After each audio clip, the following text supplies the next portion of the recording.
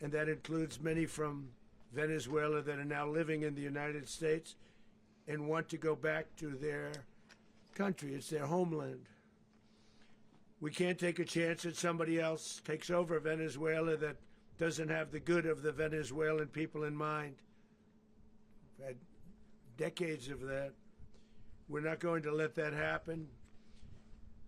We're there now, and what people don't understand, but they understand as I say this, we're there now, but we're going to stay until such time as the proper transition can take place. So we're going to stay until such time as we're going to run it, essentially, until such time as a proper transition can take place.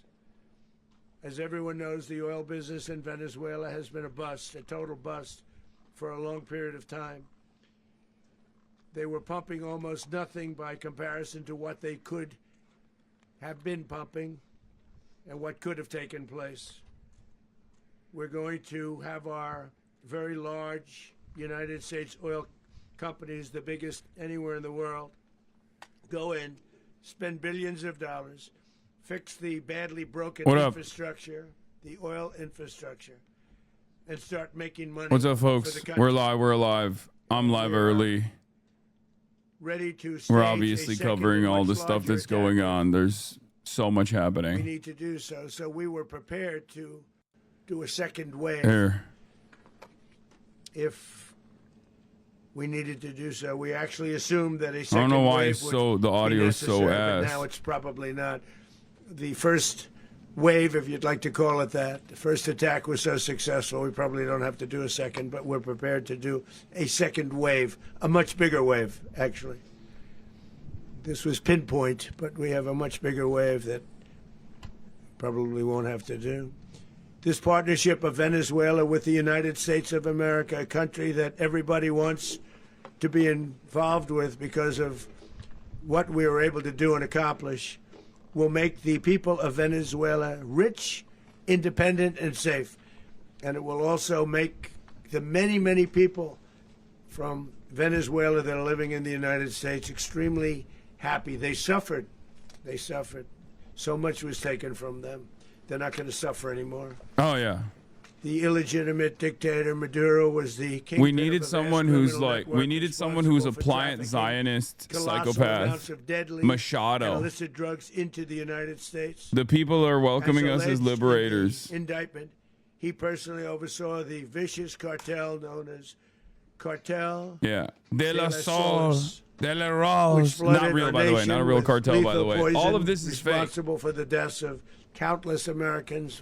The many, many Americans, hundreds, thousands over the years of Americans died because of him. Maduro and his wife will soon face the full might of American justice and stand trial on American soil. Dude. Right now they're on a ship. They'll be heading to, ultimately, New York.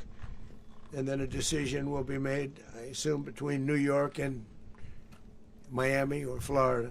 Hasan, reading your predictions? No, have, I will defend one aspect of my predictions and not defend the overwhelming evidence of their crimes will be presented in a court of law. But later.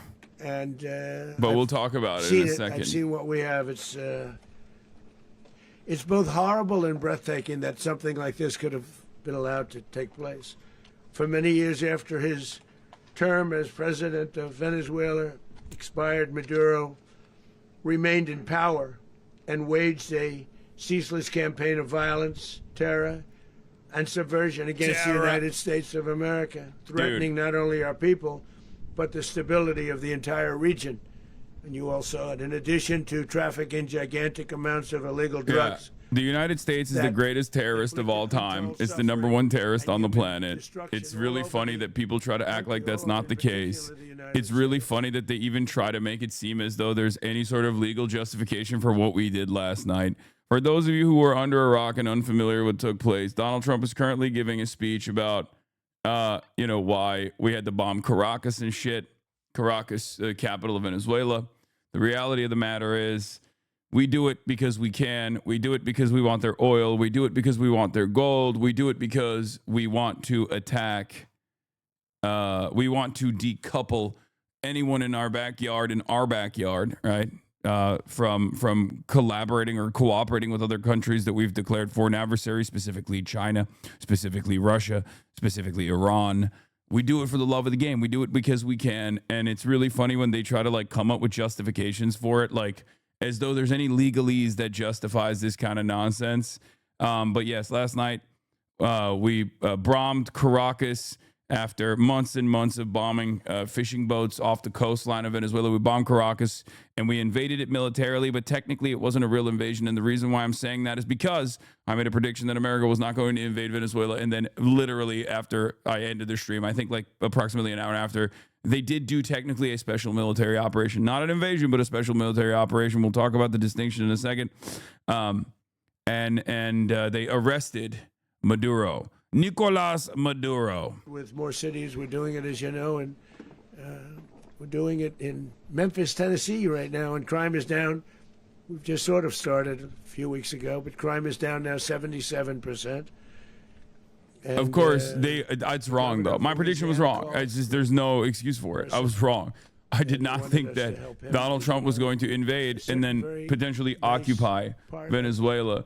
I'm done with invasion predictions. I'm done with that. Okay? I'm done. Never again will I ever say that a psychotic right-wing madman is certainly not going to invade another country. That would be so crazy.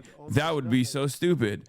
Remember the last time I made that mistake where another fucking right-wing madman decided to invade Ukraine? Yeah. Okay, here it is. Very small help because we had no.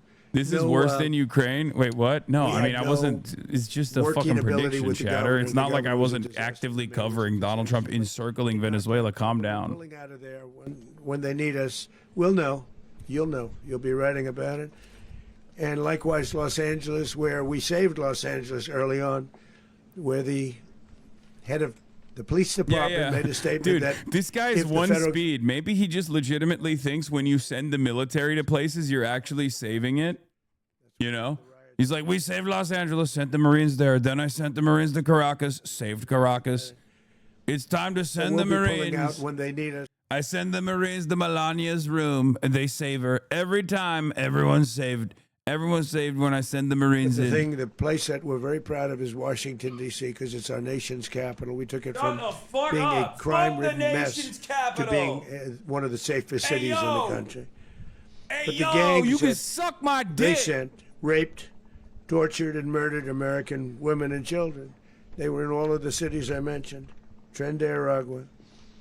And they were sent by Maduro to terrorize our people, and now Maduro will never again be able to threaten an American citizen or Bro, you want to know something crazy? You want to know something fucking nuts about this? I've talked about this already. Like, the Tren de Aragua stuff is completely overblown. It's not like a significant fucking criminal element, as we've talked about before over and over again. But the reason why there's any Venezuelan refugees in the country is quite literally because of Donald Trump, okay? First, he tuned up the sanctions to 11. Then he gave TPS to the Venezuelans. And now the Venezuelans that actually live on U.S. soil that got temporary protected status from Donald Trump are being considered violent rapist terrorists.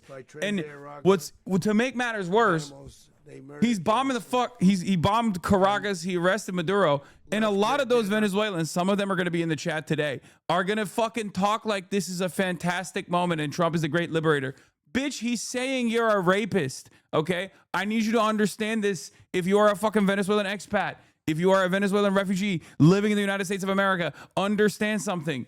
He is saying you're a rapist drug dealer that will get sent to fucking CCOT. Okay? It doesn't matter whether you like Maduro or whether you hate the Chavistas or whatever the fuck, okay? He will use you like a pawn. Okay? You're like a cum rag. That's it. They sent from their mental institutions, they sent from their jails, prisons. They were drug dealers. They were drug kingpins. They sent everybody bad into the United States. It's so funny because, like, once again, Maduro, also Venezuelan, he can just lie, right? He can lie in the same exact way. He can lie about Maduro being like, oh, he's a drug dealer. He did the cartel. Fucking bullshit. You know? complete bullshit, complete and utter bullshit. There's no legal justification for what we did last night, and there's no real justification for it at all other than complete domination, and that's it. That's the only reason why we're doing it. And every single institution on the planet, from the Nobel Peace Prize to every single European centrist, liberal, democracy lover, appreciator, understander, is totally on board with this movement. Once again, the world is, I mean, I guess there's a little bit of honesty in it. There's a little bit of honesty in all this. Like we're just completely dropping the ball on. We're just completely dropping any notion that the Western world is actually invested in liberalism, or maybe this is what liberalism is, you know? In the history of our country, massive oil infrastructure was taken like we were babies, and we didn't do anything about it. I would have done. I cannot believe he kidnapped the head of state. America though. will never like, allow I foreign powers can't get to over rob it. our It's so people, psychotic. drive us back into and out of our own hemisphere. That's what they did. Furthermore, under the now deposed dictator Maduro, Venezuela was increasingly hosting foreign adversaries in our region. You guys can't take a terrible man doing a good thing. Offensive weapons that could threaten U.S. interests and lives, and they use those weapons last night. I love the Venezuelans being like, no, you don't understand. We want the pedophilic elite to get their super profits off of Venezuelan oil and gold, and we want to make sure that the puppet Machado is actually implemented in the state of Venezuela, because I want to be a butt slave for an American pedophilic elite for the rest of my life as they extract all of the natural resources of my fucking land. And also, I want to make sure that I do 10 Hail Marys to the great holy nation state of Israel before I actually go to school every morning. This is the type of beauty. This is the type of wonder that I can look forward to under a Machado rule, okay? So, yeah, enjoy it. Enjoy it. You deserve it. Honestly, if you're going to fucking run around talking about, like, you know, how dope this is, you know, I hope you appreciate what you get, because you are going to get it. Okay. I mean, look no further than Iraq. They welcome us as liberators, that type of shit. You already know what it is. Right? That's how we do it, baby. In a very powerful way in our home region. And our home region is very different than it was just a short while ago. The future will be, and we did this in my first term. We had great dominance in my first term, and we have far greater dominance right now. I'm almost certain this was an agreement between Maduro and Trump to keep Maduro's exodus patriotic while leaving the Venezuelans to their own fate. Protect commerce, I've heard this as well, but I don't know. Resources that are core to national security. These are core to our national security. Just like tariffs they've made our country rich, and they've made our national security stronger than ever before. Guys, I need you to understand, every single time we've invaded a country and unlocked yet another quagmire that is incredibly costly, that is destabilizing, it was bad. But this time it will be different. Okay? I need you to understand something. This time, totally different. I know, okay, you're gonna say Korea, you're gonna say Vietnam, you're gonna say Afghanistan, okay? You're gonna say Iraq. With impunity, you're going to say Somalia, but honestly, you're going to say Libya. Okay, you're going to say Syria. Why are you saying those things? This time it will be fucking different. It'll be different. It'll be different. It'll be good. Okay? Unlike those previous instances, Iran, Chile, any number of different countries, obviously, this time it will be good. It will be good. It'll be so good. And I think you guys just hate good. You hate good. You hate America. And you hate when America does good things. Trump says oil companies will go to Venezuela and start making money for the country. Yeah, it's so funny that they're just like open about it this time around, which I guess, like I said, I kind of appreciate. Even to their people. The dictator and terrorist, Maduro, is finally gone in Venezuela. People are free. They're free again. I would like to thank a long time for them, but they're free. America is a safer nation. This morning, it's a prouder nation this morning because it didn't allow this horrible person and this country that was doing very bad things to us. Hold on. Venezuela's opposition leader and potential next president, totally justifiable, totally normal. Safer place to be. So I want to thank Netanyahu, the Prime Minister of the State of Israel. I would like to thank Benjamin Netanyahu, the Prime Minister of the State of Israel. I worked with some, they just weren't good. It's so funny. But this guy is fantastic. This has to be AI. No, I think it's one of those AI translations. But if you guys don't realize how much Machado is pro-Israel, you're out of your mind. Are you kidding me? She has literally demanded. She has begged Israel. She said first of all, Juan Guaido did the same exact thing, guys. Okay? Juan Guaido, instead of taking advantage of the constitutional power that he had as the interim leader, okay, he came to the United States of America and said, I'm going to do two things. Privatize all the oil refineries so you can extract it for pennies on the fucking dollar, pure profit. And also I will move the embassy to Jerusalem. That's it. These guys literally, like, I don't know if it's because they're on the outside and they look at like what America looks like from the outside and they think, oh no, obviously Israel runs the country and that's the reason why they say stuff like that. But like for them, from their perspective, it is a consistent position. They don't just say, oh, we're going to give you guys like all the gold and all the bounty, you can plunder it. But also they will literally say like, and we are, going to be super pro-Israel if you let us into power. And that is unironically what Machado was saying as well, over and over again. She just kept repeating over and over again, I'm going to let you plunder the country. You can literally rape the country. It's totally fine. That's actually what I want you to do. And also I'm pro-Israel, Israel high. Operation off. And no other president has ever shown this kind of leadership. I'm sorry for the chatters who really want to hear Pete Kegsbreath, DUI rapist, defense secretary Pete Kegsbreath. I'm sure he has something really competent to say. Our will anywhere, anytime. Just like how Venezuela raped the USA. Explain to me how Venezuela has raped the United States of America. Justice, all on full display in the middle of the night. Nicolas Maduro had his chance, just like Iran had their chance, until they didn't and until he didn't. Hasan, who will hold anybody accountable for these evil motherfuckers? I think no one. I'll be honest with you. Moments like this, I do wish that there is a God, and I do wish that there is a heaven and hell, because I do think that like these people deserve eternal damnation, eternal hellfire for all of the monstrous bullshit that they commit to. And before people understand, like, because I know there's probably a lot of people who are like, I hate Maduro, like he's a bad guy, he stole the last election, or even people who say like, his influence was waning in Venezuela and all the stuff, right? None of that justifies what America's doing, and none of that, I mean, you'll see. I think what will happen next will shock you if you think that this is a good thing overall.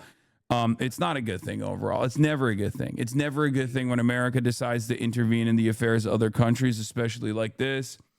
So what are you going to do with your 50 million trader money now, you fake socialist? I don't even know what that means. What do you mean $50 million in fake socialism money? I don't know. I'm going to fund the Bolivarian Revolution again.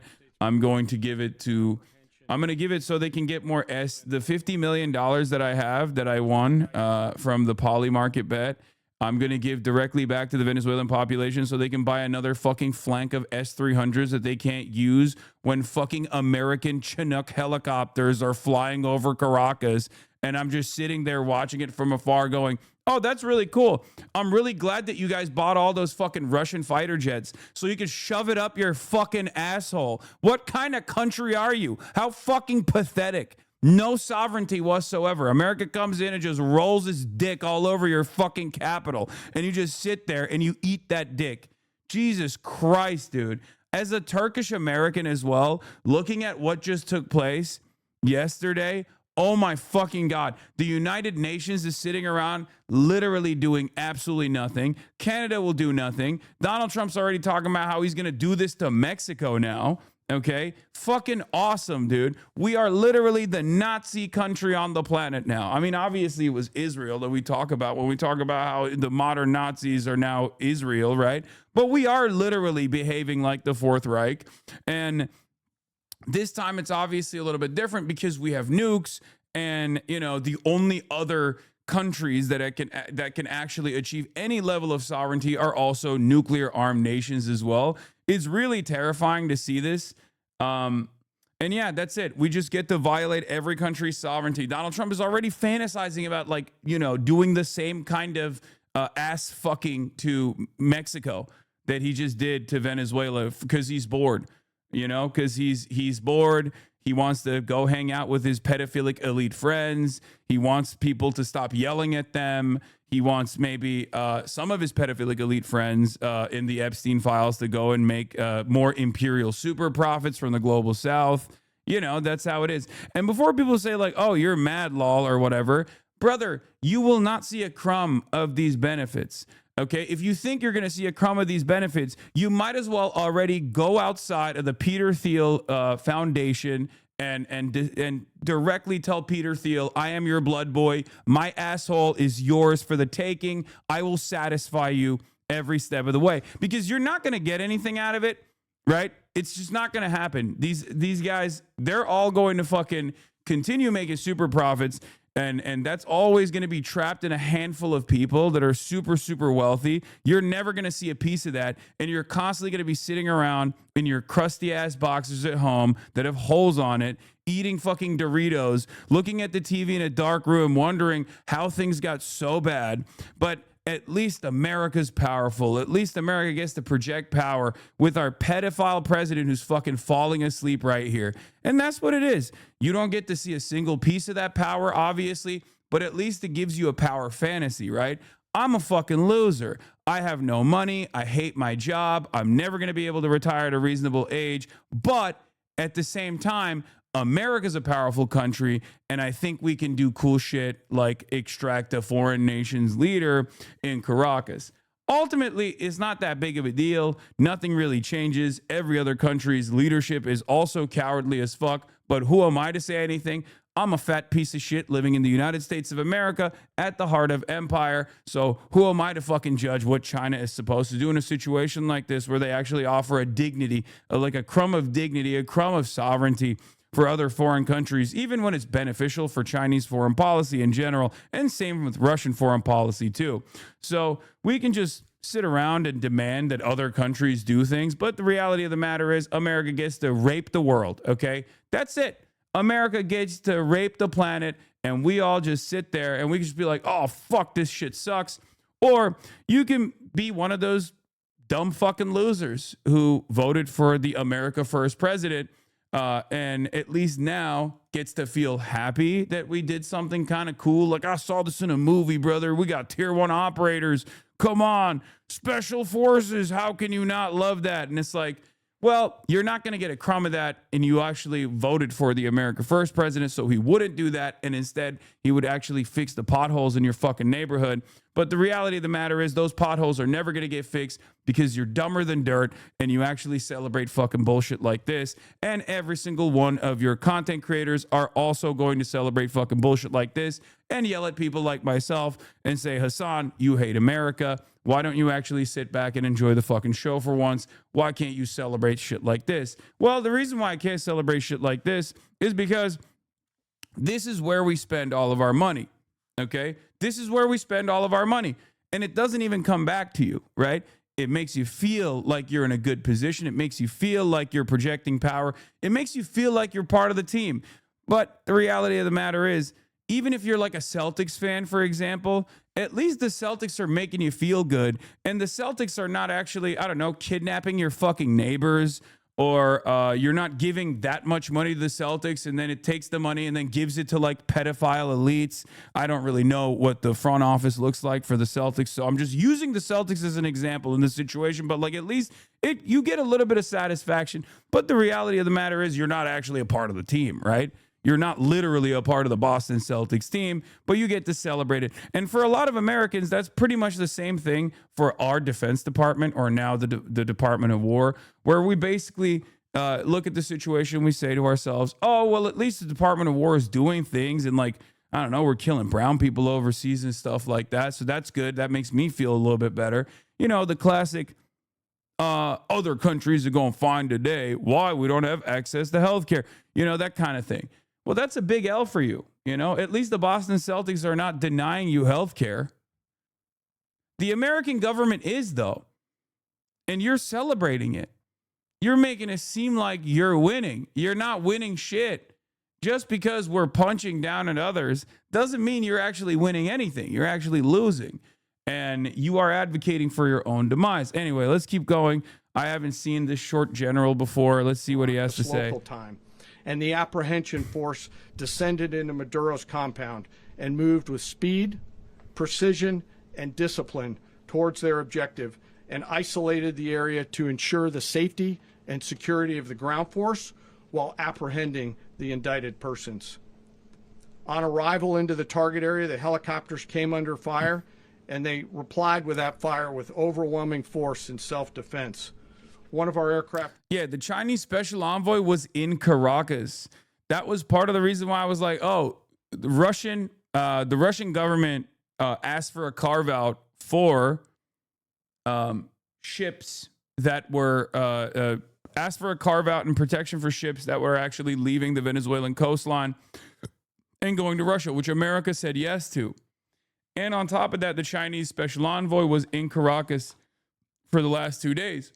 This, of course, led me to falsely believe that Donald Trump is actually a reasonable person and will maybe posture a little bit, but ultimately will allow these countries to continue doing trade with Venezuela. It turns out I was wrong. I was wrong on multiple accounts. Here's how I was kind of right, but I was mostly wrong. Donald Trump is insane, okay? And I know that my number one policy that hasn't changed throughout the years, which has actually gotten me into trouble before as well, is that you can't just assume someone's going to do an insane thing. Like a world leader is going to do something insane, right? The reality of the matter is there has to be a little bit of rationale for every state action, right? And unfortunately, the thing is, sometimes they are just fucking insane, right? Like when you look at the situation, you're like, oh, what's the reasoning behind this? Like, what's the rationale behind this, right? And it's ironic because I was like, oh, I'm probably going to jinx this because I said, you know, Donald Trump won't fucking invade Venezuela or China won't invade Taiwan. But I mean, I guess I still am standing by the China thing, but who knows anymore? I mean, I'm just wrong. I'm just wrong. Every time I say a country won't invade another country because it's such a stupid decision, it's so fucking insane, it's so destabilizing. Every time I say that, and it's only been twice, but it's weird that it's happened twice in such a spectacular fashion. It just happens, you know? But in any case, it's very obvious that, America's always operated off of might is right politics. For those of you who don't know, might is right politics is what are you going to do about it as a principle, right? And I guess the only difference now is that at least Donald Trump is more honest about it. Also, I just want to come back to this real quick. I would like to thank Benjamin Netanyahu, the Prime Minister of the State of Israel. I promise we one day will have a close relationship between Venezuela and Israel. I myself look forward to visit the State of Israel as soon as we conquer freedom. We will prevail. And I can announce this, that our government will move our... Do you see why it's like so strange that Zoran actually won the New York mayoral race? Because, I mean, look at this. Is she running for mayor of New York? Is Maria Machado running for mayor of New York? What is this? I will go to Israel. The first moment I win, I will go to Israel. What? What? Are you trying to be the mayor of New York City? Fuck you mean? Fuck you mean you're gonna? I myself look forward to the visit of the state of Israel. I love this, dude. I love this. Here, let's. I would like to thank Benjamin Netanyahu, the Prime Minister of the State of Israel. Yes, we're going to talk about it. Venezuelan insiders ousted Maduro, but the U.S. does not have control over the ground. Trump is planning an interim government, which is where you will see the dysfunctions of America come into full play. Protracted and insurgent war is not a deliberate plan. It develops devoid of effective governance. Yes. I talked about this before as well.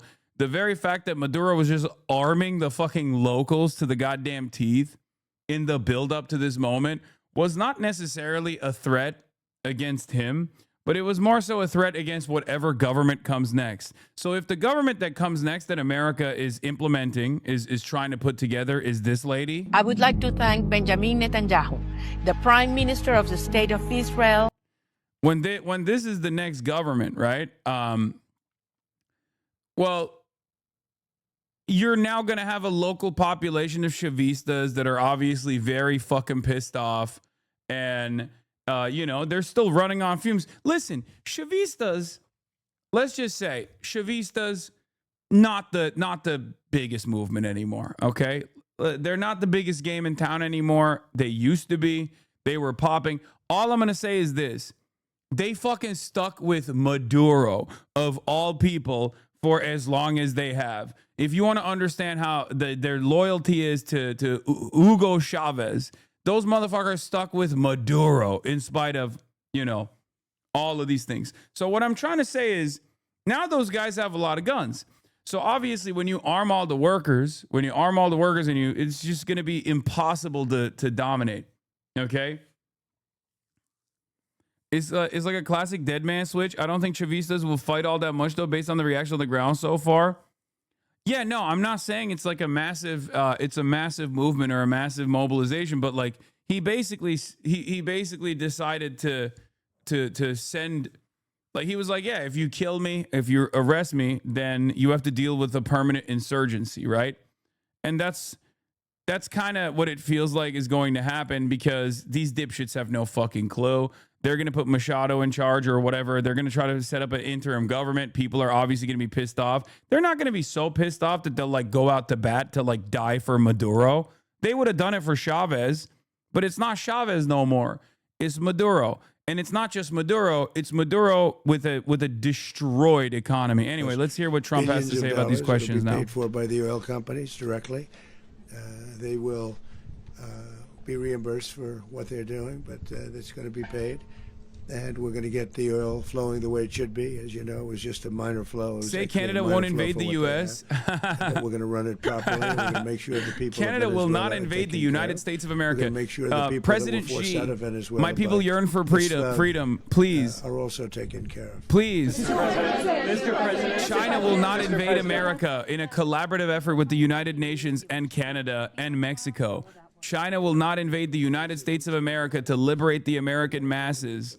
Alongside the entirety of the United Nations, a coalition of the willing, alongside Canada, led by the forces of Marx Carney, and Mexico, led by the forces of Claudia.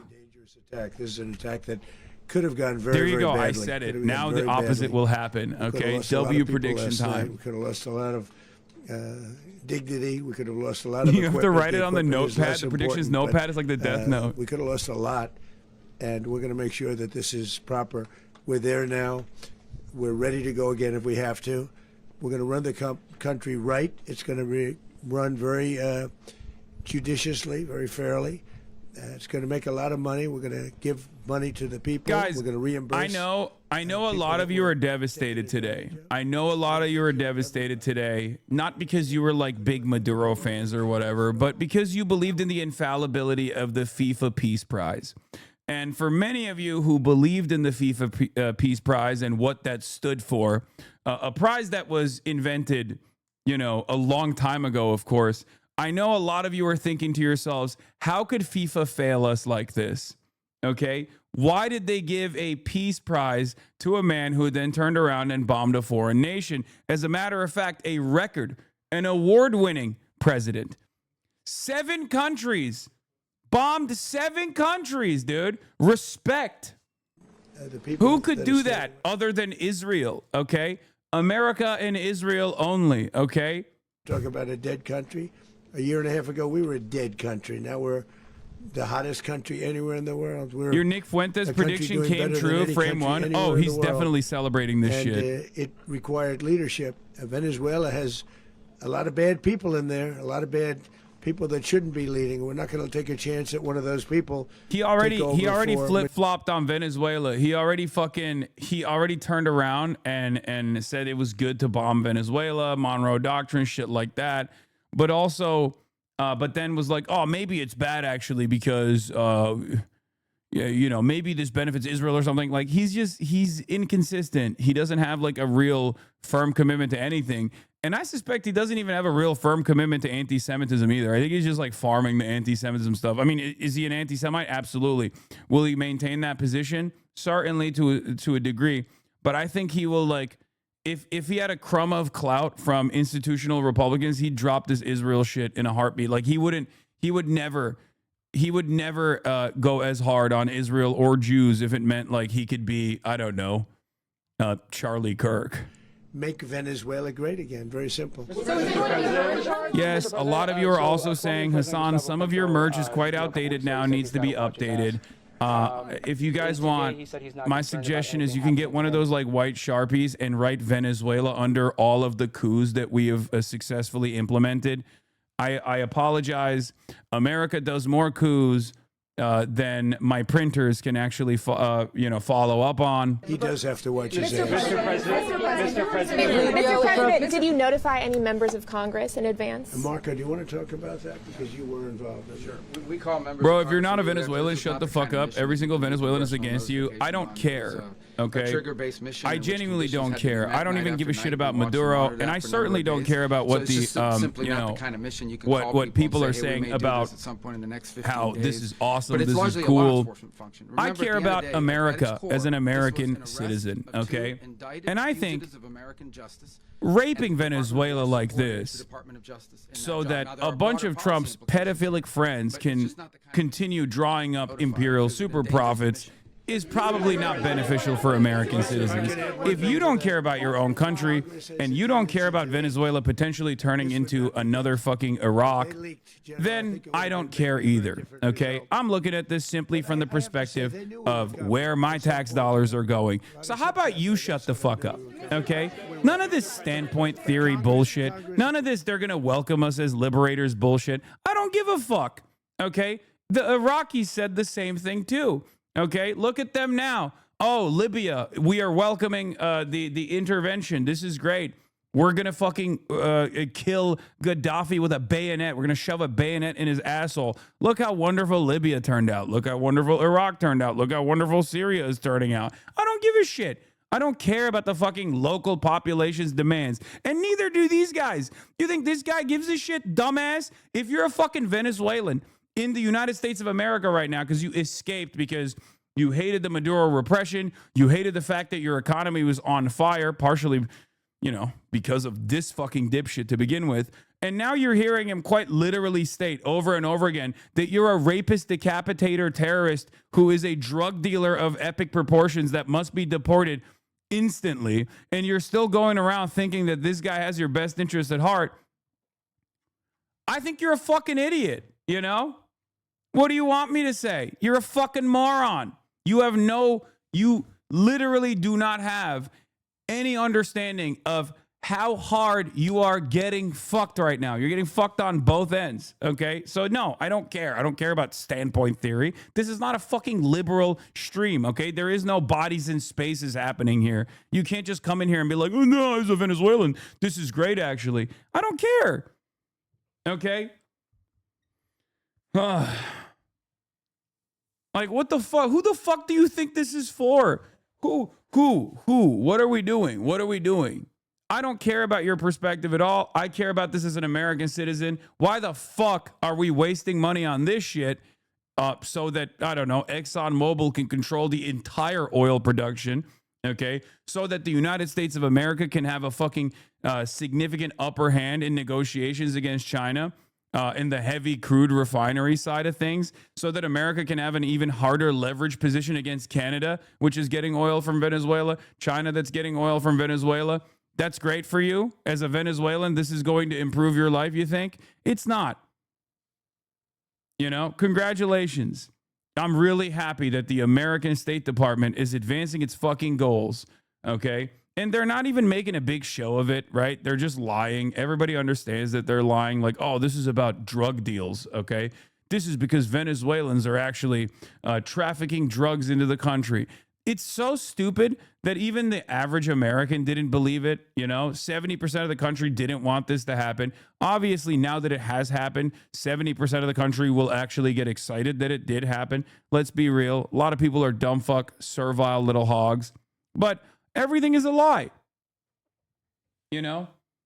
Everything is a fucking lie. They're saying, it's just... They say it's America first. It's not exactly America first. It's mostly America last. It's American capitalist first. That's for sure.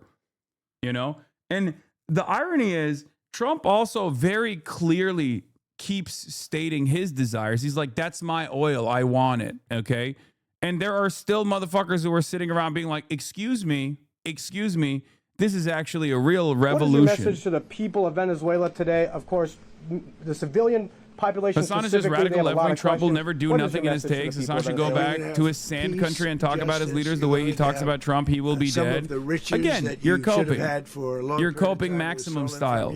You're coping because the boot is lodged so far up your asshole that you've actually begun to enjoy the taste of it in your mouth. Okay? It's lodged so far up your asshole that it's actually coming out of your mouth right now, the boot.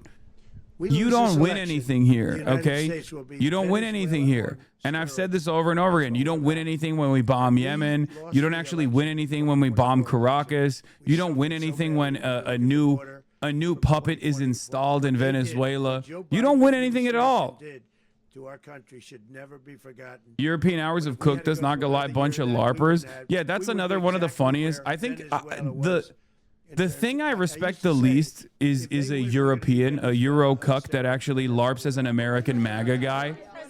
I have no respect for you.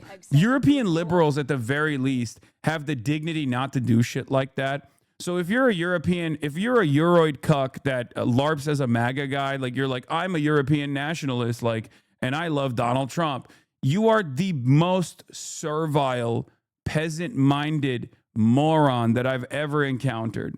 Okay? Straight up. You have been one-shotted by the worst propaganda of all time. No cool outfits, no nothing.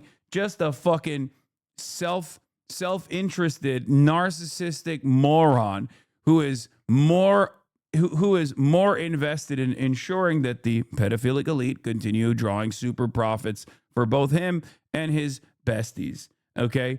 It doesn't help you at all. Europe gets shafted every step of the fucking way, and you're over here LARPing like you're a part of the American patriotic movement when the American patriots aren't even getting anything out of this either. In Venezuela, and the biggest beneficiary are going to be the people of Venezuela. And also, I can't stress this strongly enough, the people that got thrown out of Venezuela that are now in the United States. Yeah, now he's threatening Colombia, now he's threatening Mexico. Yeah. So, Mr. President, what is being done to protect Americans in the country, and were any of the detained Americans Well, right now they're arrested very last protected night? because nobody's going to mess with us. They're very protected. The people of, and we let them know that you better not touch one of them. Are you concerned that bad elements of the Maduro regime will remain in place? Well, we know who they are. We're on them, and they're acting much differently now than they would have acted 2 days ago. And what can you Okay, say wait, about behind you, please. Mr. President, why is running a country in South America America first? Well, I think it is because we want to surround ourselves with good neighbors. We want to surround ourselves with stability. We want to surround ourselves with energy. We have tremendous energy in that country. It's very important that we protect it. Did you catch him saying he's confident Maduro's vice president will help make Venezuela great again? Yeah, I think. Oh, so that actually changes the calculation a little bit. That means Ukraine is fucked. Okay, I mean Ukraine was already fucked, but Ukraine is actually omega fucked. That means that there's a likelihood that this was like a deal that they designed with Russia. You know, you do whatever the fuck you want in Ukraine. You rape and pillage Ukraine all day, every day. We take Venezuela. You know, a little bit of a side deal there. But we want to also help the people that were forced out of Cuba. Because the VP, if I'm not mistaken, I think the vice president is currently in Russia, right? I just gave you a statement a few minutes ago about, you know, when the president speaks, you should take him seriously. So suffice it to say, you know, Cuba is a disaster.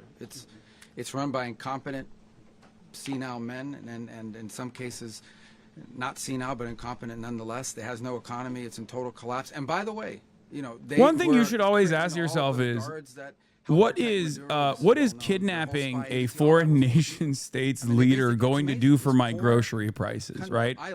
Like, am I actually benefiting from this?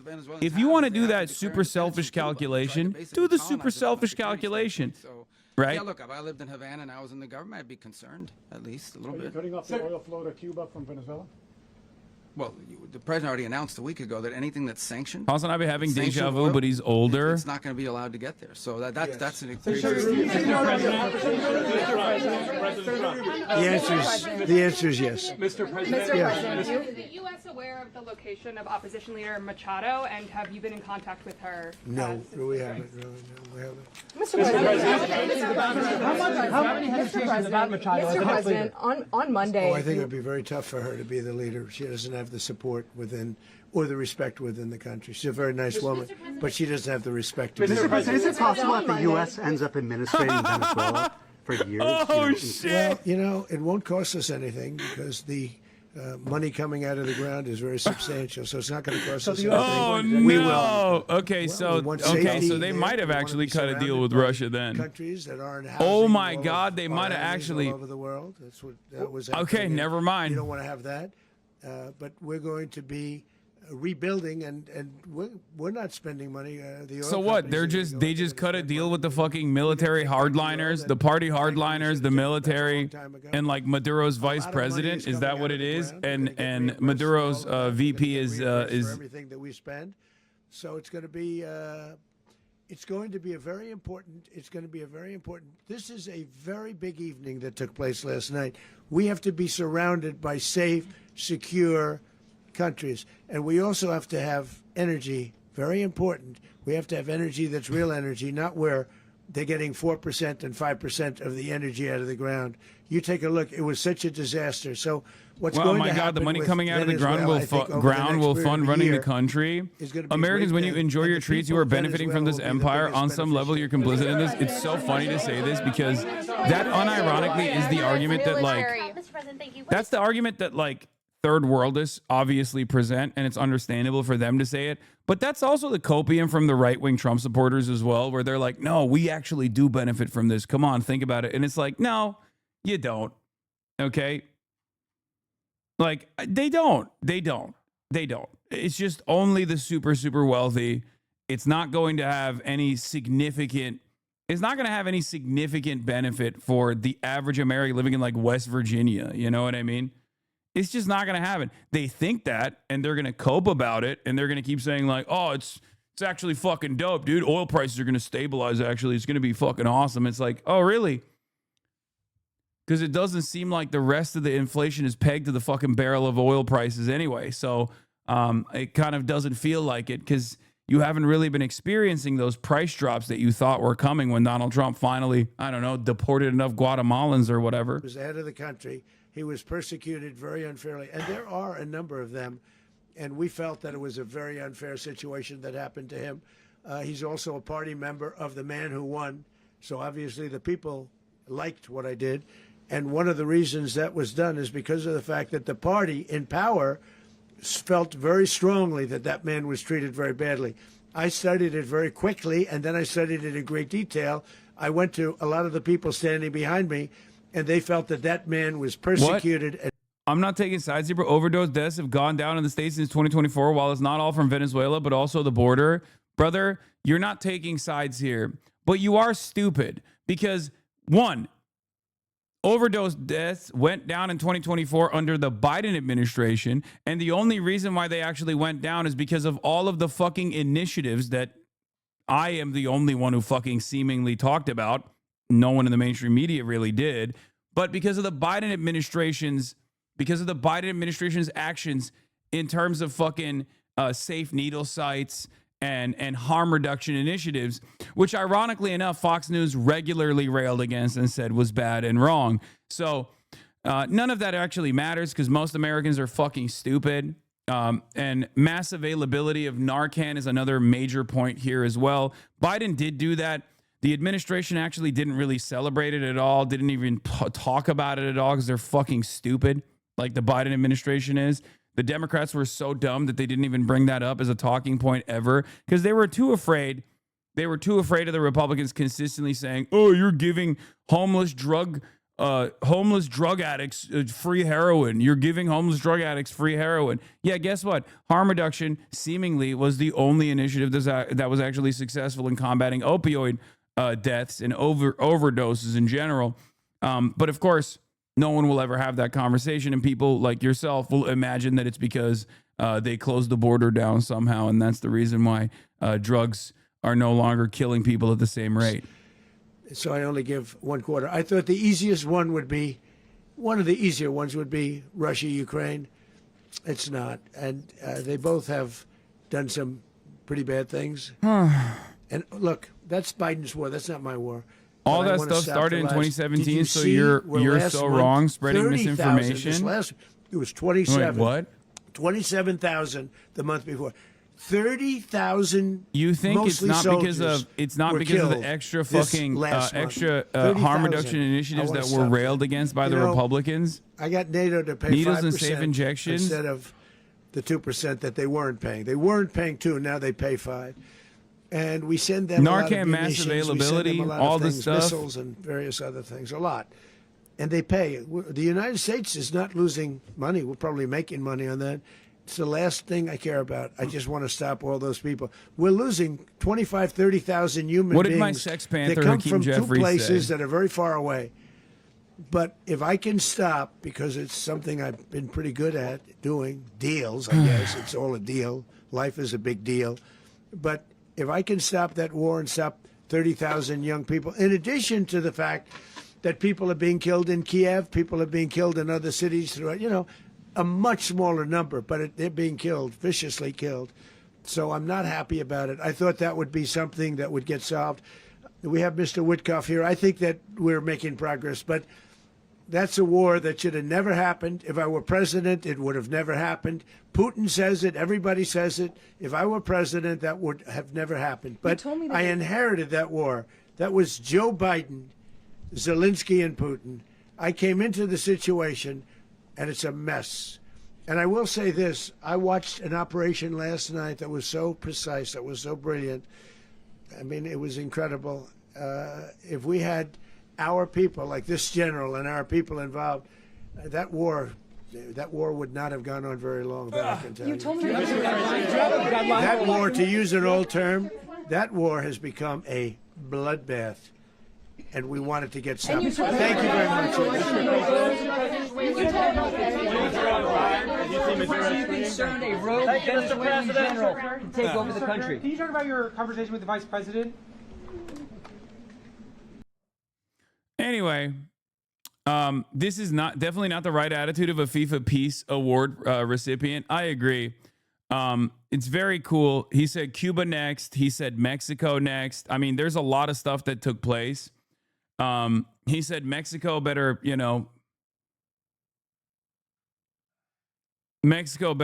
figure it out. Piers Morgan, incredible operation. Maduro was protected by massive security. How Delta Force got him out will be the stuff of movies. Yeah, scoops from mainstream media. Venezuela's Maduro was captured by Delta Force, U.S. military's elite special mission unit. Sources tell me. It's so funny. It reminds me of how people say, how people fucking say stuff like, "Oh, dude, remember who you're fighting for?" That kind of thing. Remember who you're fighting for? And it's like the fucking grunt and the helmet, and there's a photo inside of it. And it's just, inside of that photo should just be a photo of this, and then a photo of Jeffrey Epstein, and a photo of maybe Benjamin Netanyahu.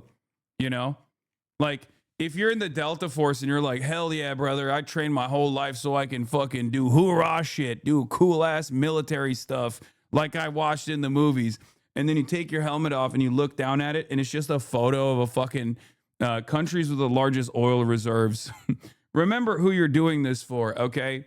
You are fighting for the bottom line of Exxon, Chevron, Shell Corporation, Halliburton, British Petroleum. You are fighting for them, okay? You're not fighting for yourself. You're not fighting for anybody. You're not fighting for freedom, democracy, any of these fucking bullshit ass liberal values that people actually use to. Yep, that's it. Yep. Yep, exactly. Never forget who you're fighting for, okay? Just remember that. You're fighting for this. You know, oh yeah, I watched Delta Force. I played all the video games. I'm fucking so sick. Okay, cool. Livid. I mean, there's not really much one can do here. There's not really much one can say or do. What do you say? What do you do? America's on autopilot. That's just the reality. That's it. America's just on autopilot. It's like 70% of the country could be like, I don't want this to happen. And Trump will be like, nope, it's happening. And everyone thinks it's awesome. Great day to be an America First bootlegger who voted for the most Israel First admin that guts social programs, won't fix infrastructure, cuts tax for the super wealthy, and spends all of its money instead on bombing Venezuela and stealing its oil for super profits of the pedophilic elite. I don't know why XQC is saying this because he's already made a woke pivot. I'm a little bit confused by that. Because although he did, hype up Donald Trump and stuff, he is making a woke pivot as of late. I mean, he was one of the only content creators I saw come out of the gate swinging against the Nick Shirley shit. Maybe he's laughing at Americans, probably. Because I don't think XQC will defend the Trump administration all that much. So not sure what he means here. Probably making fun of Americans, which we deserve it. Let's be real. Maybe he's posting this Maoistly. Yeah, he's a Maoist third worldist. Saw that motherfucker arguing with his audience for 3 hours on how dog shit the Nick Shirley video is. Motherfucker's a professional contrarian. Yeah, that's what I'm saying. I saw his Nick Shirley video. It was actually surprising. It was a breath of fresh air seeing it was actually a breath of fresh air seeing him say stuff like what if this is what I saw. This video is actually pretty solid. And I think he realizes that, the attitude has shifted. He's better at room reading than many others are. So great take from XC. Let's take a look. That is not going to directly benefit us and our communities is absolutely insane. Okay, well, I mean, okay, then your money's going to Israel. Does that not outrage you in any way or what? Let's keep it a buck. Let's keep it a buck. So now what? By comparison, if you had $1 and you paid in taxes, let's keep it a buck. 50 cents went to the army, 1 cent went to the Somali, whatever the fuck you claim, and probably 30 cents went to Israel. Now what? Now what? But no, oh my God, guys, watch out. Guys, the fucking Somali.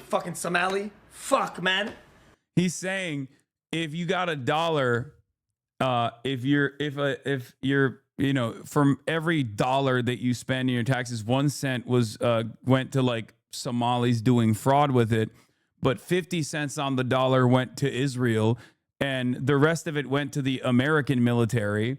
Then who do you think is a bigger recipient, or who do you think is a bigger fraudster? Is it the random Somali guy that you suspect of doing fraud, or is it the nation state of Israel? And he's right. This is the correct attitude to have in this situation. I will, of course, go back to translating XQC Pepega speak now that he has decided that he's every now and then going to have some good takes, such as this one. But yeah, that's the situation. Overall, I know that for a lot of people, their only assessment of the world revolves around like what their least favorite content creator is saying and doing, right? Someone like myself, they'll be like, oh, does this trigger Hasan? Then it's probably a good thing. I just need you to understand, this is not a moment where I'm like, oh my God, triggered or whatever. I'm just frustrated. I'm always frustrated. Nothing is going to change. But you have to understand why I'm frustrated, right? In your mind, you might assume that I'm frustrated because, oh, I had this like unlimited loyalty to Maduro, right? Or Maduro is a socialist, he's a communist. You're triggered because a communist is getting their comeuppance or whatever. No, I don't give a shit about any of that stuff. What I do care about is exactly what I'm saying, okay? As an American taxpayer, I want these fucking taxes to actually fund the infrastructure. I want these taxes to fund our schools. I want these taxes to fund a robust welfare structure that actually helps regular ass Americans like many of you that are sitting in this chat who are excited at the prospect of getting an ownage on a epic own on a triggered libtard or whatever. Okay. And I believe that every single action that's taken, every time that we decide to send the military over there to bomb another country so that we can actually directly steal their natural resources, we're actually destabilizing the world pretty significantly. We're causing mass displacement to take place. We're actually making sure that everyone in the global south is constantly fucking kept down. And on top of that, none of those profits are even coming back to your pockets anyway, right? All of that is directly going into the pockets of the super, super wealthy. But a lot of you, I think, have deluded yourselves into this false fantasy that as long as America is dominating other countries, it's kind of like I'm on that team and I'm dominating them too. You're not. You're actually being dominated pretty aggressively, and you will never really realize it unless you fucking snap out of it, right? There's a reason why many people in the, America First contingency were saying, oh, I'm going to vote for Donald Trump because he's the peace president, right? Kamala Harris is a warmonger. Donald Trump is going to do peace. And obviously, Donald Trump was never going to do peace, as I said over and over again throughout the election cycle. And it was very frustrating because the Democrats didn't actually take a pro-peace position at all. They thought that they could outflank the Republicans on like hyper patriotism or whatever when they own that space in its entirety. Having said that, this is just pure terrorism. It's immoral. It's bullshit. But it's not even pure terrorism that's actually going to line up your pockets.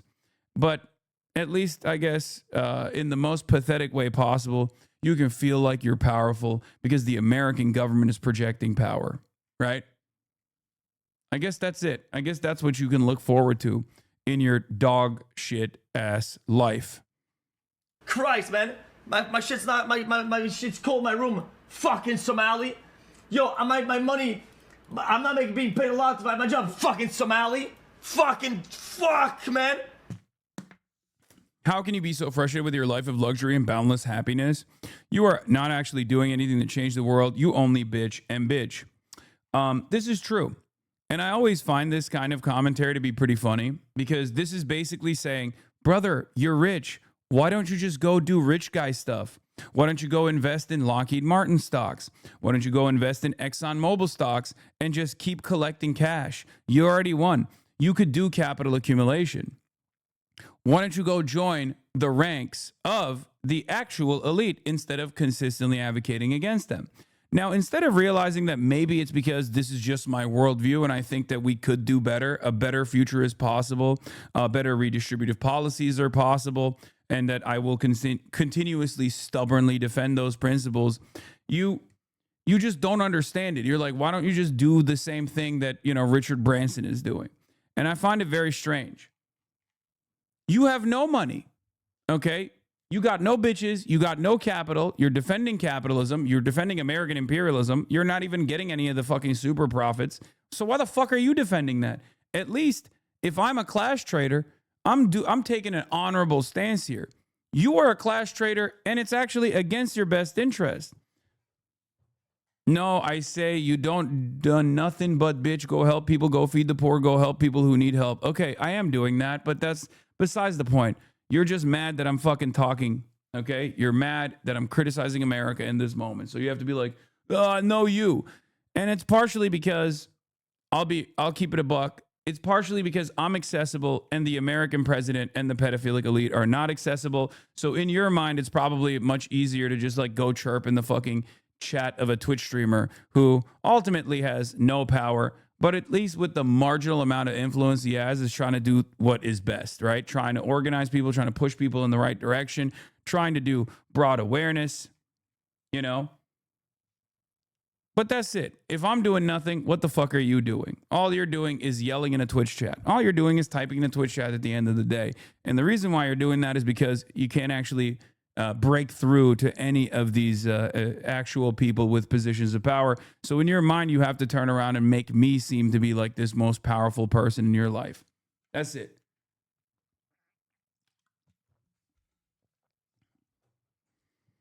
U.S. wimped out on a land war in Europe and 2-decade hostile posture towards China so we could return to his pastime of brutalizing Latin America.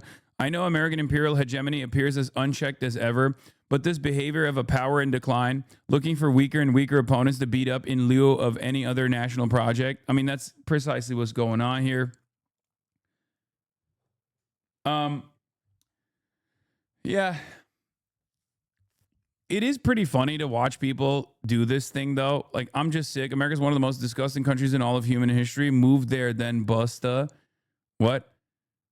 Saying you don't actually like America's unimaginably violent actions overseas means that you should go and like live under the bombing campaign is such a strange argument. It's not an argument at all. And I assume that this GIF that he was posting was actually just a GIF of how he's feeling at this very moment when he typed this, rather than saying that Anthony Fantano is stupid. You know, I'm confused by this, but he has made a woke pivot on some things, but I guess not on this one. But maybe he'll download the correct talking points in a little bit. I suspect that the correct talking points would be downloaded once he watches, like, I don't know, the last Destiny video or something. And then, whatever position he takes, XQC will try to also repeat. But I'm here for it when he takes the woke position every now and then. Bro, does bro think Canada is safe? The Yakubian audacity. Professional contrarian, when it becomes popular, he will go against it, or when D tells him what to think. Yeah. Not that it matters. Why the fuck are we talking about what XQC has to say about anything? Is this how far we have devolved? The answer, I guess, is yes. It is how far we have devolved. This is kind of, the way we operate, I guess.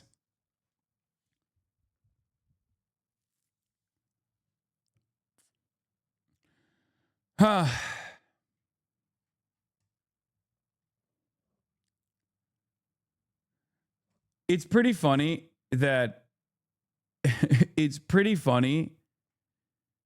the American government is not even like giving us the dignity of lying nowadays. That's pretty, I find that very interesting. Like they didn't even try to put out like a strong propaganda front to be like, this is why we have to do it. You know? They didn't even manufacture consent. They were just like, oh, you guys hate this? Well, guess what? We're going to do it anyway. Suck my dick.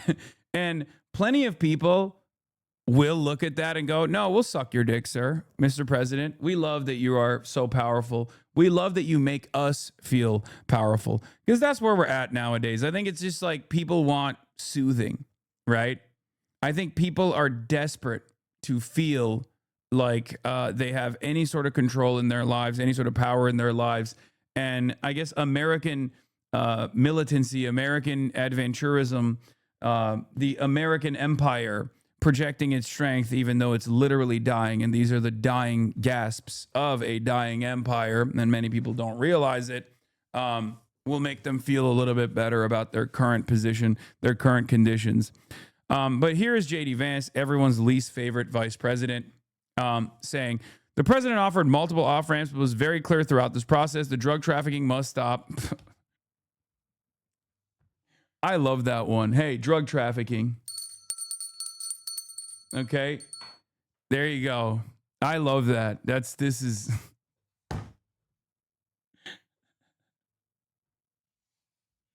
It's cool. It's cool. He's like, he's doing the actually all the time. Like this is it. He is Mr. actually, which is pretty awesome. He has to actually everything. Donald Trump will just come out and be like, I think Venezuela is woke and gay. That's why I invaded it, because I hate it. And also because I think they stole the election in 2020. And JD Vance has to be like, actually, the reason why we're invading Venezuela is because they're actually a narco trafficking hub, even though there's no evidence to suggest this. And no one is really even trying to fake evidence to make it seem like that's really the case. You know? Bernie's statement, let me hear it. Let's see. He's going to say something shitty about Maduro. Oh, wow. He doesn't, it seems. Donald Trump has once again shown his contempt for the Constitution and the rule of law. The president of the United States does not have the right to unilaterally take this country to war, even against a corrupt and... Oh, no, he is saying... corrupt and brutal dictator Maduro. Okay. I need you guys to understand something. Okay? I don't give a fuck how dog shit Maduro is. I need to make this very clear. Okay? The moment that you turn around and you go, oh, well, it's a corrupt and, tyrannic rule of Maduro. Brother, we're the American government. Do you understand how much more corrupt and tyrannical we are? Even just by like our unlimited allegiance to Israel, right? Like, what are we talking about here? If we're looking at like, if we're looking at pound for pound, like corruption and tyranny, I mean, the very fact that we just kidnapped the head of a fucking state, that's insane. We just kidnapped the head of a foreign nation state, brother. That's like, you're trying to be like, oh, Maduro is really repressive against like student protesters. He's like killing protesters, right? Like, it's like, oh, wow, I can't believe he's doing that. Yeah, is that fucked up? Absolutely. Okay, absolutely. What we do is infinitely fucking worse, even in this argument. And when you bring shit like that up, all you're doing is basically get people to read that and go, okay, if he's actually a corrupt and brutal dictator, why should I feel bad that Donald Trump arrested him? Because the reality of the matter is, why should you feel bad? Right? Why should you even remotely feel bad? Why? Because you care about like process? Really? That's the reason why we're against intervention in Venezuela, because process was not applied? It's stupid. And this is exactly why Trump wins on these arguments, right? Because liberals don't ever talk about this from the perspective of like the average American. They never talk about this like, why the fuck are we bombing Venezuela, dude? What? Fix the potholes, Why are we bombing Venezuela? Give us free healthcare. Spend the money on something good, right? Instead of making sure that Exxon generates higher profits next quarter. Like, this is fucking unacceptable. That's all you need to say. You don't need to do this like, oh, Donald Trump is not following the legal process here. That's all fucking, if this is the best we have on the Democratic Party, we're cooked.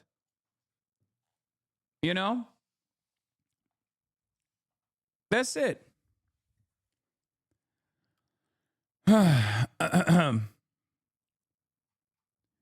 The president of the United States does not have the right to unilaterally take this country to war, even against a corrupt and brutal dictator like Maduro. The United States does not have the right, as Trump stated this morning, to run Venezuela. Congress must immediately pass a war powers resolution to end this illegal military operation and reassert its constitutional responsibilities. I mean, the rest of this stuff is good, right? Trump's attack on Venezuela will make the United States and the world less safe. It's true. This brazen violation of international law gives a green light to any nation on earth that may wish to attack another country to seize their resources, to change their governments. Also true. This horrific logic of force that Putin used to justify his brutal attack on Ukraine. Also true. Trump and his administration have often said they want to revive the Monroe Doctrine, claiming that the United States has the right to dominate the affairs of the hemisphere. I mean, we kind of haven't really let go of that principle, if we're being real. Maybe we've just like escalated it a little bit more, but they've spoken openly about controlling Venezuela's oil reserves, the largest in the world. This is rank imperialism. It recalls the darkest chapters of U.S. interventions in Latin America, which have left a terrible legacy. It will and should be condemned by the democratic world. It won't be condemned by the democratic world. It won't be. Europe is comprised of cucks. I'm sorry to say this. I apologize to the European chatters in here that know this reality. I hate to say it. I mean, obviously, we're Americans, right? We're doing the evil here. But the reality of the matter is European leadership is unimaginably cucked.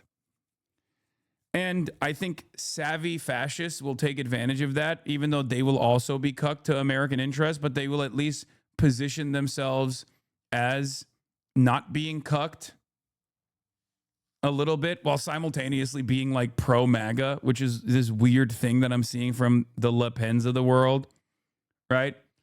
On the one hand, they try to talk like they want separation from, the corrupt bureaucracy of the European Union, while on the other hand, they will literally be pro-NATO down to the fucking last breath, right? Yeah, the Meloni method. They will follow the Giorgia Meloni method, as she very clearly did, taking somewhat of an anti-NATO stance, taking an anti-European Union stance, only to be the loudest advocate for EU and NATO, but just making the country more right-wing in general in its domestic affairs.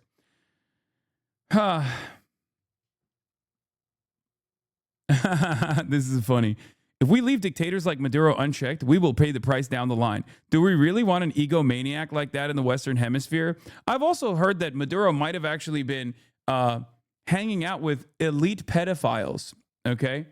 We can't let that stand. What if he begins bombing civilian vessels in our ocean or invades or abducts our president with no approval from his voters or government? This is scary behavior beyond what we could ever accept.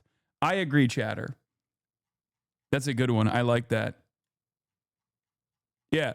What if there was a country in the Western Hemisphere led by a corrupt psychopath who was just bombing civilian ships? Also, that's the joke. The chatter is doing a joke. For those of you who don't understand, this is a joke. He's saying the things that we have done. Is the Turkish government also cucks like EU? Oh my God. Oh my God. The Turkish government is even an even bigger cuck than the European Union. Well, you know, yes, they are. Yes.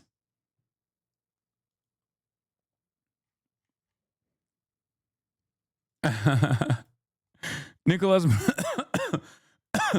breaking. Deposed Venezuelan leader Maduro and his wife Celia Flores will face charges after an indictment. U.S. Attorney General Pam Bondi says one of the charges is him having a gun, by the way. I think. Is that real? I can't tell if that's fucking fake or not. Like I heard it's like dumb shit where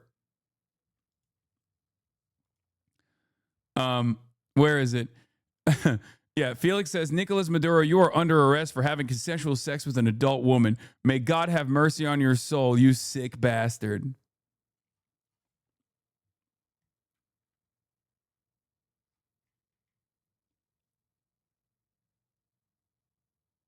It's not. It's to do with his possession and intent to supply narcos. Yeah, the very real narco terrorists. Oh shit. I didn't realize. Oh, I love this fucking country, man. What a dumb fucking nation state this is. Bro, now defending dictators law. Oh my God. Oh, it's awesome. You're right. Yeah, that's what I'm doing. You got me. Dude, the mind of the Western chauvinist is just filled to the brim with holes, right? Like dictators. Oh my God, I can't believe you're defending dictators. That's awesome. Like, brother, as far as like awful shit that any leader has done, right? Do you feel like what Maduro has done so far reaches even the standard of what Donald Trump just did? Like just today. Just literally just last night. What you experienced last night. What you saw last night.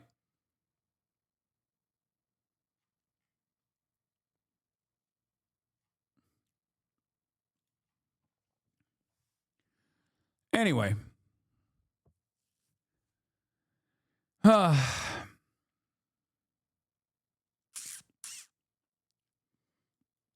don't disagree with your take, but it makes me wonder, do you think there's ever a point where invasion is justifiable? Yes, Israel. It'll never happen, though, because it's a nuclear armed nation state. And also an extension of America.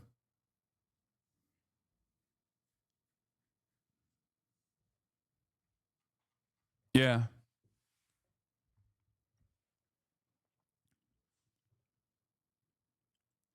It's also pretty funny because, like, even the Trump administration didn't try to present that argument, really. Like, they didn't even do that. They didn't even do that, like, liberal shit. You know, oh, we're actually doing this to save the Venezuelans. Like, they just straight up were like, I want the oil. You have oil, it's mine. And there are still people that are trying to do propaganda after the fact when the administration is not even doing it. The administration is like, we're pirates. You have bounty. We will plunder. We will rape. We will pillage. And there are still people in the chat being like, no, you don't understand, actually. They're doing this to save. They're doing this to save Venezuelan democracy. It's like, who is this for? Is this for yourself? Do you think someone is going to hear your statement in this chat and go, you know what? Even though the American government that I do not trust any longer to have my best interest in mind has openly stated their desire for why they're bombing Venezuela and kidnapping Maduro is actually just to literally rape Venezuela, I'm going to still assume that there is some decent purpose here, some honorable purpose here.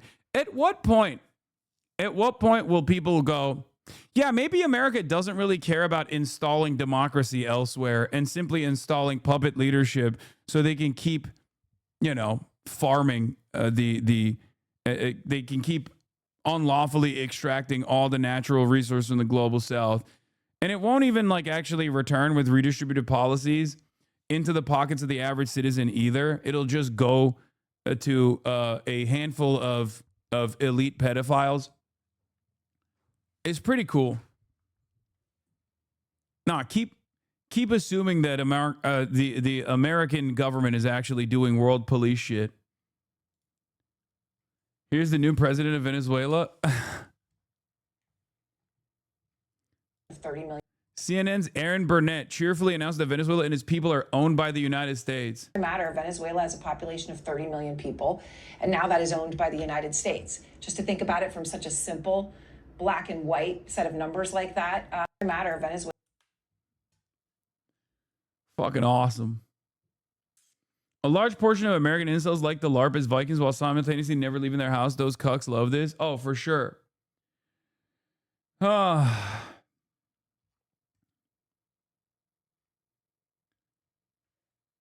Yeah. Pam Bondi, indicted for possessions of machine guns. Yeah.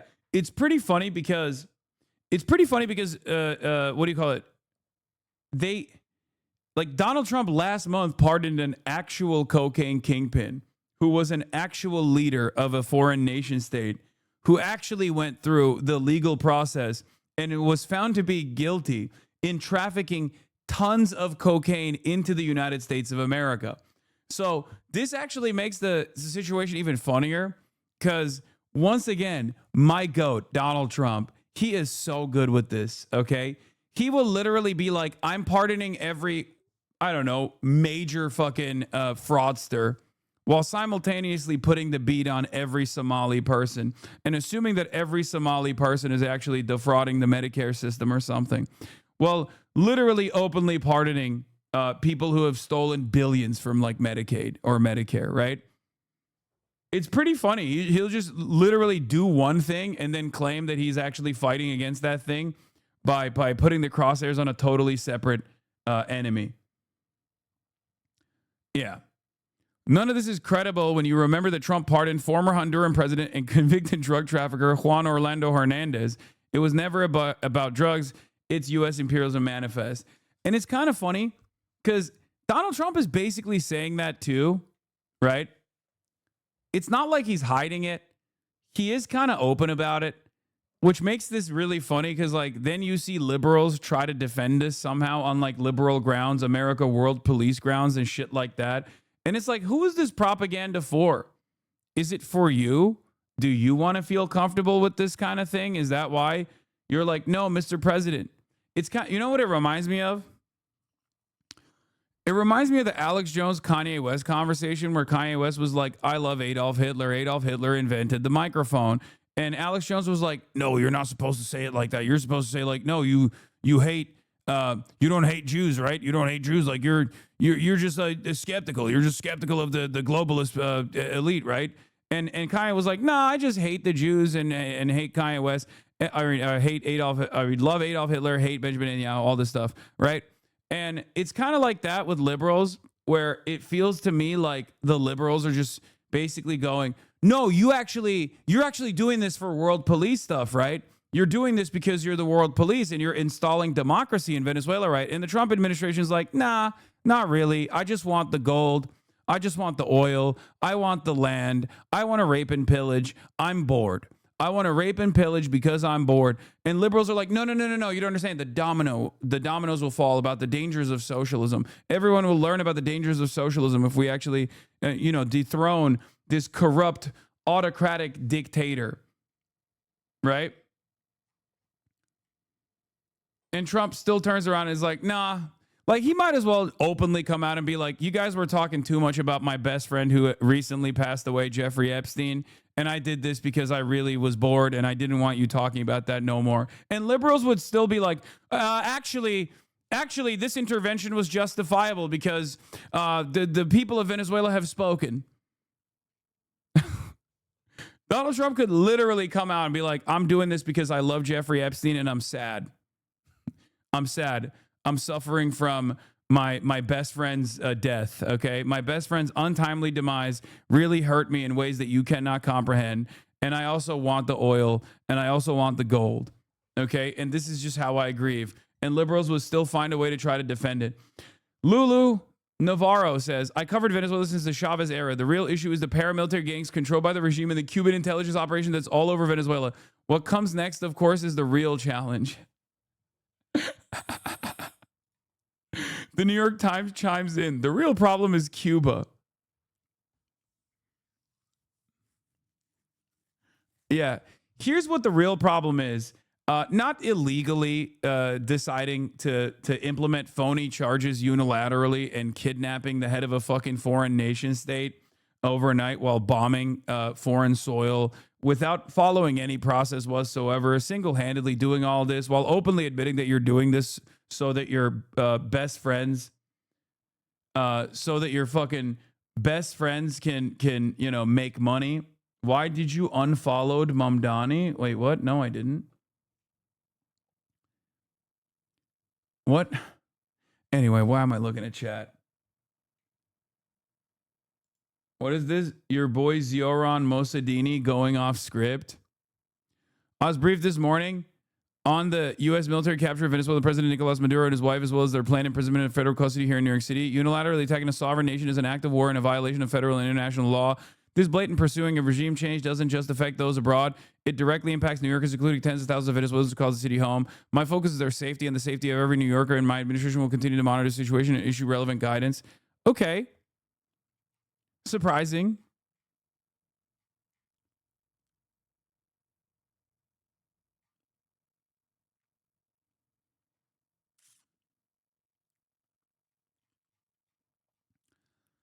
I mean, that's not bad. He didn't say like Maduro's a corrupt tyrant or whatever. You know? Why is that surprising? Well, the reason why that's surprising is because he was interviewed by what do you call it? What's his name?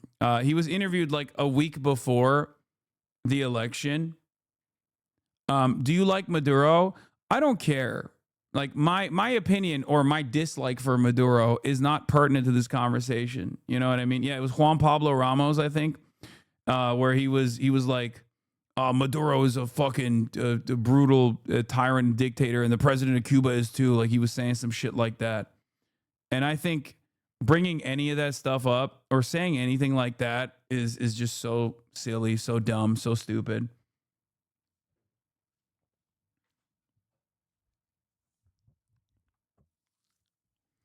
Like, do you guys understand why it's not relevant to this conversation? Like, my own personal criticisms of Maduro or whatever is not relevant to this conversation. It's kind of like the but Hamas equation, right? Israel will be doing a genocide, and people will be like, well, what about your criticisms of Hamas? It's like, bro, they're being genocided. You know what I mean? It's like, what are your opinions on Maduro? I don't know. He shouldn't be fucking kidnapped. How about that? That's my opinion on Maduro. That's the only one that matters. There's no reason to be like, I don't like the way that he repressed a protest in his country, or I don't like the way he mismanaged the Venezuelan currency. Like, what difference does that make? Do you think that plays a role in why America fucking kidnapped him? No. So it doesn't matter. It's irrelevant. And that's why when people say like, well, actually, Venezuelans are celebrating, it's like, well, okay, it still doesn't fucking matter. That doesn't matter at all. Let's see what my goat, Chris Goat Holland, had to say. He usually has some good takes here. Trump and his cronies try to dress this up, but it's an illegal act of war to replace Maduro and grab Venezuela's oil for his billionaire buddies. Good take. The American people did not ask for this act of war to bring about regime change in Venezuela, nor did Congress authorize it. President Trump has put our troops in harm's way, and he has not provided a clear fact-based rationale for these actions, nor the long-term strategy following these strikes. This administration owes the American people and the Congress. I don't really like this part. No, because like I don't think it's a process issue, right? I don't think like if they were to. You're taking Zoran out of context. What do you mean there isn't? It was a quote. What do you mean there isn't space to talk about it? Wait, what? I don't know what you're referencing.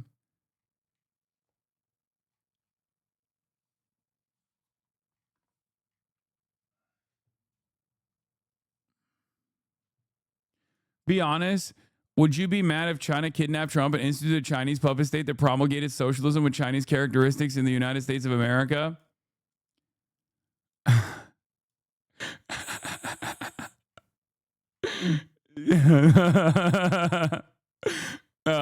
No, I don't think that would be appropriate. I don't think that would be good. Let's be real. Okay, if you want my joke answer, the joke answer is yes, Mr. President, please, Dongfeng missiles now, right? But the serious answer is no. Obviously, it's not the right thing to do, and it won't be good either. Okay, it won't. It just won't. Countries need to develop organic movements. And if there is like, some kind of material support on ideological grounds, that's one thing, right? But you still need to have like a real interest, a real investment from the peoples of the nation state to develop some semblance of a sovereign socialist movement. You're so fake. It's not. I'm just being real. It's because Chinese-style socialism, after a kidnapping of Donald Trump and a puppet state being implemented, would never be defended. Americans would lose their fucking minds, understandably. It wouldn't be successful. It just wouldn't. There'd be tremendous blowback. It just wouldn't work. It would be disastrous.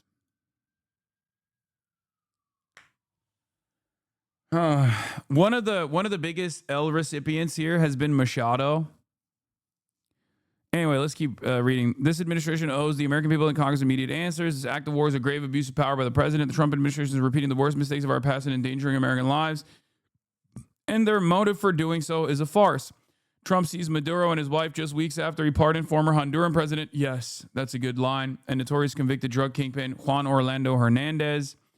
Maduro's a dictator, but his regime did not pose the immediate threat necessary to warrant U.S. military action on foreign soil without congressional approval. This is not about demolishing a dictatorship, as we've seen Trump cozy up to dictators around the world. This is about trying to grab Venezuela's oil for Trump's billionaire buddies. Congress must abdicate its constitutional authority and allow control of the world's most powerful military to fall into just one set of hands. I mean, it's not the best, but it's fine. I mean, it's good. It's a good take. Also, Trump is more unpopular than ever. So if he got kidnapped and disappeared, Americans would celebrate. So does that make it okay? No, that's what I'm saying. That kind of intervention, would never happen with America anyway. Hasan hates Zoran now? No, what? No, I don't. What are you talking about?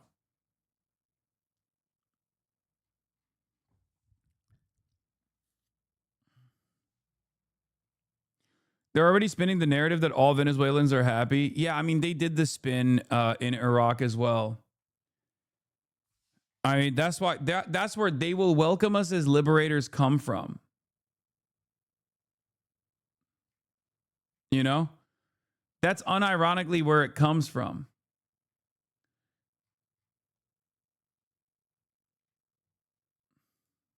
Do you see what I mean? The "they will welcome us as liberators" is a statement from Iraq. That was at a time when the American government was actively trying to propagandize a lot better than this one certainly is doing. It was trying to touch on the cultural attitudes of like, the white savior complex that liberals have. Yeah, Donald Rumsfeld said it. George W. Bush said it. And they also showed the toppling of the statue of Saddam, right? That was like a big deal. They were like, see, this is working. This is working so well. This is working so good. And of course, what ended up happening in the aftermath of that was obviously fucking 20 years of rape, pillage, death, destruction, a torture regime, and just awful. Just overall pain and a power vacuum that came from that led to the creation of ISIS as well, and numerous other issues such as that one that still plague even the Western world and certainly is a massive issue in the Middle East.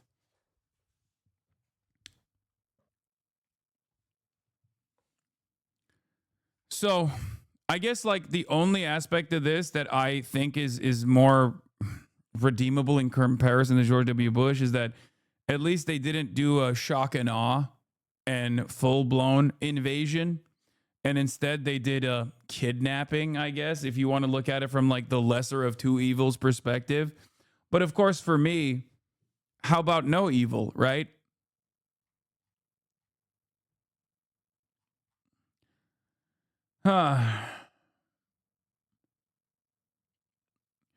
But I do think that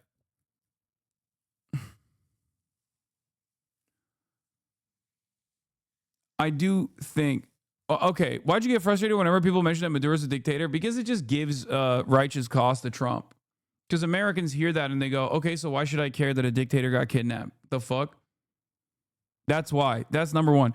Number two, as far as like the shit that Maduro has done, right? Okay. Our fucking leadership, Barack Obama, Joe Biden, Donald Trump, Bill Clinton, George W. Bush, like they've done a metric ton worse shit than Maduro, right?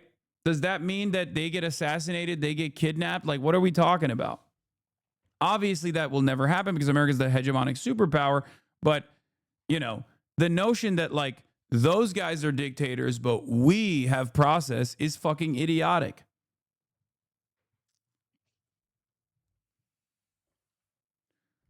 Well, Venezuela isn't overrun with Muslim extremists, so maybe it'll be different this time.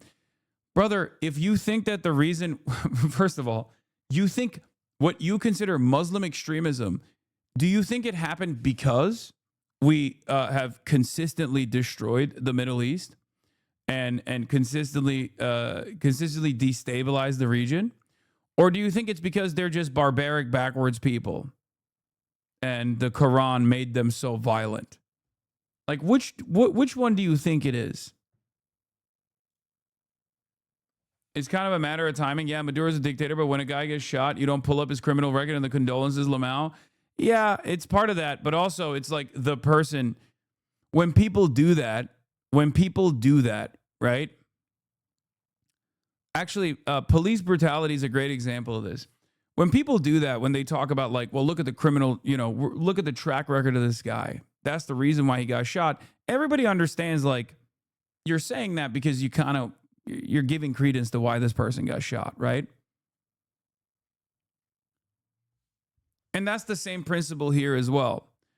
Not to say that like Maduro is good or whatever, but it's just not relevant to the conversation. You know, if Maduro is bad, then Donald Trump is worse by a million fucking times, including because of what he just did to a leader of a foreign nation. And that's it. Like it's not even comparable, you know? It's not even on the same playing field. Do you think this ended with one strike and kidnapping, which are illegal, or it will be indeed another Iraq war? I don't know. I don't think so, but we shall see because it's entirely dependent on what the transition looks like. Okay? If the transition that comes about is actually with like party hardliners and you're just lying. Wait, what? Backwards, no morals, you're just lying. No morals. I think a lot of people don't understand something about my commentary. I am immoral. Okay? I'm immoral in the sense that I don't fucking scream about America being the great Satan every day.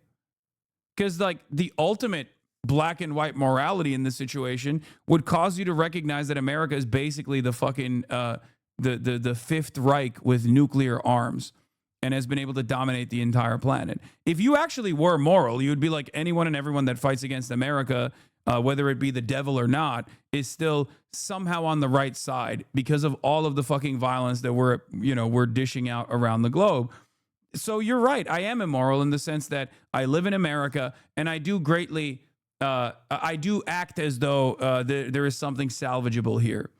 I'm not immoral in the sense that in the way that you think I am, right? I'm immoral in a different way. I'm immoral with any kind of fucking credence that I give to being able to salvage American democracy or whatever. That's the actual immorality. Let's be real. You know?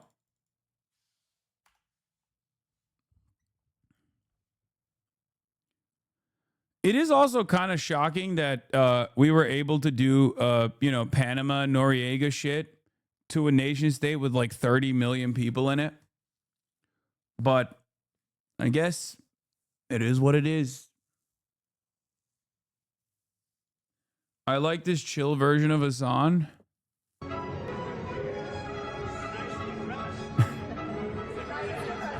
Mr. President, do you have a New Year's resolution? Peace on earth. Is awesome.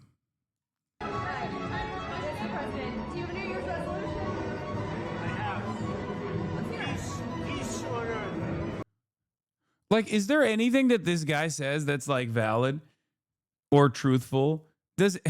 Like, I also don't understand it because, like, on the one hand, people will be like, yeah, this guy might be a pedophile. Yeah, this guy is like a bloodthirsty monster. But at least in this circumstance, he's doing right. Like, what leads you to believe that? Genuinely, what leads you to believe that this man that has lied about every single thing actually got this individual thing right?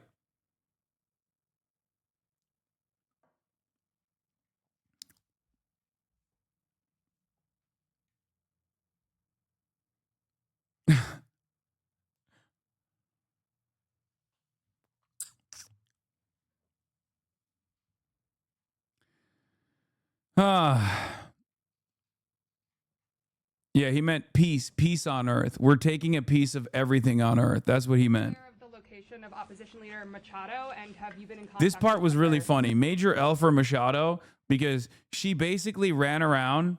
She basically ran around being like, "Am Israel high? I love Israel. I'm gonna put the Venezuelan embassy in Jerusalem, and also, please come to my country, bomb every fisherman you can, and also on top of that, I will literally give you every piece of natural resource that Venezuela owns for free if you let me be the leader."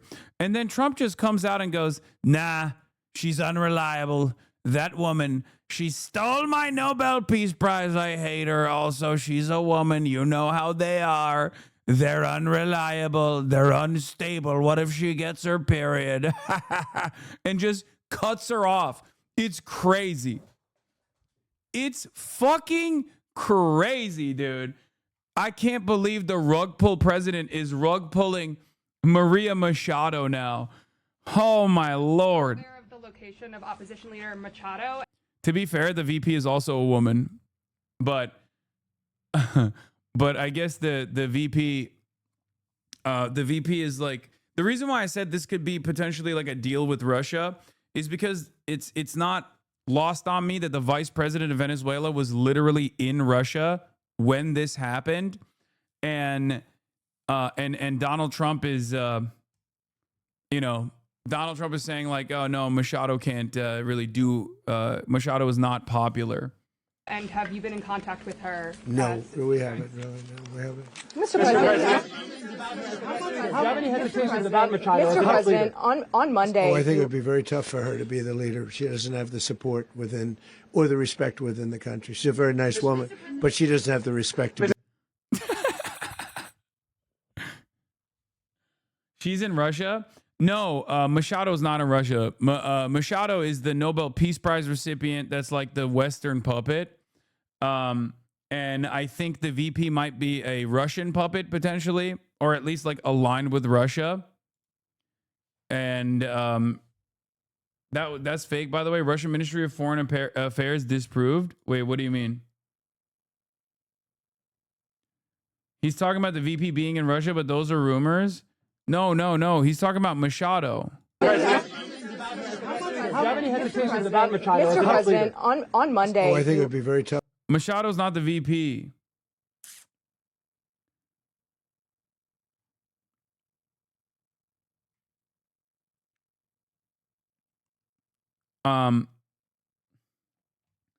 This might be a noticing moment, but I suspect what comes next will heavily feature Minister of Defense Vladimir Padrino Lopez. He's indicted by the U.S., but he's also the head of security forces, which will have to align with what comes next, and most notably was a School of America's graduate. Don Rowe doctrine is imperialism, but in a misogynist way. The VP is not in Russia? Okay.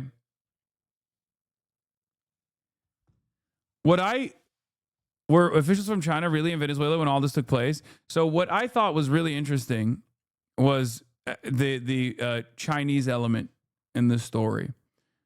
Telesur claimed that the VP is not in Russia, as some outlets claimed. Okay.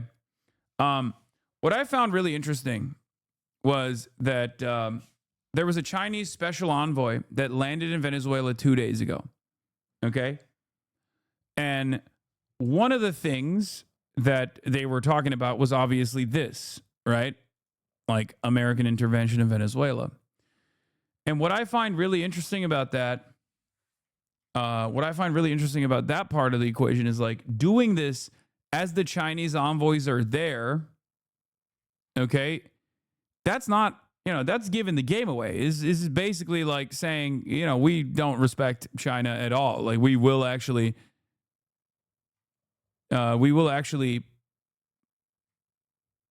do this kind of fuck shit, and this is about decoupling Venezuela by force from China. It's a flex on Russia, it's a flex on China, unless it's actually a deal being cut with Russia. Venezuelan Vice President Delcy Rodriguez is in Russia. Four sources familiar with her movement said on Saturday her brother Jorge Rodriguez, the head of the National Assembly, is in Caracas. This is where I got this information from. But now Telesur is saying that's not the case.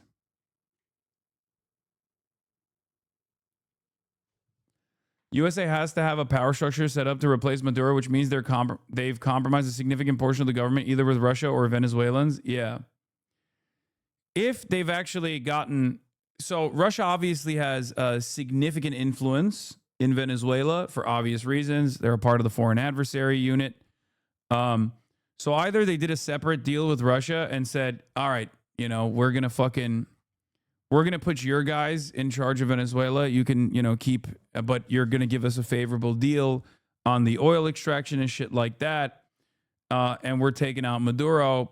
And in exchange for that, or like, you're going to put our guys, you're going to put our guy in charge of Venezuela.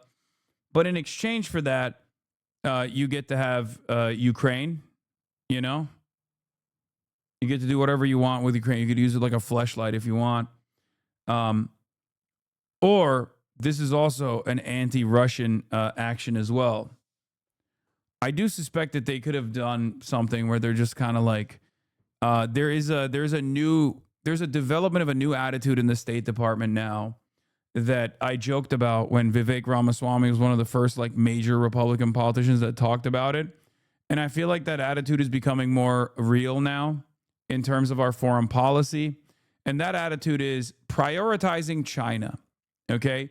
Drop this Russia stuff, prioritize China. All systems go against China. I think that's kind of where we're heading towards.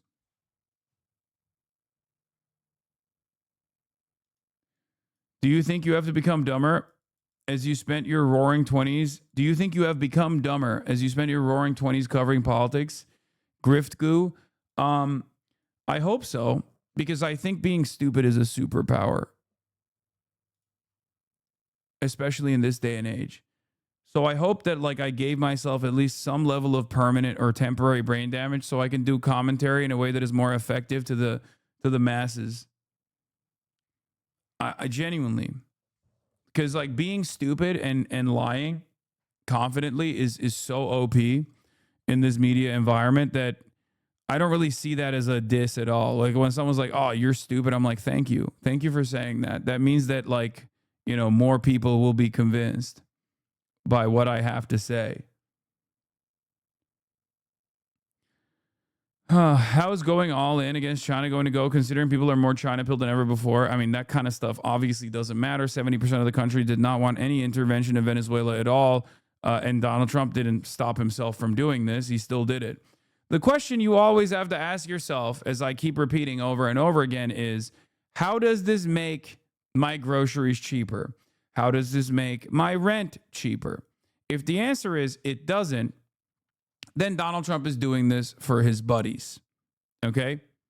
That's it. And that's where we're at. So enjoy the show. You might as well, right? Because it's completely out of our hands. There's not really a democratic process here. And I think a lot of people that are posturing as though there is one are just kind of, you know, doing their due diligence, you know, playing their role. But at the end of the day, America's going to do whatever the fuck America wants to do. The government's going to do whatever it wants to do.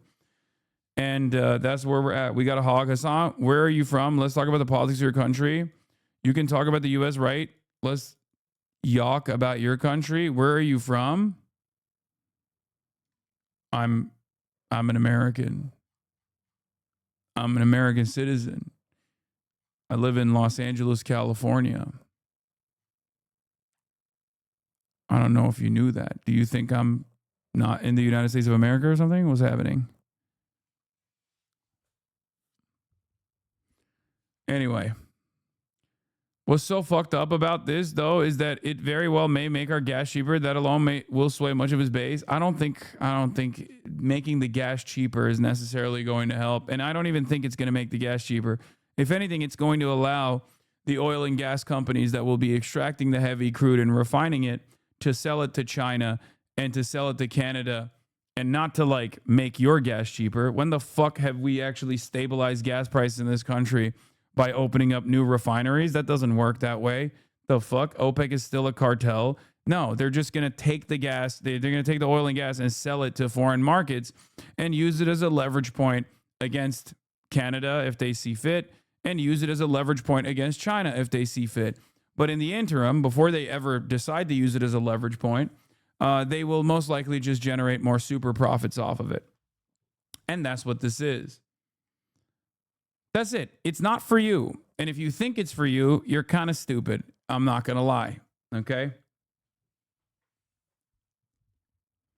No, Hasan, you don't understand. With Venezuelan oil, when they build a data center down the street from my house, my energy prices will only triple instead of quadruple.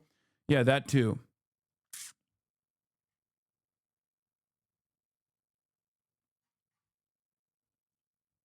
So that's where we're at. Where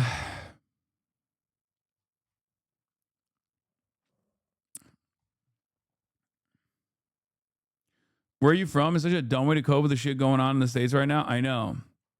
It's the rallying cry of stupids.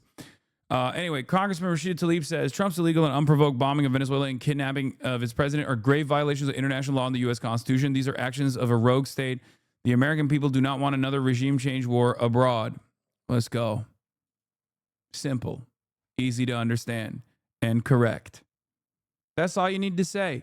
No like posturing, no like, oh, they're not following process. That's it.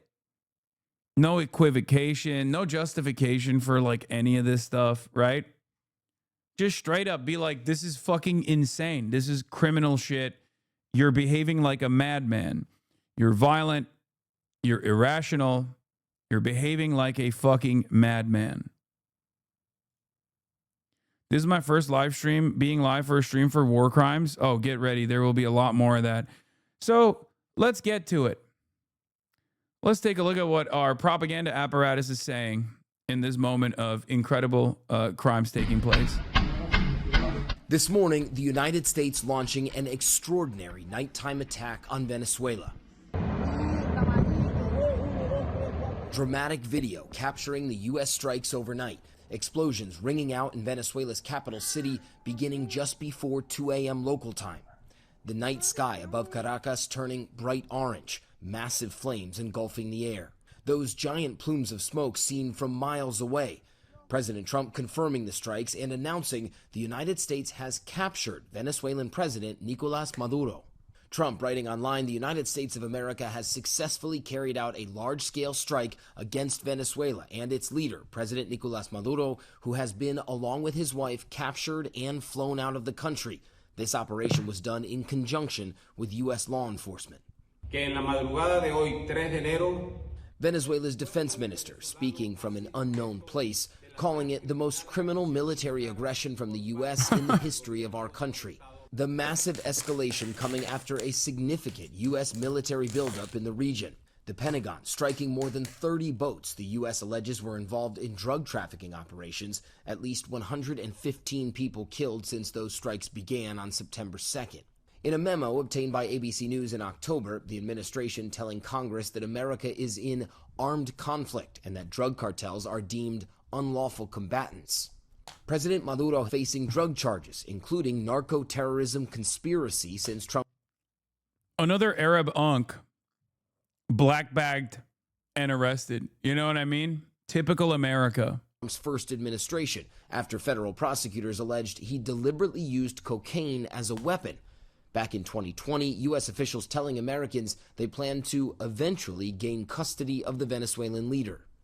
In recent days, yeah, you'll see so much insanity from the editorial side of things. Wall Street Journal, Washington Post, New York Times. Washington Post using the kidnapping of a foreign head of state as a veiled threat against democratically elected leaders in this country. Washington Post editorial, for years, Maduro was a symbol of the false warmth of Latin American collectivism. Now he should spend the rest of his life alone in a humane American prison. His downfall is good news. This is the deputy opinion editor of the Washington Post. Okay? Bringing up collectivism because Zoran Mamdani, democratically elected Democratic Socialist mayor of New York, Zoran Mamdani, said we must get the warm embrace of collectivism. We must bring about the warm embrace of collectivism. These people are just straight up fascists, brother. It's crazy. Straight up fucking fascists.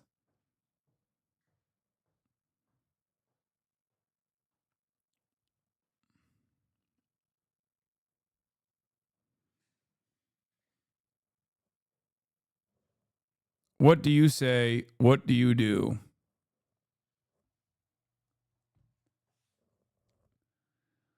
Have some hopium, King. On January 2nd, 2020. Okay, that's crazy, but let's continue. Do you think he's bringing Maduro to New York to distract Mamdani from doing work as well? No, I don't think so. More signs pointing to this latest attack.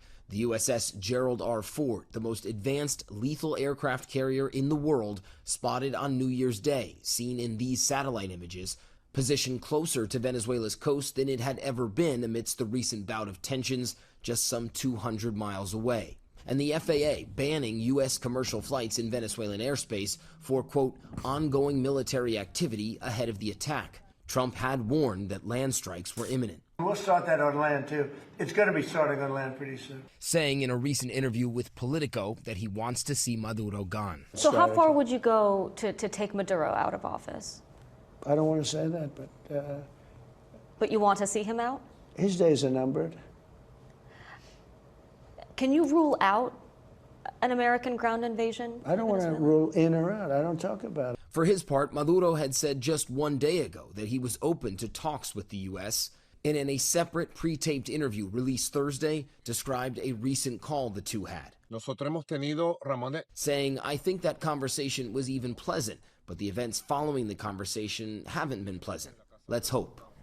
And so that would be the last time Maduro was seen on camera on Venezuelan soil. Now, as for what the U.S. does next, a Republican Senator Mike Lee out of Utah sharing that he spoke with Secretary of State Marco Rubio. He anticipates, according to Mike Lee, no further action in Venezuela now that Maduro is in U.S. custody, and that he is expected to stand trial in the U.S. Just a stunning series. A stunning series of developments here. And Matt, I think one of the big questions is, who is running the country now? And we don't know. That's the simple answer to that question. We heard from Vice President Delcy Rodriguez, who came out and said she wasn't running the country officially, that she still believes Maduro is the rightful president. She's demanding the U.S. show them some kind of proof of life. There is a state of emergency that's been declared in the country, but the simple fact... Wow, stunning. Stunning, extraordinary, incredible. Have you seen the celebrations across the world over Trump's actions in Venezuela? Oh, no, I have not. But oh my God, I'm so happy that everyone is so happy about this. This is, again, more self-soothing behavior from a lot of people who just can't. It comes from a place of recognizing that the actions that the Trump administration took are kind of fucked up. So they have to be like, well, this has got to be for somebody, right? So you just look for anyone that you can point to. You look for anyone that you can point to say oh, well, there's other people celebrating it around the world, right? It's got to be good, right? It's for somebody. You only say that if you can't argue on the virtues of this action on its own, right? Oh, people around the world are celebrating. Are they? Is these are very tense times in Venezuela right now, and for the people of Venezuela, we should be remembering them always. This is a very difficult time. They don't know, even if they weren't fans of Maduro, they don't know what's coming next. And that is what we will be watching to see. Matt Rivers, our thanks to you. Horror, a real degree of fear reflected. James, I'm just going to interrupt you just to bring this image to our viewers, and you can hopefully see it as well. This has also just been posted on Truth Social on Donald Trump's timeline. Me as a Venezuelan are very happy because today part of my pain and hate can heal. Maduro and Chavez separated mine and many families. All right, chatter. Excited for you. It's going to be awesome when... It's going to be awesome when Exxon and Chevron will separate your natural resources from doing any good for you and the existing family that live in Venezuela still. No, I don't. You guys need to understand. Sent from Israel, all this stuff. No. This is not all Langley talking, okay? These are people who fucking hate Maduro, that have family members who hate Maduro, that live in Venezuela. There are a lot of people who despise Maduro. Okay, there are a lot of people who hated Chavez. There are a lot of people who despise Maduro. You won't really hear about them in the Western world because the people who they're the people who love Chavez and to a much lesser degree thought Maduro was fine or good. Those people are oftentimes not the ones you're going to hear in Western media. They're not the people that actually moved to the United States of America and gained refugee status. Right? This is how it always works.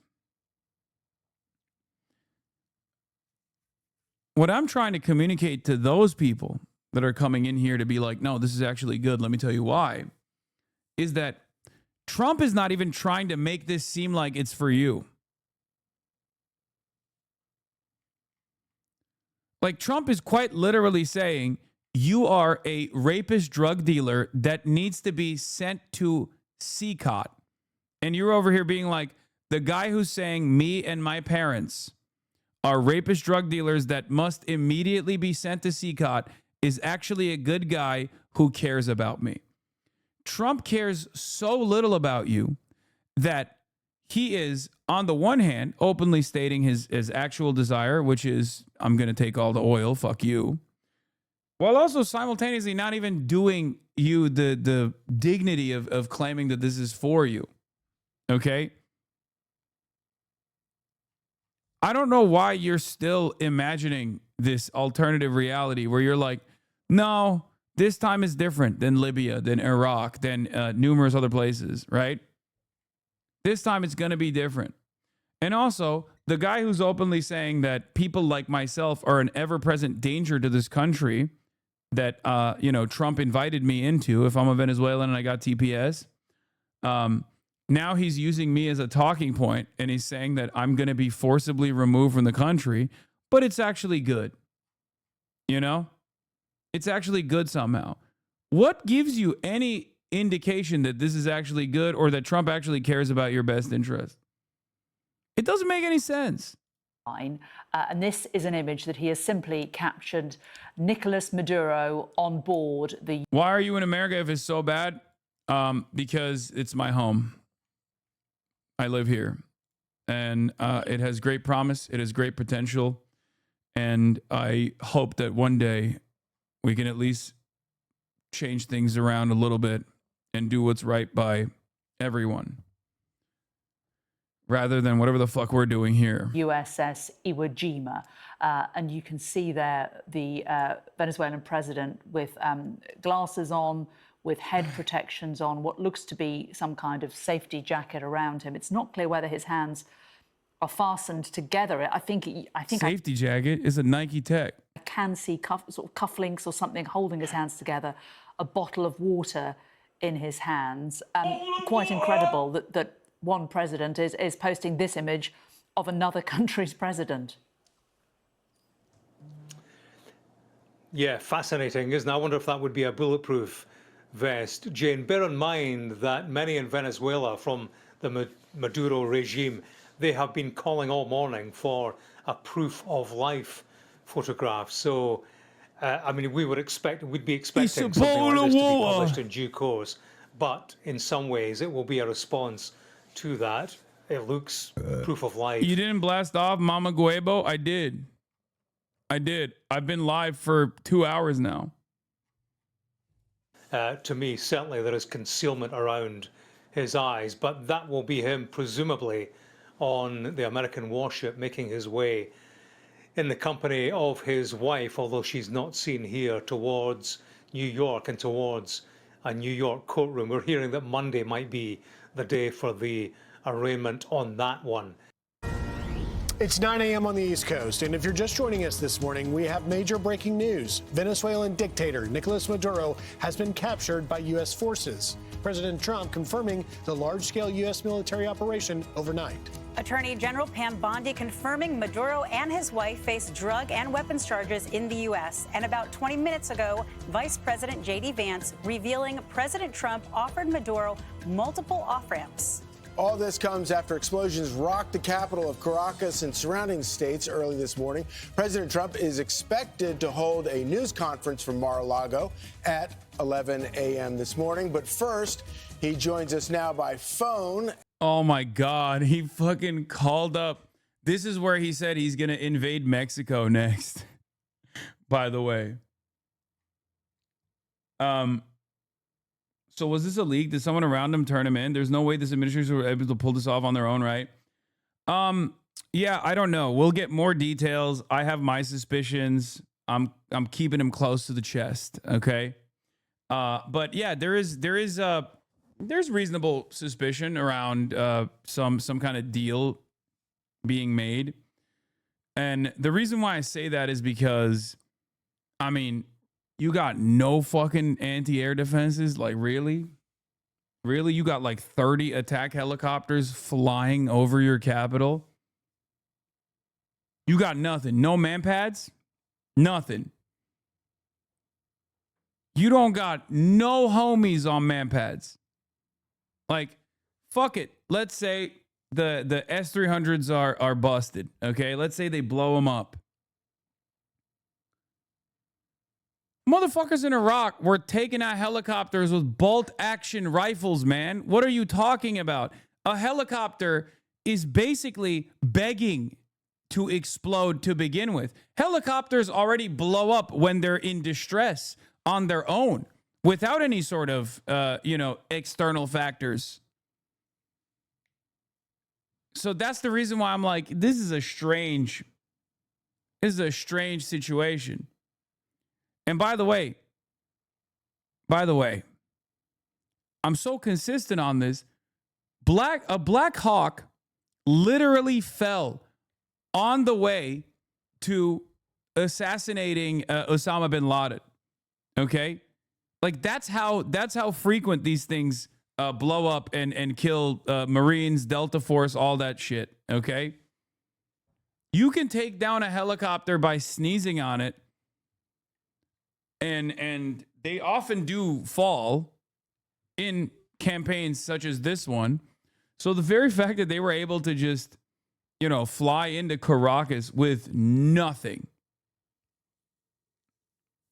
with no pushback whatsoever, to me it feels like maybe they got, I don't know, it feels like maybe they got a side deal or something. Who knows?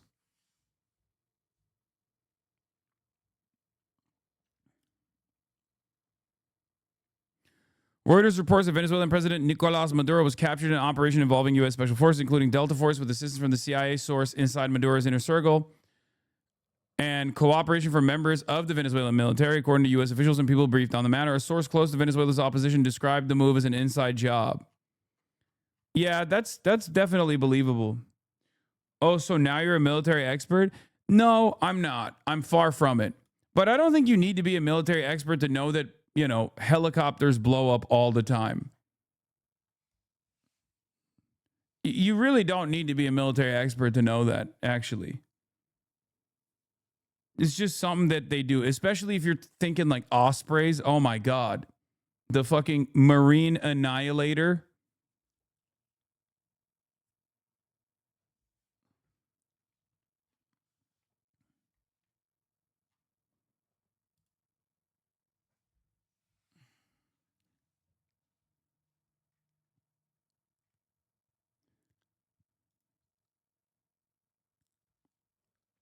New from the Post. Delta Force units established a pattern of life on Maduro in advance of the operation, mapping out his location and daily moves. According to a person familiar, a CIA covert operations unit identified where he and his wife were staying. The U.S. deployed 2 Army Delta Force units, one from the Middle East and one from North Africa in recent weeks, and those forces had established a pattern of life on Maduro in advance of the operation, mapping out his location and daily moves. According to a person familiar with their deployment, Delta Force, known within the clandestine community as Combat Applications Group, is among the Pentagon's most elite units tasked with executing high-stakes and secretive missions, including hostage rescue and kill and capture missions. The Trump administration relied on elite Delta Force and CIA Covert Actions Unit for the operation to seize Nicolas Maduro in a highly secretive snatch-and-grab mission to force the Venezuelan leader from power, according to multiple people familiar with the deployments. The CIA identified the location where Maduro and his wife were, and Delta Force soldiers sent by President Donald Trump to the Caribbean and conducted the raid. The CIA also provided support to the air, sea, and land operations, according to people familiar with the mission. Those CIA units, among the U.S. government's most secretive, specialize in irregular warfare and other covert action and have regularly worked with both the Army's Delta Force and SEAL Team 6 over the 2 decades of battling Islamist militants groups in the Middle East, South Asia, and Africa. This doesn't actually give us any more detail into whether or not this is an inside job, but I do think that it's something smells weird about it, considering there is no pushback, whatsoever.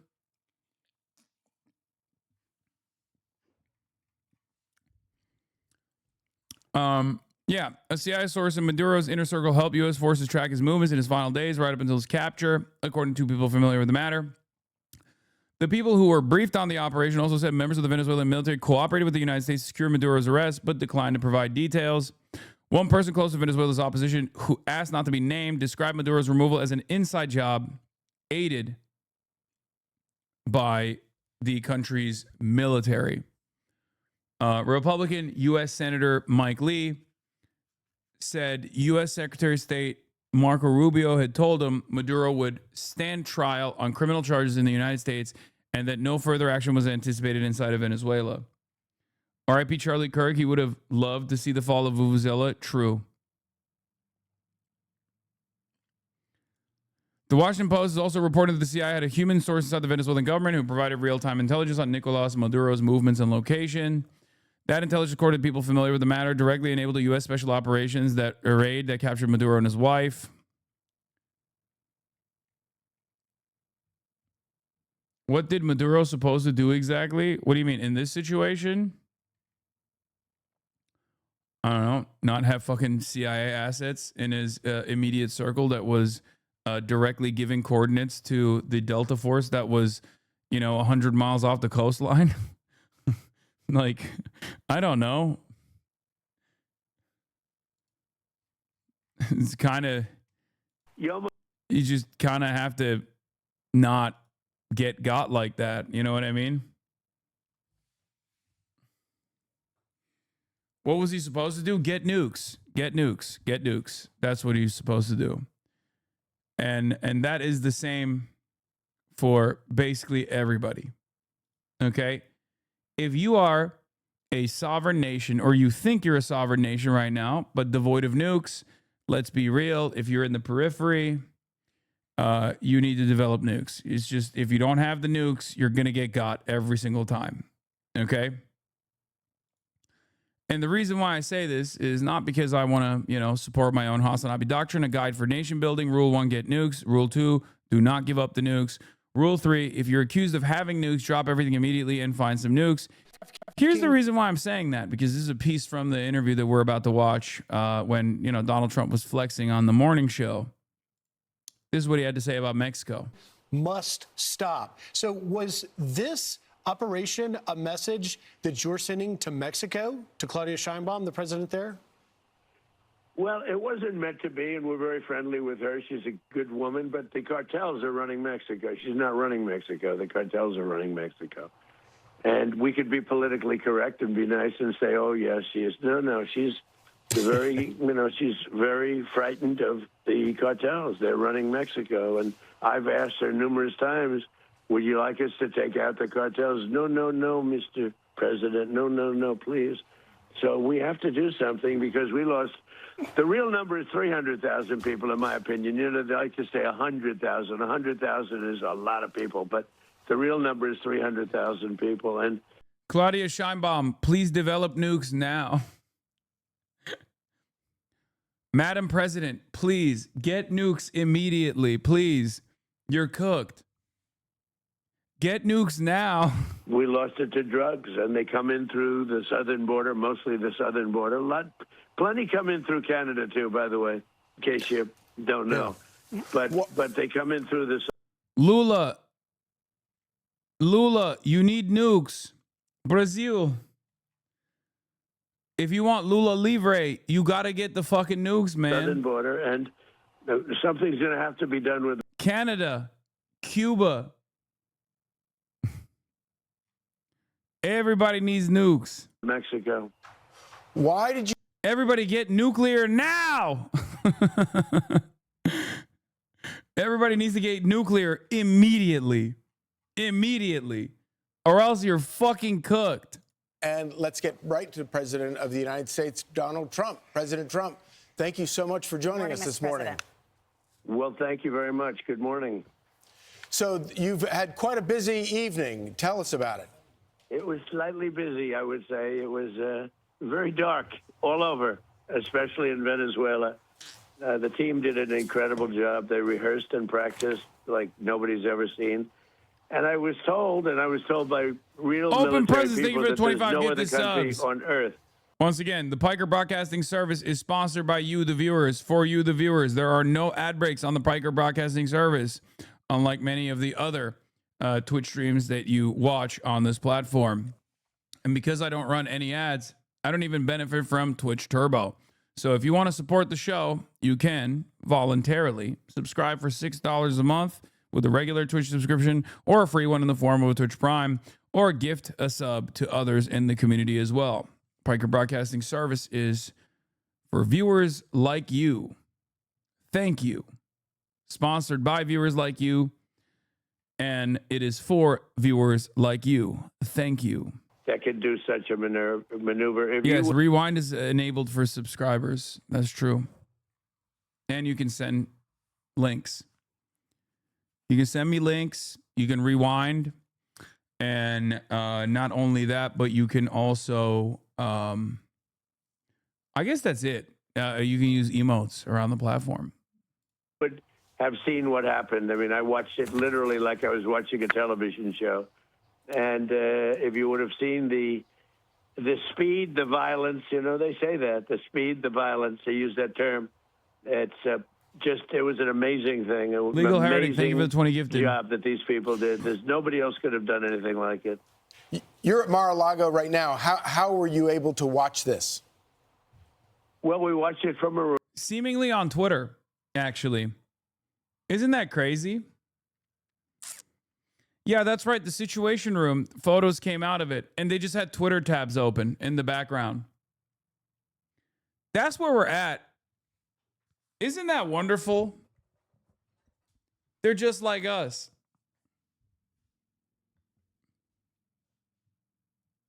We had a room, and we watched it, and we watched every aspect of it. We were surrounded by lots of people, including generals, and they knew everything that was happening, and it was very Yeah, White House is on OSINT Twitter. Zero OPSEC on OSINT Twitter. They're just fucking sitting around. Breaking. High-level sources in Venezuela tell Breakthrough News that Trump's press conference was an act of psychological warfare and to not believe a word about the leadership collaborating to turn over the country to White House control. Yeah, I don't know, man. Complex, extremely complex, the whole maneuver, the landings, the number of aircraft, which were a massive number, the number of helicopters, a different type of helicopters, different type of fighter jets. We had a fighter jet for every possible situation.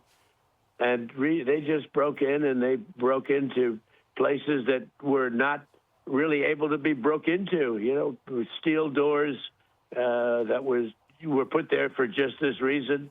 And they got taken out in a matter of seconds. I've never seen anything like it, actually. And you were able to watch this in real time. Yeah, and don't forget, I've done some pretty good ones in... Yeah, bro, look at this. It just says Venezuela. They have 3 Twitter tabs open, and one of them just has the search bar, Venezuela. Okay?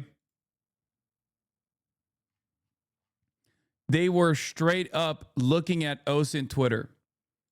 Like, I was in bed doing the same thing that these fucking assholes were doing.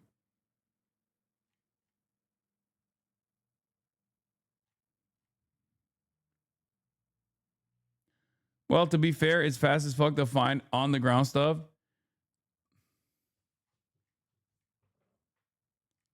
Like, they were looking at that classic Arma footage that they play always with like the tracers trying to take out one of the Warthog, and they were like, "Oh my god, I thought they didn't have any air defenses. What's going on?"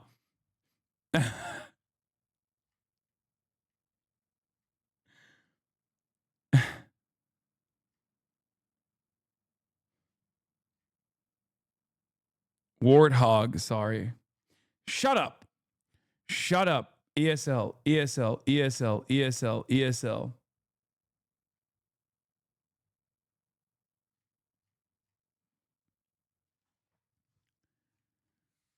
The classic Arma footage that I'm talking about is always populated whenever something is happening, whenever breaking news is happening, and it's I'm sure you've seen it before. And they're looking at it and they're getting duped by it because that's what the CIA does. That's what the State Department does. World. The footage you fell for, I love that's my favorite meta where people were like, Hasan, remember when you fell for that footage? Which is literally me looking at it for 3 seconds and then instantly going, is this Arma footage or is this is fake, right? But they clipped it so that they're like, still to this day, they'll be like, remember when you fell for that? Remember when you fell for that? It's like, no, my job is when someone sends me shit, in the chat, I look at it and I try to make an assessment on whether or not it's real. Okay, I've done some pretty good ones, but yeah, I apologize for clicking on random linkers. Never seen anything like this. I was able to watch it in real time, and I watched every aspect of it, and I listened to the communication between, where we were in Florida and out in the field in Venezuela. And it was amazing to see the professionalism, the quality of leadership, the professionalism. General Raisin Kane is fantastic. Don't forget, we did another one not so long ago. It was called the knocking out of the Iranian nuclear threat, the nuclear power. And that was unbelievable what they did there. And this is something that, gee, I don't know, it's amazing. And to have a few injuries, but no death on our side is really amazing. Mr. President, critics will say that strong action can risk escalation, but history has shown us that weakness can truly invite chaos. And this military operation clearly sends a message to our adversaries around the world, China, Iran, Russia, that we are no longer the weak administration that we had for 4 years under former President Biden, who tolerated narco-terrorism. Like, think about this being a good reason to arrest a foreign leader, like kidnap a foreign leader. Oh, we felt kind of insecure. Sorry, we felt kind of insecure for a little bit when Joe Brandon was in charge, and so we had to flex a little bit, you know? What is next for the United States and Venezuela? Well, we're very strong, and very importantly, if you look at drugs through the oceans, through the seas, they're down 97%. That's the boats. It's sort of related to this, as you know.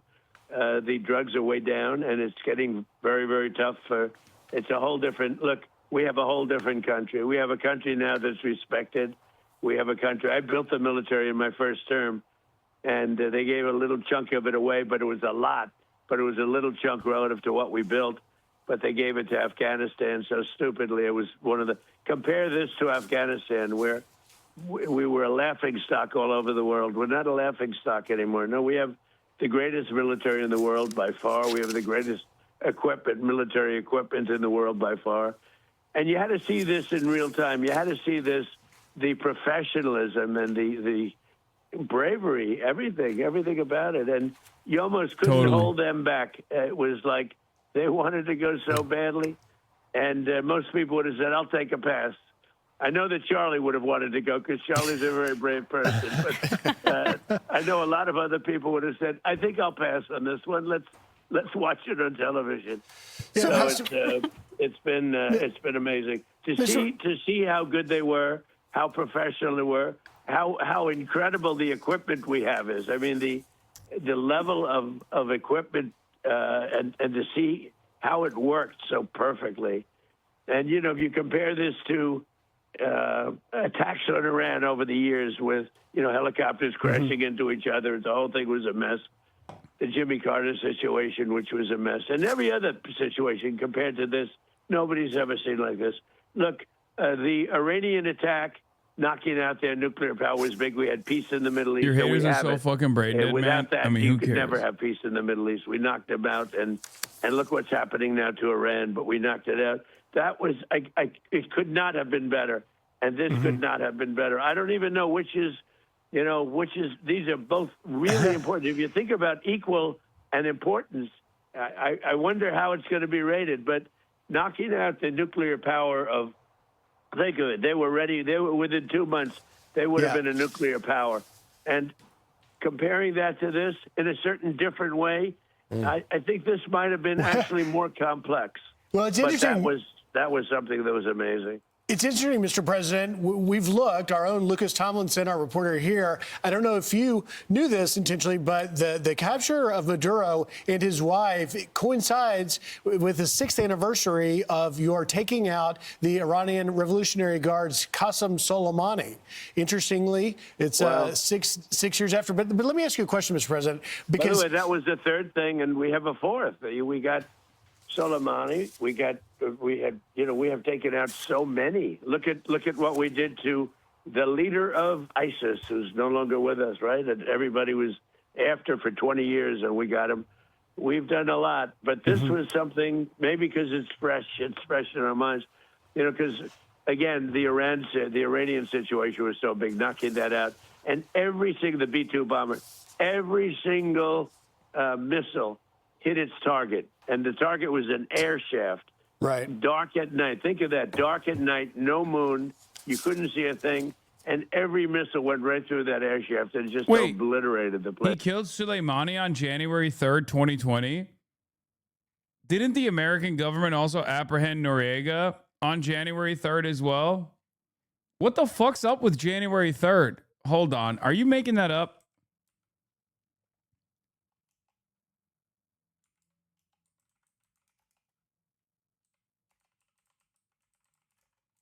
Soleimani assassination date. Nope, it is January 3rd.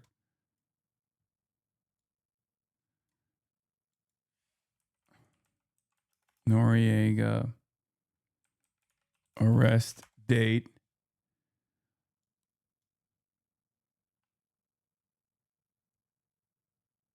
Oh my God. Oh my God. What the fuck? What the fuck, bro?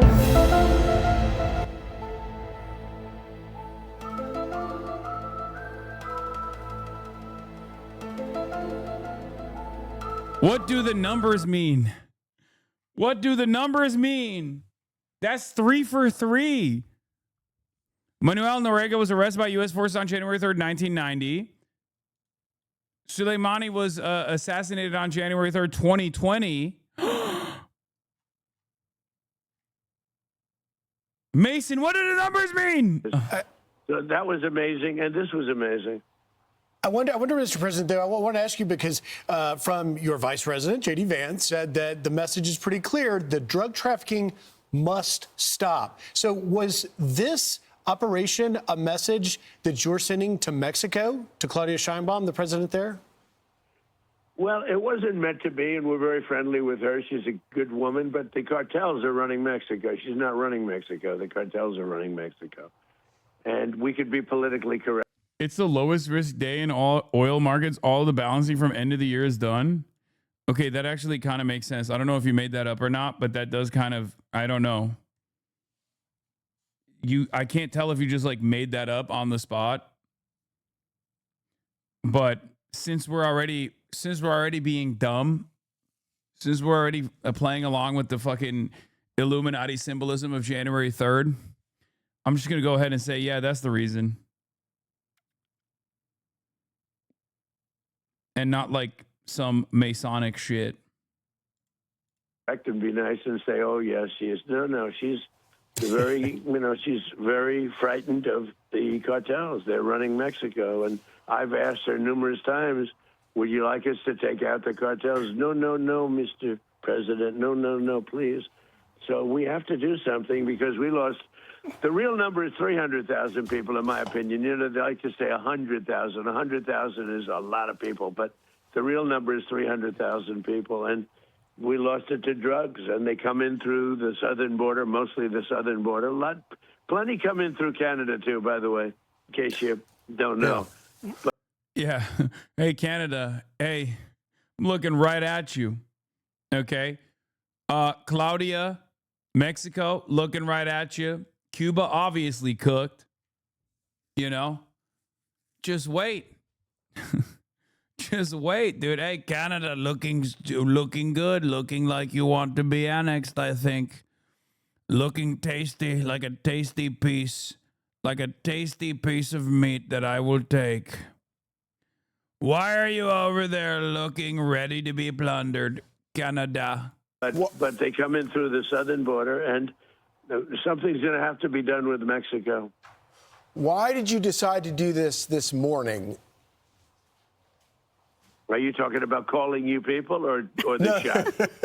No, taking out I'm not sure. Maduro. I'm not sure which is worse. If you want to know the truth, I'm calling you. I haven't spoken to anybody else because Charlie Hurd has been a great friend of mine for a long time. He was with me when it was not fashionable, and those are the people I like. He was with me, Charlie, when it was not at all fashionable. So that's the reason I'm doing this. And your show is great. You're doing a great job. What a good team. But I meant, why did you make the decision? I need you guys to understand something. This person that's currently talking is the quote unquote the leader of the free world, which is fucking bullshit, obviously. The American president the person who has control over our nuclear arsenal, the person that just signed off on the illegal arrest and kidnapping of a foreign nation's head of state. And now he's talking about how Charlie Hard was on my side from the start. That's why I'm making this phone call. That's why. Fucking awesome. They're calling your doctrine Global Iron Dome. Every country on this planet that doesn't currently have nuclear weapons and would like to continue to be a country should probably get on that ASAP. Yep. Hasan Abi doctrine, baby. To take out Maduro this morning. And what was Maduro? Like they're yucking it up. They're having this like funny conversation, this funny back and forth, right? Only moments after Donald Trump said that Mexico could get the smoke. Mexico also has cartels. They can also get the smoke. Doing when our guys came in on him. So we were going to do this 4 days ago, but the weather was not perfect. The weather has to be perfect. And we had just the perfect weather. We had, very good. A little bit few more clouds than we thought, but it was good. We waited 4 days. We were going to do this 4 days ago, 3 days ago, 2 days ago. And then all of a sudden it opened up and we said go. And I'll tell you, it was just amazing. And what was he doing? He was in a very highly guarded, like a fortress, actually. He was in a fortress. That we had nobody killed was amazing. I think we had nobody killed, I have to say, because a couple of guys were hit, but they came back and they're supposed to be in pretty good shape. But that we had nobody killed, that we lost no aircraft. Everything came back. We got it all back. One of them was hit pretty hard, but a helicopter, but we got it back. But it just was the right time to do it. We had to do it because it's a war. We're losing 300,000 people a year. We don't lose that much in a war, okay, if you look. And we had to do it. But he was in a house that was more like a fortress than a house. It had steel doors. It had what they call a safety space where it's, solid steel all around. He didn't get that space closed. He was trying to get into it, but he got bum rushed so fast that he didn't get into that. We were prepared. We had, massive blowtorches and everything else that you need to get through that steel, but we didn't need it. He didn't make it to that area of the house. Mr. President, your war on narcoterrorism from our southern border and beyond clearly will save American lives. Moving forward for Venezuela, what do you think is next for the Venezuelan people now that you have removed Maduro so that he can face American justice? Well, we're making that decision now. We can't take a chance on letting somebody else run and just take over where he left or left off. So we're making that decision now. We'll be involved in it very much. And we want to do liberty for the people. We want to, have a great relationship. Hey, are we starting a war? So that's a good question, right? And that's a question on everybody's minds. And when I went to bed last night, I thought that was what was going on. And then I woke up and I found out that Maduro had been arrested or kidnapped, really. Let's call a spade a spade. And it led me to believe that maybe this is not a full-scale war. I don't know. We shall see. I think it's entirely dependent on how the Venezuelan population reacts. It's entirely dependent on what the deal that they put together looks like. So if there is, like, Trump saying we're at war is one thing, but he could simply be posturing and yucking it up on his favorite TV show, Charlie Herd, right? Charlie Herd is my good friend. I'm just going to give him some quotes.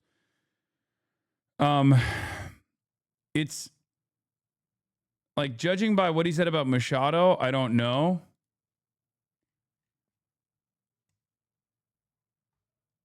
But in the photo shared by the Interior Ministry, people take to the streets to reject what authorities described as imperialist military aggression and to reaffirm that the president of Venezuela is Nicolas Maduro Moros. Damn, they got live views up in this. Look. They be using the same backpacks I'm using to do the live broadcast.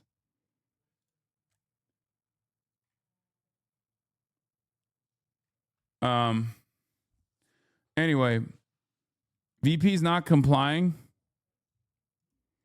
VP is not complying with the United States. Venezuelan VP Delcy Rodriguez says there's only one president of Venezuela, Nicolas Maduro. I mean, we'll see. I think the people of Venezuela are very, very happy because they love the United States. You know, they were run by essentially a dictatorship or worse. It couldn't have been worse. It was a terrible thing that was taking place in Venezuela. But look, tremendous numbers of people were being killed through drugs. And what they did to our country in sending prisoners and people from mental institutions and drug lords and everything, they sent them by the hundreds of thousands of people into our country. And that is just... Talking tough. Y'all would surrender instantly in the same position. Brother, I'm a Twitch streamer.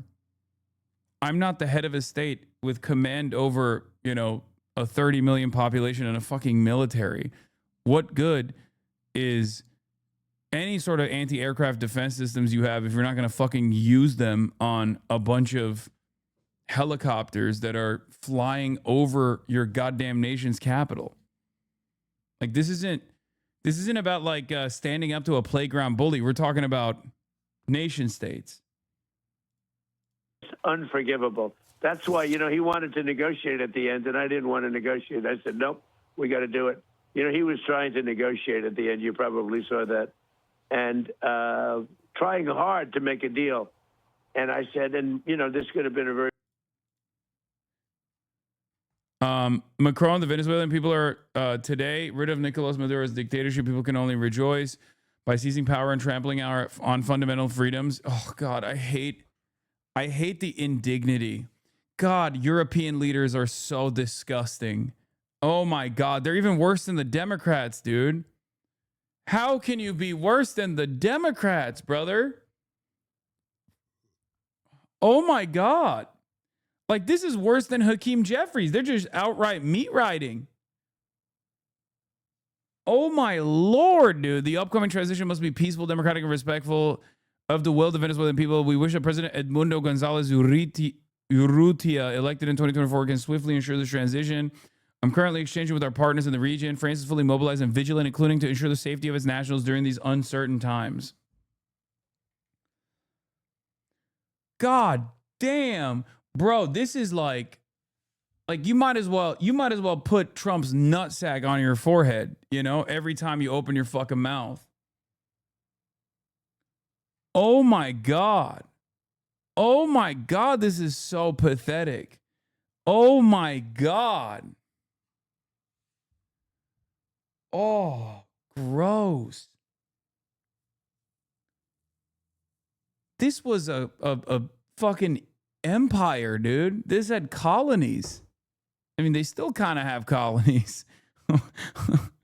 Not as much, but wow.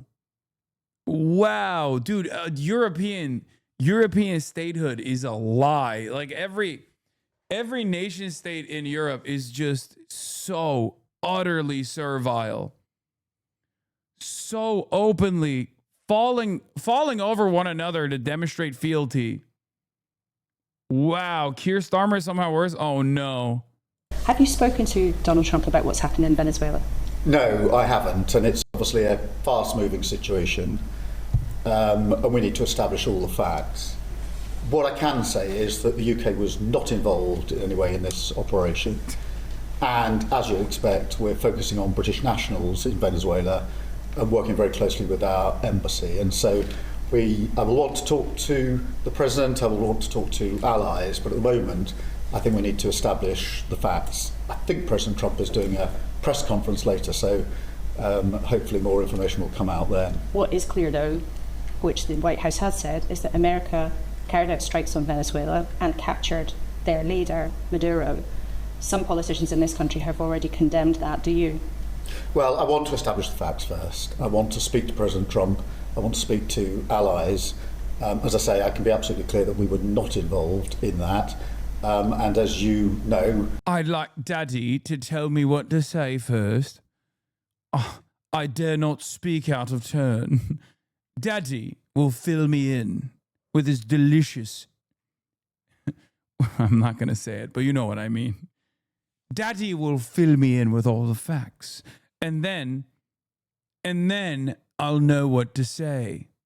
I always say and believe we should all uphold international law. But I think... But international law, of course, means nothing when American superiority is called into question. Of course, who's going to stop them? You, not me. At this stage, fast-moving situation, let's establish the facts and take it from there. And just lastly, for people who might have family there or the small number of Brits in Venezuela. He said international law must always be called into question. First of all, not on Israel. Secondly, not whenever America does anything, which is, again, basically saying not on Israel.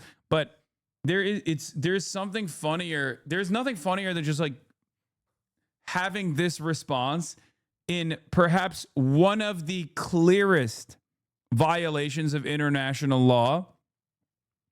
So clear a violation that it actually directly puts him at harm's way, right? Because, like, think about it like this. Russia decides on Ukraine, there's too much British support taking place, okay? The previous established norms in global warfare is that if you're the head of a state, you're kind of protected, right? There is no, like, you know, they're not going to come after you. They're not going to kill you. They're not going to kidnap you. Now America has violated that. Okay, Russia is a regional power. The UK is supposed to be a regional power. The UK is supporting Ukraine. Russia decides Keir Starmer, it needs to be prosecuted and arrested for the illegal seizure of Russian assets. What do you do? Like, do we just sit around and we go, well, hold on, that's Russia. They've decided that Keir Starmer was in violation of Russian laws. We decided, or Russia decided, that Keir Starmer is actually directly violating Russian laws. They have every right to kidnap Keir Starmer. They have every right to put him through this, you know, mock trial, this sham trial, and then maybe potentially kill him. You know? It's ridiculous. It's ridiculous. Russia has no power over the UK like the US has over what? Venus? You mean Venezuela? My point is these guys rely on the same shit never happening to them. That's why America gets to do whatever it wants. Might is right only works when there is no other big dog. Okay? Might is right all of a sudden is not going to be such a wonderful scenario if there is another mighty country out there. There are some there. It might be a small number, but of course people will be very concerned. What would their advice be? Yeah, there's about 500 there in Venezuela. Yeah, also, Russia doesn't have to, like, kidnap Keir Starmer. They got Novichok. They have sleeper cells. It's, you know, they assassinate people in Europe all the time. You know, don't drink the tea. Don't stand so close to the window, Keir Starmer type shit. You know what I mean? Would that be appropriate? Would we go, oh, we have to look at international law and follow international law in that situation? No, you would understand exactly what the fuck that is. And we're working with the embassy to make sure that they are well looked after, safeguarded, and get appropriate advice. So we're working at pace with the embassy on that. It is a small number, but it's an important number. It is about 500, so that's what we're doing there.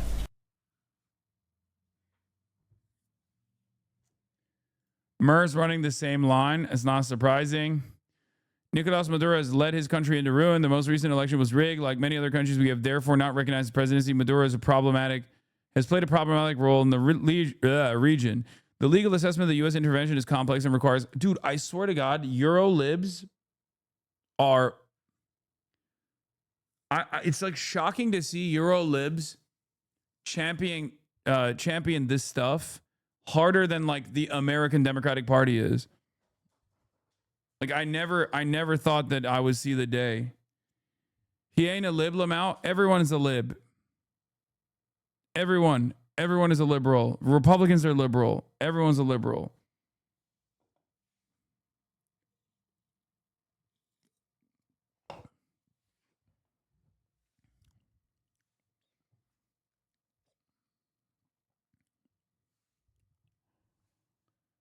Ugh.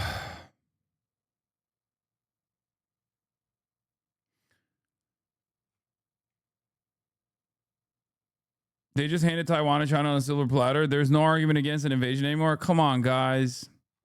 Do you think hypocrisy matters here? Come on. I mean, we said this after Israel too. That shit doesn't matter. Oh, really?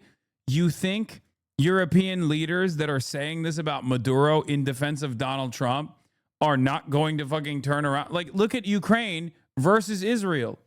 Look at Ukraine versus Israel. They chirped and chirped and chirped endlessly about what Russia was doing in Ukraine. Okay. And then when Israel started doing worse shit in Gaza, they shut the fuck up real quick. As a matter of fact, they justified it. They prosecuted naysayers. Okay. So if you think that these guys are going to be like, well, I guess we can't really say anything about China doing any sort of military action, which, by the way, again, is still a hypothetical at this moment, right? But like, if you think they're not going to, make a big fuss about that, and every single fucking liberal, both in Europe and in America, is going to turn around and make it seem as though that is a totally righteous position, like as though we haven't heard them defend Israel, as though we haven't heard them defend Trump's actions in this regard. If you think that they're not going to, act as though they hadn't said all those other previous things, you're silly.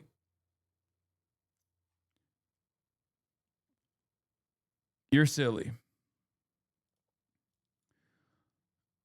I don't agree with bombing or seizing of oil or taking control of them. The one thing I agree with is that Maduro needed to be removed. He stole an election he lawfully lost and put his people through hell. I know Trump most likely didn't do this for moral reasons, but it's still the one positive of this whole ordeal. Yes, dude, we're actually kidnapping people that we're suspecting of having sham elections. Any day now, Recep Tayyip Erdogan is going to get arrested and apprehended. I don't know if you know this, but America is aligned with basically every dictatorship. And ironically enough, America has actually installed dictatorships in Latin America, not so far away from Venezuela. Okay? Nobody gives a fuck about whether or not, this does not play a role in the calculus. Okay? It's not a part of the calculation at all. I don't know if the elections were valid or not. Who gives a shit? What are you talking about? That's not the reason why they're doing this. You already recognize that it's directly a consequence of extracting oil. Imagine thinking Iraq was a positive because a bad guy left power. Wake up, dumb fuck chatter. Exactly. Yeah. Oh, I don't like Gaddafi. I'm glad that, this happened. Okay, look at Libya now. Oh, I don't like Saddam Hussein. Are you defending Saddam Hussein? Look at what happened. Look at what happened in Iraq. It's crazy. Trump was repeatedly lying here, probably for psychological effect. The Russia story was fake too. VP Rodriguez is speaking now, and she keeps referring to Maduro as the president. She's demanding the immediate release of Maduro and Cilia Flores. Rodriguez mentions that Maduro left instructions that if anything happened to him, the people should take to the streets, and all the popular power should be activated in their places to defend the national independence and sovereignty, which was savagely attacked today. Yeah, the VP situation is confusing to me. I don't really understand it. General Kane is talking about how amazing the operation was. I'm mostly tuning it out because he does mention that he used over 150 aircraft for the kidnapping operation. Kane, there were multiple self-defense engagements during the withdrawal from Caracas. Incredible way of rephrasing this attack on a sovereign country. Yeah, they put themselves...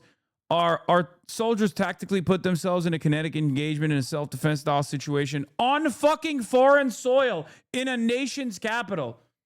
Self-defense? The fuck do you mean self-defense? You kidnapped the leader of a foreign nation. What are you talking about? Self-fucking defense.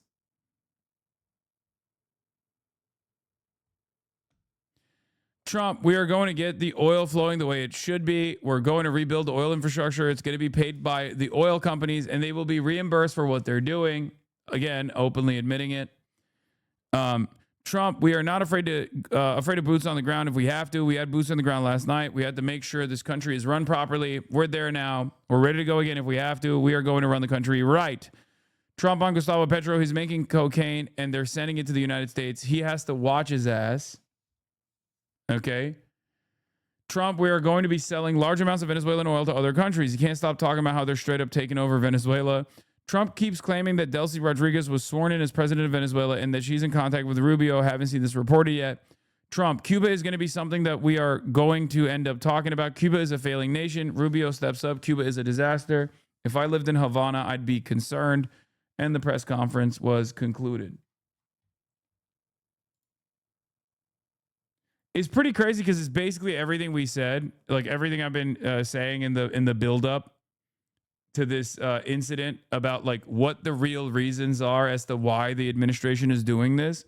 It's kind of an interesting predicament because back in the day, I had to duke it out with liberals a lot when I would be like, Venezuela is not about democracy. Venezuela, if I were to say like 5 years ago, 6 years ago, this kind of situation is not about democracy. It's about, stealing the resources, specifically oil, but gold as well. And like all this shit, liberals would argue seriously about how like, no, you're wrong. It's not about that. It's actually about democracy, all this stuff. And what's crazy is when you nowadays it's just the Trump administration is openly stating it, openly saying like, nope, we're doing it specifically for oil. They're just giving the game away. We're doing regime change for oil. We're doing regime change for oil. They say it over and over again. And yet seemingly there are still pliant people or people that are manipulating themselves, I guess, that want to believe in an alternative goal here, an alternative ambition here, that still make it seem as though there is a separate reason for why this is happening. And that reason, as a matter of fact, is not oil, it's just democracy.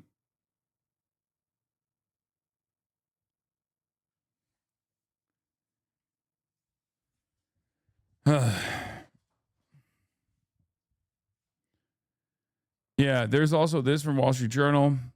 Wall Street is already at the ready post Nicolas Maduro captured by the U.S. forces. About 20 business leaders. What did he know? Posted before the strikes? Okay. As a Venezuelan American, I got some shit to say. My family, my parents, my sister, my extended family, all lost everything. Their work, their savings, their investments, gone. Wiped out by a narco dictatorship that has held Venezuela. Dude, what are you saying, dude? What the fuck are you showing me? God damn it. Oh my God.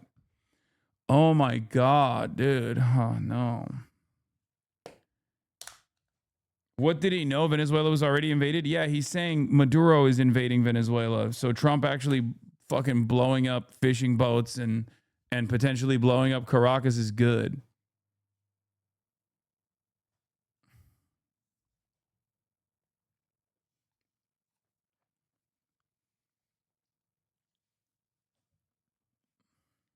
Anyway, about 20 business leaders, including those from some of the top hedge funds and asset managers, are preparing to go on a March trip to Venezuela to look at investment opportunities there, including energy and infrastructure. Awesome.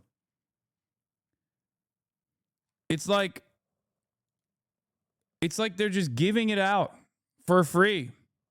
It's such a strange world to live in, where for years and years, people like myself, anti-imperialists with my worldview, with my position, had to go through this weird song and dance where we had to like literally explain to people like, guys, they're lying to you when they try to create a just cause for why they're doing this sort of engagement. They're lying to you. The real goal is plunder. The real goal is plunder. Okay?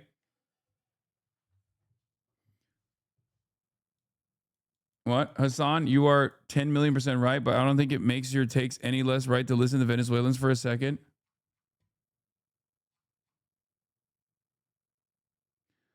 I am talking not about the best interest of Venezuelans. I'm talking about American intervention, okay? If you want to have a conversation about that, you can go somewhere else. I'm an American citizen. It's my tax dollars. I'm selfish. I'm an American fucking patriot. How about that for standpoint theory? Okay? Ain't nobody gives a fuck about the Venezuelans. This is my point. Donald Trump is not sitting around talking about how he's liberating Venezuelans. He's literally saying he's liberating the fucking wallets, the government of Venezuela's coffers from the burden of having to do the resource extraction and actually sell it on their own. Shut the fuck up.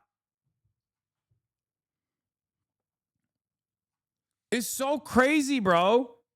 You got motherfuckers doing propaganda for the administration when the administration is not doing the propaganda.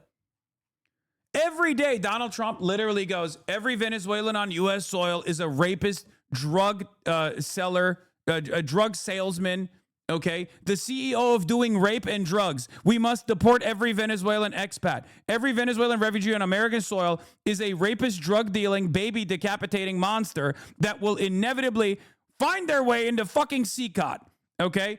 He goes on Fox, and that's what he says on the phone every fucking morning. And then he turns around and says, also, I am going to rape the land of Venezuela. I'm going to pillage it. I'm going to rape and pillage. I'm going to rape and pillage. I love the oil. I want to shove the oil up my ass. I can't live without the fucking heavy crude of Venezuela. It's beautiful oil, and it's mine now.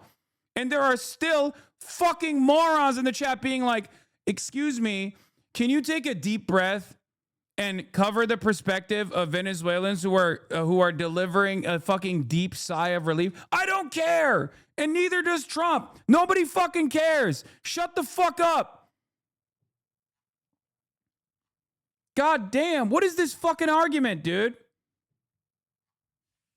It's so stupid. It's the same shit with Iraq. It's the same shit with Libya. It's the same shit with Syria. It's the same shit over and over again. This time it'll be different. Why don't you listen to the people that are saying they're doing a deep sigh of relief? Why don't you listen to the people that actually love what Donald Trump did? I'm sorry. I don't give a fuck, okay? I don't care. I don't care what your perspective is. If you're going to tell me that, like, this time the narcissistic pedophile that is trying to extract as many super profits for his pedophilic elite is actually doing a good thing in this circumstance, even though all the previous narcissistic pedophiles that were doing the exact same shit were actually doing it in the wrong way, but this time it's actually good. I'm sorry. I'm going to treat you like the fucking moron that you actually are. Okay? Sucks to suck. What the fuck are we doing? What are we doing? What are we doing? And I know there's going to be hella fucking clips off of this. Oh my God, there's going to be so many motherfuckers who are like, excuse me, I know that America obviously wants to destabilize an entire region as it has done historically under the Monroe Doctrine that they're relitigating at this very moment. But have you considered what my personal perspective is? I didn't like Maduro, and it's actually awesome that it will be an American puppet, okay? It'll be awesome that it's an American puppet that actually leads the country inevitably that will rape and pillage the land. It's going to be good. Meanwhile, Trump is not even fucking saying that. That's the funniest part. Trump is not even, he literally just keeps saying, I'm doing this for oil. I'm doing this for plunder. I'm doing this for plunder and oil. I'm doing this for oil and nothing but oil, oil, oil, oil, oil, oil. And still there's motherfuckers in the chat being like, well, hold on. The question I have is this.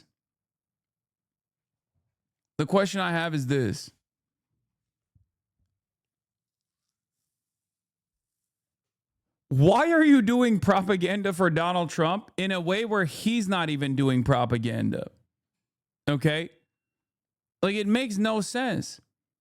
You're arguing a position that the Trump administration is not even taking. Like, they dropped it. They didn't even felt the need to even say those words, and you're still like, nope. As everyone knows, the oil business in Venezuela has been a bust, a total bust, for a long period of time. They were pumping almost nothing by comparison to what they could have been pumping and what could have taken place. We're going to have our very large United States oil companies, the biggest anywhere in the world, go in, spend billions of dollars, fix the badly broken infrastructure.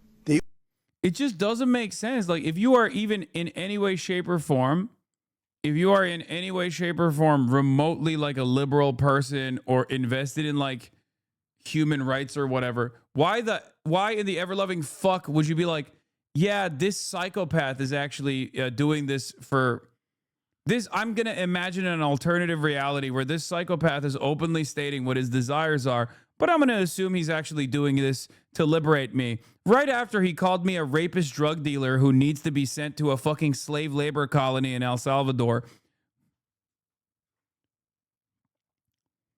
Like, at that point, if you still can't understand that this isn't for you, okay, then I guess, have fun in CCOT, all right? Like, what do you want me to say? I'll still fight to make sure you don't go there. I'll be on the streets. But good luck, I guess. It's so wild. It's such a wild situation. Oil infrastructure and start making money for the country. And we're yeah, as always, a liberal is someone who opposes every war except the current one and supports all civil rights movements except the one that's going on right now. Please read my question. No. Very foolish thing if it didn't work out, but I said, nope, we can't do it. What he did was... It still benefits them? Are they supposed to be sad? No, you're right. No, it's going to be so beneficial. Dude, it's a higher level. It's a higher level of copium than even like the dumb American hogs that think this is good for them. Okay? Because if we're doing Cope Olympics here, right? On the one hand, you have the right-wing hogs, right? The MAGA hogs that are like, America first, America first, America first. And they're coping thinking like, oh, well, Donald Trump's a peace president. He's doing peace through strength. And it's actually good for me that he's kidnapped Maduro, right? And he's like stealing Venezuelan resources. The reason why they think that is because they're weak. They know that nothing is good, but at least America can still project power. It's like team sports for them, right? But if you're Venezuelan on top of that, you're even doubly fucked because there isn't even anything you can point to. There isn't even anything you can point to here that is remotely salvageable. You don't get state repression from Maduro, but instead you get state repression from whoever comes next, okay? And on top of that, the resources are no longer being, the resources are no longer funding government programs, but instead you have that wonderful foreign capital control instead, where you have no autonomy whatsoever. It's ridiculous. Drugs all the while, international law is completely done. It's over. I mean, it's been over, but yeah, they will welcome us as liberators. Look, the armed people come out in defense of the government of the President Nicolas Maduro, kidnapped in the early morning by the current government of the United States. I mean, there's gonna be fucking pro-Maduro people that show up. There's gonna be anti-Maduro people that are celebrating. It's a fucking massive country. Maduro is not exactly super popular. Okay. And of course, as is the case, there's always going to be a diversity of opinion. People who want to defend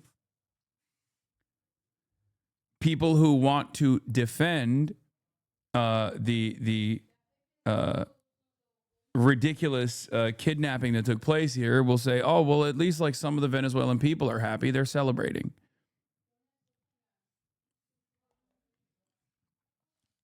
And the people that want to defend Maduro or are against the intervention will say, no, people are actually very upset. It's just not good for anybody, is my point. It's not good for the Venezuelans. It will never be good for the Venezuelans. It's not good for the Americans, the American population. It's good for ExxonMobil. It's good for Chevron. It's good for Halliburton. It's good for Shell. It's good for British Petroleum. It's just not good for you. It's good for Lockheed Martin, right? But you won't see any of that. You won't see any of that. You won't see any of the profits. You won't see a return on that. And you really didn't have a say in it anyway. That's the other thing. It's not like you had a say in this, right? Did you? I didn't. All polls showed 70% of Americans actually did not want intervention in Venezuela. 70% of Americans. Now, those numbers will change now that the intervention took place. You're wrong. Okay. I guess I'm wrong then. What he did with a lot of other things is bad, but what he did was sending hundreds of thousands of Tren de Aragua and drug dealers, and they emptied out their jails into our country. They emptied out, if you think about it, they emptied out all of their mental institutions. There would be people defending it if a foreign nation came and removed Trump. It doesn't mean it's good for it to happen that way. Okay. You think if Russia did that, people would be celebrating it? You think if China did that, people would be celebrating it? Yeah, liberals hate Donald Trump, but liberals also hate China. You think, like, what are we talking about? That's not how anything works. I mean, this is a idiotic hypothetical anyway. America is the world's greatest superpower.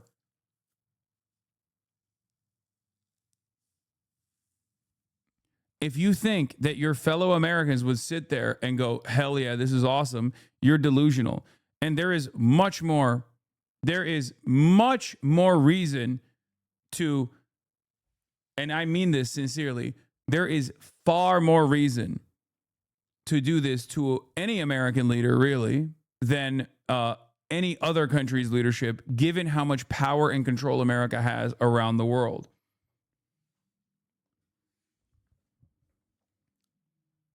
Into our country.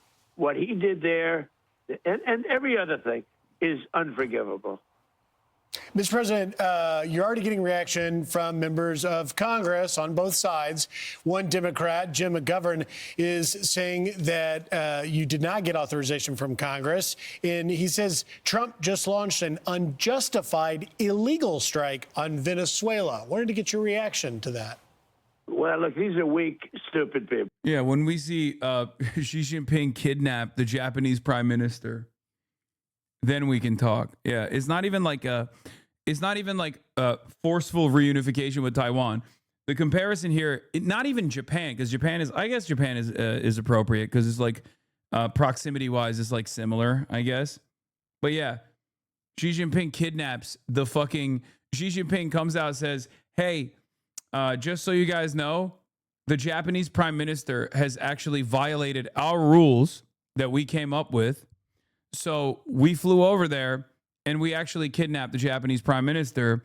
And now we're going to hold him accountable in China." How do you think the world would approach that? How do you think that would look? Yeah, it's good for the Japanese, by the way. The Japanese will welcome us as liberators.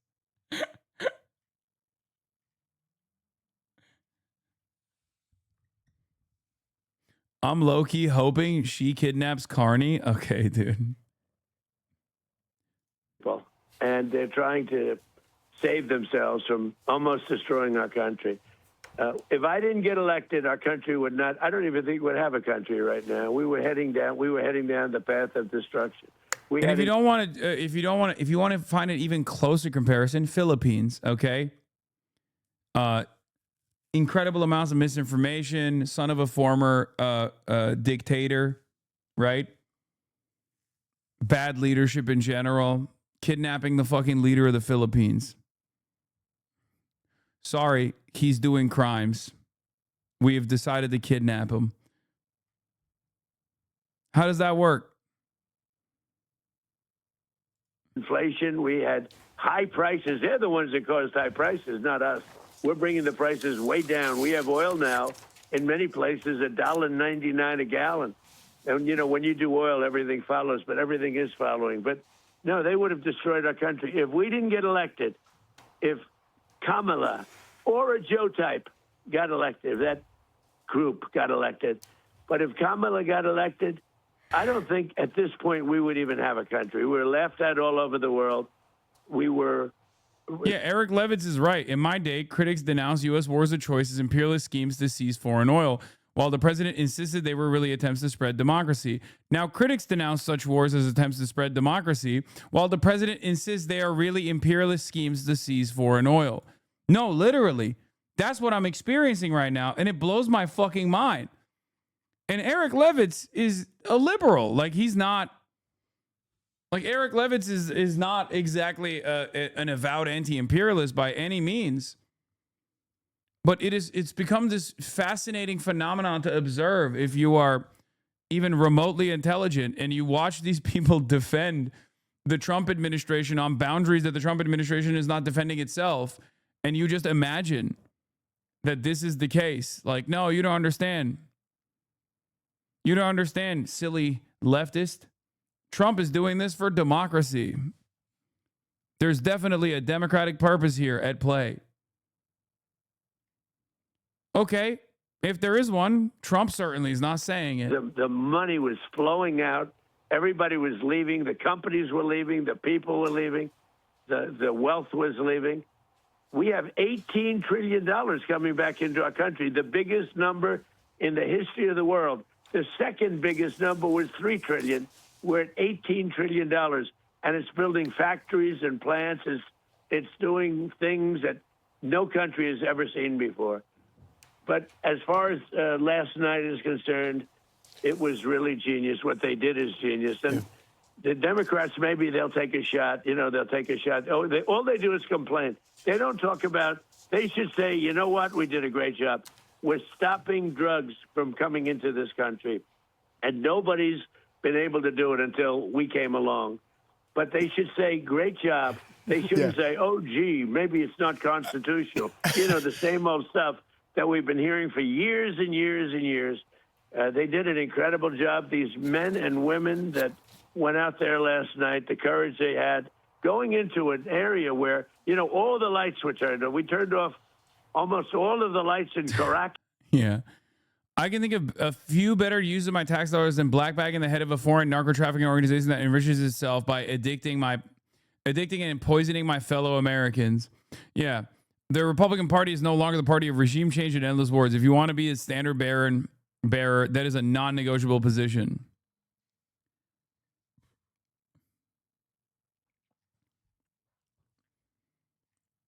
Okay. You know what's not a fucking endless war? Nuking every country on the planet that doesn't submit to American wishes.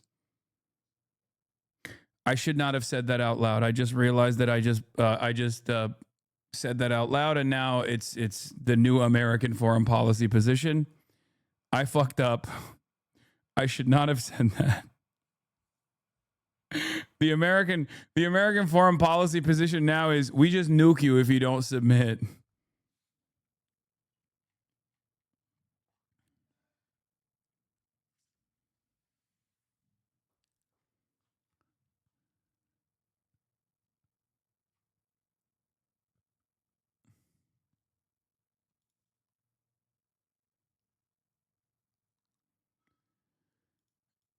Isn't this a good thing for us? I like the sound of no more drugs.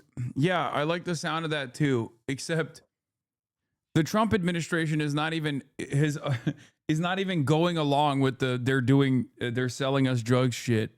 Ironically enough. Okay, that was already bullshit. That was bullshit. There was no, Venezuela is not a narco trafficking hub. That's not it.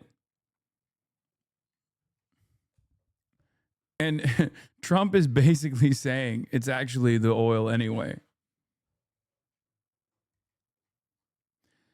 Chuck Schumer finally gets around to commenting on Venezuela, saying the administration has assured me 3 separate times that it was not pursuing regime change or taking military action in Venezuela. Oh no. Oh no. No, not Chuck. You fell for it again? Oh, come on. And for the record, if you believe that Chuck is being sincere here when he says, "Oh shucks, I got duped again," you are the bigger dupe. Okay?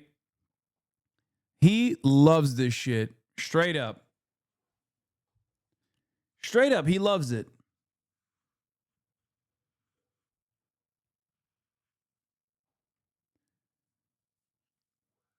Today, Senate Democratic leader Chuck Schumer released the following statement after President Trump launched military action against Venezuela without congressional authorization in his announcement that he plans for the U.S. to run Venezuela.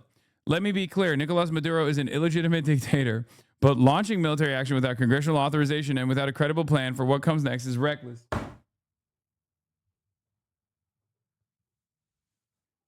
He's like, bro, why won't you let me in on it? I want a peace. He's like, come on. I just wanted a piece of the action, and you wouldn't even let me in on it. The administration has assured me 3 separate times that it was not pursuing regime change or taking military action in Venezuela. Clearly, they are not being straight with Americans. He's mad that he couldn't put a Calci bed in. He's like, why won't the administration tell me ahead of time that they're going to do this stuff? I was going to put a poly market bet in, and it's really fucked up that you didn't do that.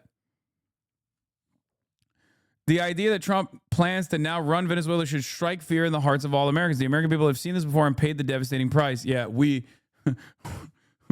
were the ones who suffered from our endless occupation of Iraq.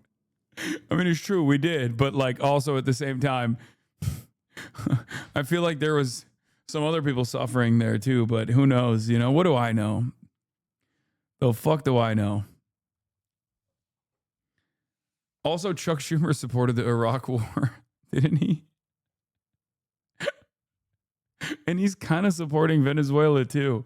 So what are we talking about? Hey, last time I supported this exact same thing that's going on, but in the Middle East, that was really bad. And this time, it's also not very good.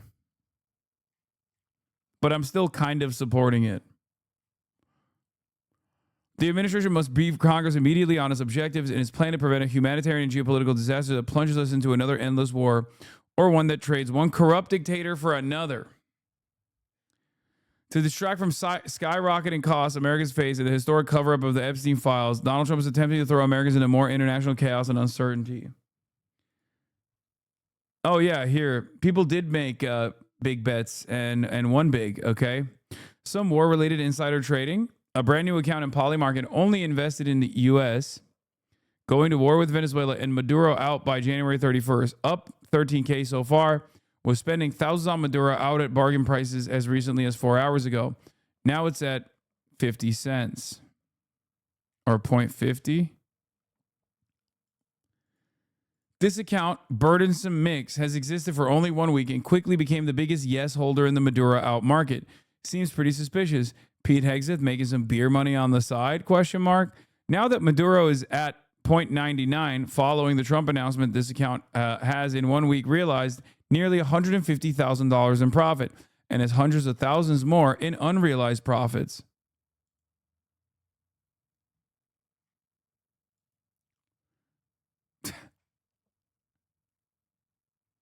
Great.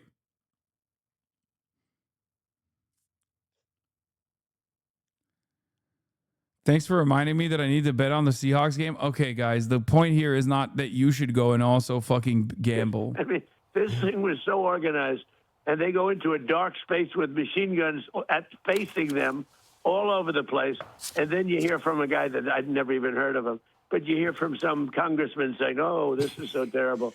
We're saving lives. And by the way, the boats, every boat, because that's sort of related to this, every boat that we hit saves 25,000 lives.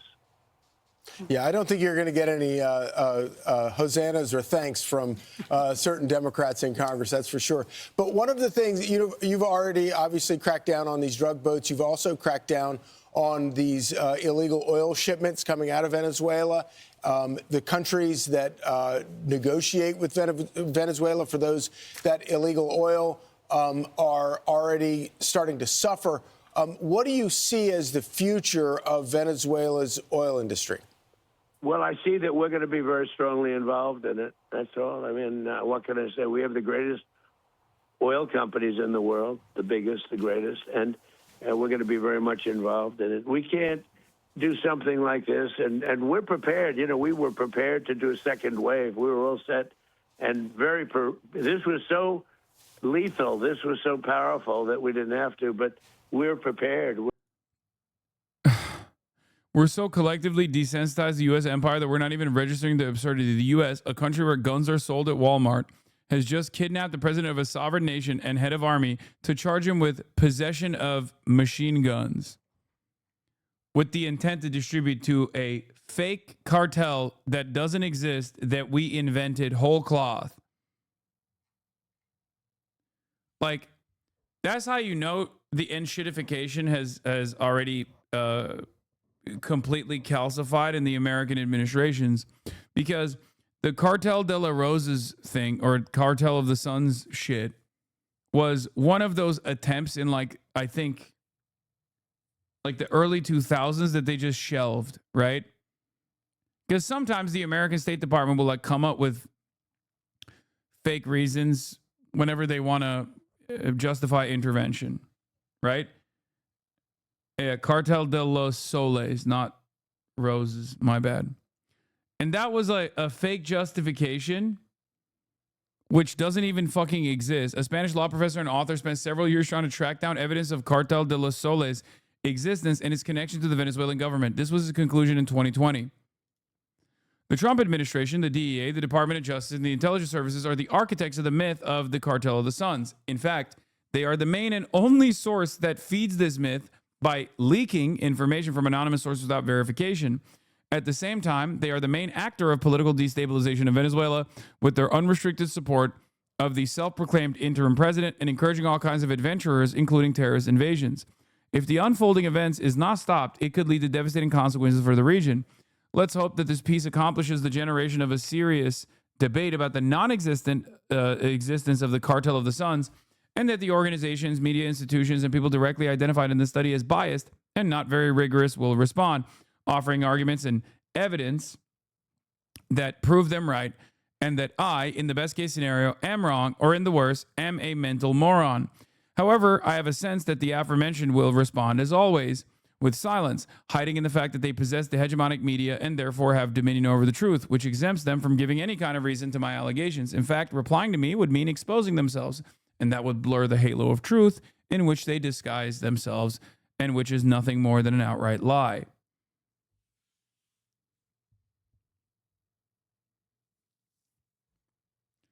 This is the American version of, or the previous relitigation of the WMDs, but not even like as, like, they didn't even go as hard defending this bullshit this time around. Yeah, now is a good time to remember that the Cartel de los Soles doesn't exist, and it isn't even being determined by the U.S. government's own assessment, that Maduro has nothing to do with Trendaragua. The charges are bullshit, and that's why they had to add machine gun conspiracy charges.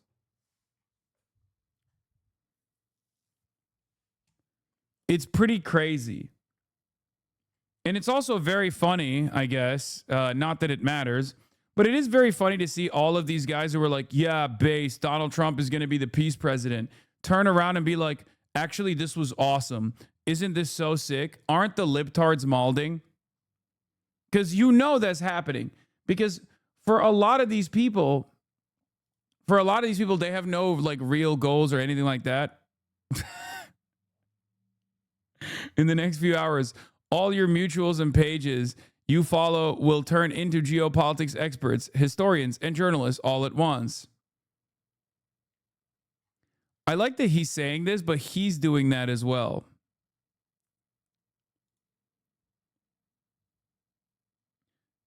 Glenn tweet, I'm sure you know which. One reason all leaders love wars. Yeah, this guy fucking sucks. But, nailing Glenn on this is perfectly valid. One reason all leaders love war so much is that it unites the population behind them. From Dem Party, from AOC to Manchin, fully supports Biden's war policy, also does the pro-war GOP wing of Marco Rubio and Lindsey Graham. The only candidates opposed are Trump, RFK, and Vivek.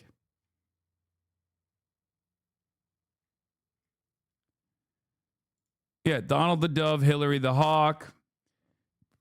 That was in 2016. That's what's so stupid about this entire process is that, like, none of this shit matters. Like, so many right-wingers, were like, oh, I love that Donald Trump is a peaceful dove. He's no new wars. He's awesome. He's the peace president. He's awesome. He's the peace president. Only to now turn around and be like, actually, it turns out war is awesome.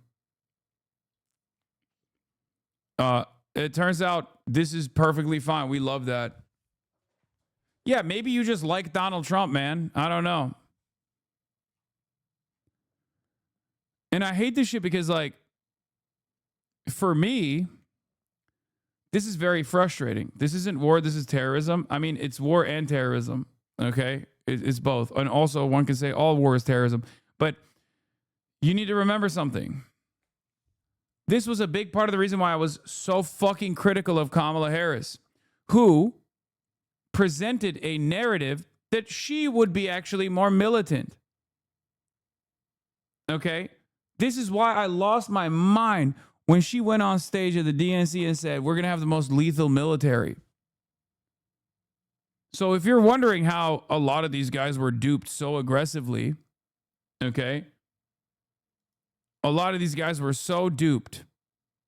How could they have been so duped? Well, you played a role in it. The Democrats played a role in it.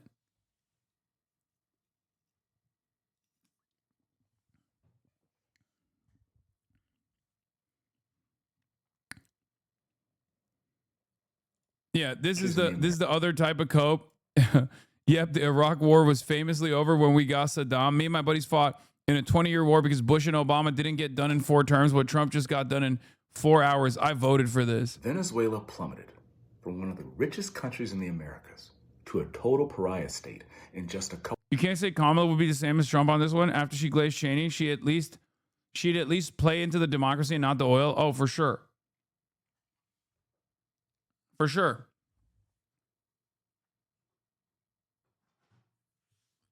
The propaganda would be better. For sure. If liberals were responsible for this, they would be really hitting the lines like girl boss Maria Machado wants to liberate Venezuela. They'd be propping up every Venezuelan expat, every Venezuelan living on U.S. soil, celebrating, Maduro getting arrested, all this shit,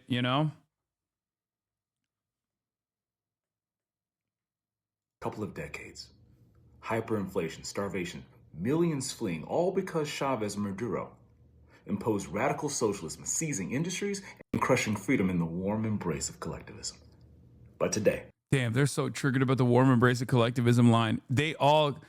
Oh my God, they keep referencing the Zoran warm embrace of collectivism line over and over again. Dude, you can't be this much of a fucking anti-communist, brother. I don't understand. Like, who is this for? The USSR is dissolved. Like, it's 2026. Capitalism is fucking you, and you're recognizing it to a certain degree, and yet you still are like, what's the problem, though? Imagine if this was communism. Like, what is happening? January 3rd, 2026, justice has finally come. President Trump ordered a precise professional operation. Nicolas Maduro and his wife were arrested by U.S. personnel and are now headed to America to stand trial on serious charges, narco-terrorism, flooding our streets with deadly drugs, and more. No endless war. No unnecessary American bloodshed. A clean arrest of an indicted dictator. Trump could have killed this man in his sleep, but instead, he's giving Maduro a fair trial, something Maduro never granted his opponents who were jailed, tortured, or killed. Okay. Let's keep it real. I think it's one of the most consistent L's for Venezuela that they didn't do that, actually. Look, listen. Repression of protesters, absolutely. A lot of that took place, especially under Maduro. But if we're being fucking real, even under Chavez and even under Maduro as well, they did not properly take care of political dissidents. Okay? That's it. You had to have seized the entirety of the Chamber of Commerce, the first coup. After the first coup was implemented, you should have taken over every single asset that the Chamber of Commerce in Venezuela owned and put it under the control, the stewardship of the state. And you had to have arrested every single collaborator with the CIA. Major L. Major L for Venezuela. Kept consistently suffering from the repercussions. 13.3 says, for rulers are not a terror to good conduct, but to bad. And before people get mad about this shit, before people get mad about what I'm saying here, if you think that there was a serious plot, a real coup that took place in the United States of America, led by an active foreign nation, a foreign adversary, not like the Russiagate shit, I'm talking straight up. Actually, you know what? Russiagate is a good analog here. Look at what happened when Russia kind of put their finger on the scales a little bit in terms of pumping up a fucking leader. And then the opposition party didn't even fucking prosecute or arrest the people that ended up doing January 6th. Okay? The actual leaders, not the random people that were doing the January 6th shit. Okay? But the actual leaders. The actual politicians that played a role in January 6th. That's what happens. That's what fucking happens when you don't prosecute people, when you don't punish people for fucking around. We have it. His name is Donald Trump. He's the president right now. Hasan wants to be a communist so bad, but would never sacrifice his earnings to get it. He will just keep preaching it and doing nothing and taking donations while being a millionaire. Yeah, except the real counter argument that you're supposed to present here is that communism is when one guy has all the power and all the money and everyone else is suffering. And that's precisely what I'm doing right now, right? Like I'm the communist dictator already. That's a much better way to if you're going to make a stupid counter argument, you might as well go full stupid. You don't have to go half measure stupid.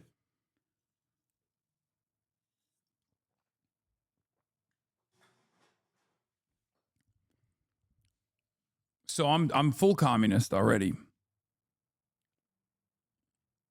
Are you seeing Mr. Base takes on the strike? No, I don't know what that is. Who's Mr. Base? For far too long, Nicolas Maduro was a terror to good conduct, destroying lives in Venezuela and helping kill hundreds of thousands of Americans through the fentanyl and drugs his regime enabled. Today, a righteous authority stepped in and removed that evil without starting another war. And just as Proverbs... Donald Trump literally is like, we did it for oil, and also it is a war. This guy's like, no, listen. This is righteous authority. This is righteous indignation. This is Donald Trump not doing a war, but instead, like, what authority, brother? What do you mean? You can't just like decide someone is a fucking criminal and violate all norms and all international law. Like, what the fuck? 29:2 declares, when the righteous thrive, the people rejoice. When the wicked rule, the people groan. The Venezuelan people groaned for years under wicked rule. Now, go check social media.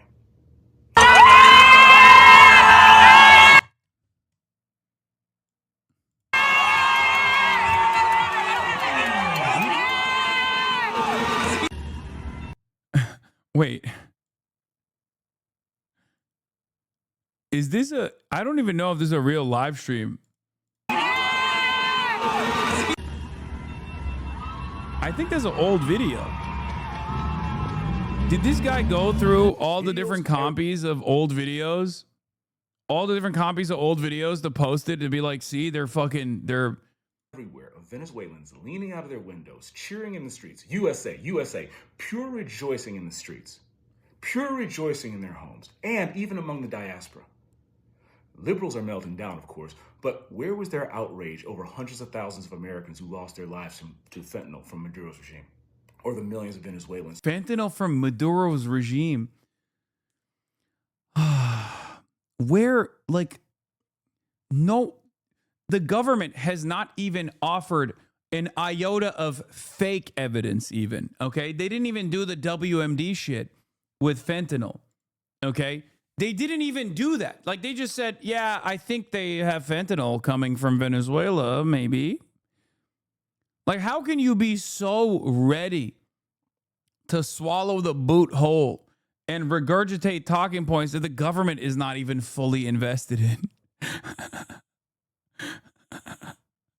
I meant, did you see Asman's take on this? Oh, Asman is Mr. Based. No, I didn't. But let me guess. Yeah, we're back, boys. America is back. Yeah, peace through strength. Yeah. I mean, Asmongold's take is basically this exact same take, I suspect, as is the take from every single fucking right winger, with a couple base in there for, for extra seasoning. He can't stop talking about Asman. Did you not see? I have not brought Asmongold up one time. That chatter said, have you seen Mr. Base takes? I said, who's Mr. Base? He said, Asmongold. And I replied to him, calm down, okay? You were here. You were here. You saw this take place. You saw this back and forth happen in real time. I finally baited you. You did. Take an hour off.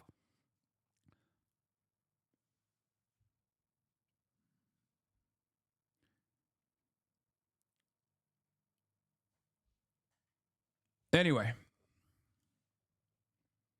Add it to the comp. Yeah, add it to the comp. By the way, yes, this guy showed an old clip.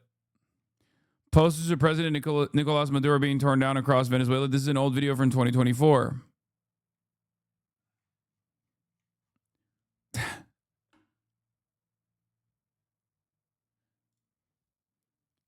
Every right winger in this situation cannot just like rest on the laurels of this action. So they have to actually imagine or invent a liberal that's being owned. Imagine an oppositional figure that's being owned. Okay? That's it. Because they can't just like, because deep down inside, I think they also understand that this is not really going to make their lives better. It's the same reason why when asked, a lot of Trump supporters will openly admit, like, yeah, things are not too great about the economy right now, but they're going to get better, right? And that's basically an admission that things are not great right now, okay? You're just admitting it. And I think many people also recognize that. Many right-wingers also recognize that. So they have to just, like, hold on to anything they can to feel better about themselves. Oh, I've imagined that we've like dominated an enemy. Why do I think this guy's an enemy of mine? I don't know, because someone told me so, right?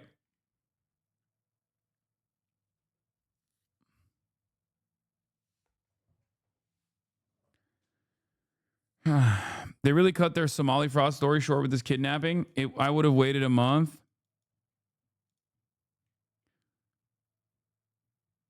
This is such a clown take. A successful regime change in Venezuela would be amazing for both countries. This is such a clown take. A successful regime change in Iraq would be great for both countries. This is such a clown take. A successful regime change in Libya would be great for both countries. This is such a clown take. Successful regime change in Syria would be great for both countries. This is such a clown take. Successful regime change would be great for both countries in Chile. This is such a... I love that the comparison is Panama. Japan...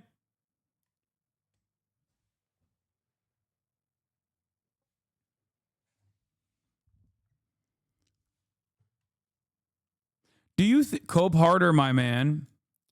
This is such a clown take. Successful regime change would be great for both countries in Vietnam. This is such a clown take. Successful change would be great for both countries in Afghanistan. This is such a clown take. Hey, notice how I have a million examples and you said Japan?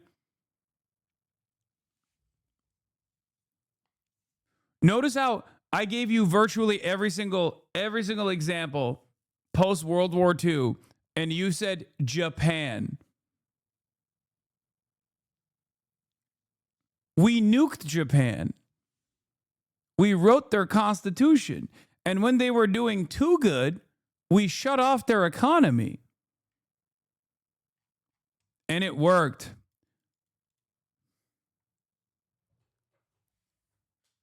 Yes, he used the suicide country that's killing itself with its anti-immigrant policies currently as the example of a country that's doing all right. Also, Japan's leaders stayed the same, like literally the same people. Also, yeah, we didn't even do much change. Also, Panama, the only one that you could point to, okay, the only one that you can point to as a comparison that is like, I guess, successful, was literally a CIA asset to begin with. So that's it. The only example that you can use is again, not exactly great, but was already a fucking CIA asset. So no. I don't think there are many good examples. I know he's a lib, but I can tell the chat is a lot younger on average because people in here just aren't aware of the historical events of the last few decades. The Franco chat has people who actually remember Iraq, whereas this chat is unaware there's been a precedent set for this sort of nonsense. No, I think it's because we have a lot of hogs. None of your takes matter because the Venezuelan people have spoken.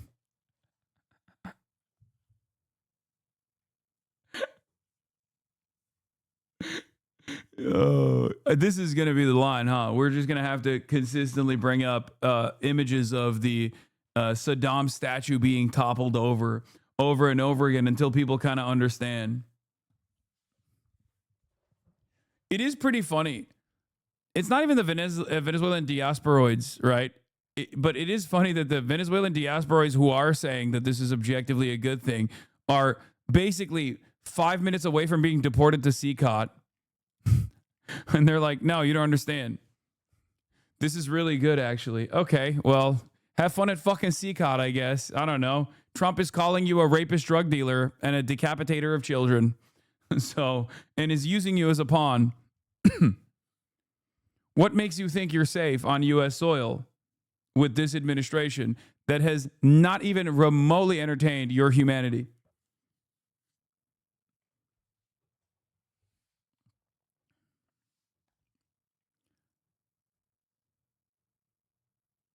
We're out there with an armada like nobody's ever seen before, and we're prepared, and frankly, probably thought we were going to have to do it, but we were prepared for a second wave going in. Mr. President, sorry, Nicole, can I just follow up on one thing, and that was when part of Vice President Vance's tweet about an hour ago said that you offered several off-ramps to Maduro that he didn't take. What did those off-ramps look like? Political citing sources. Trump administration recently contacted American oil companies that the Venezuelan regime seized their assets decades ago, and they ask oil companies to invest heavily in Venezuela if they want compensation for their seized assets.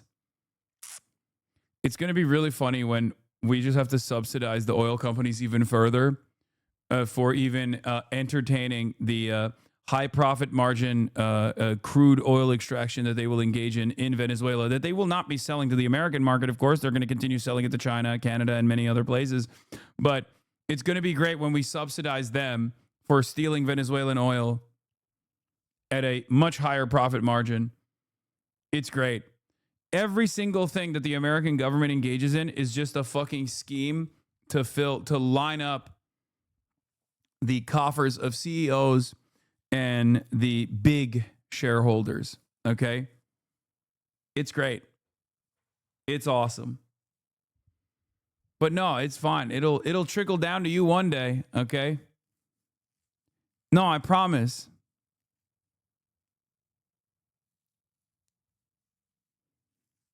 Like. Well, basically, I said. So that's leverage against China. Then the world runs on oil. Come on, don't do this anarchist oil bad grift. Wait, what? Yeah, it is leverage against China. I know that. I recognize that. Okay, and Trump will continuously sell. Trump will continue to sell oil at bargain bin prices to China as the good lapdog that he is. What an interesting analysis that I don't even disagree with. I'm asking you, dumb fuck, how does this help you? Okay? America posturing aggressively against the largest manufacturing hub on the planet. How does that help you? Explain to me how, right now, that is going to immediately improve your material conditions. Right now. Consistently saber rattling against our largest trade partner. How does this benefit you, chatter? Please enlighten us.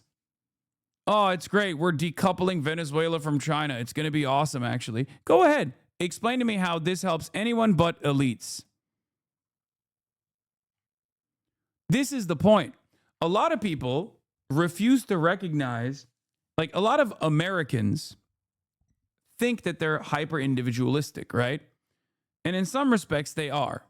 But what they don't realize is they've been duped so aggressively by propaganda that they don't even realize that this shit doesn't even benefit them. Like half the time when the American government is engaging in this kind of action, it doesn't even help them at all. It tells China that they have to respect U.S. interest, trickle down isn't real, but industrial benefits helps everyone.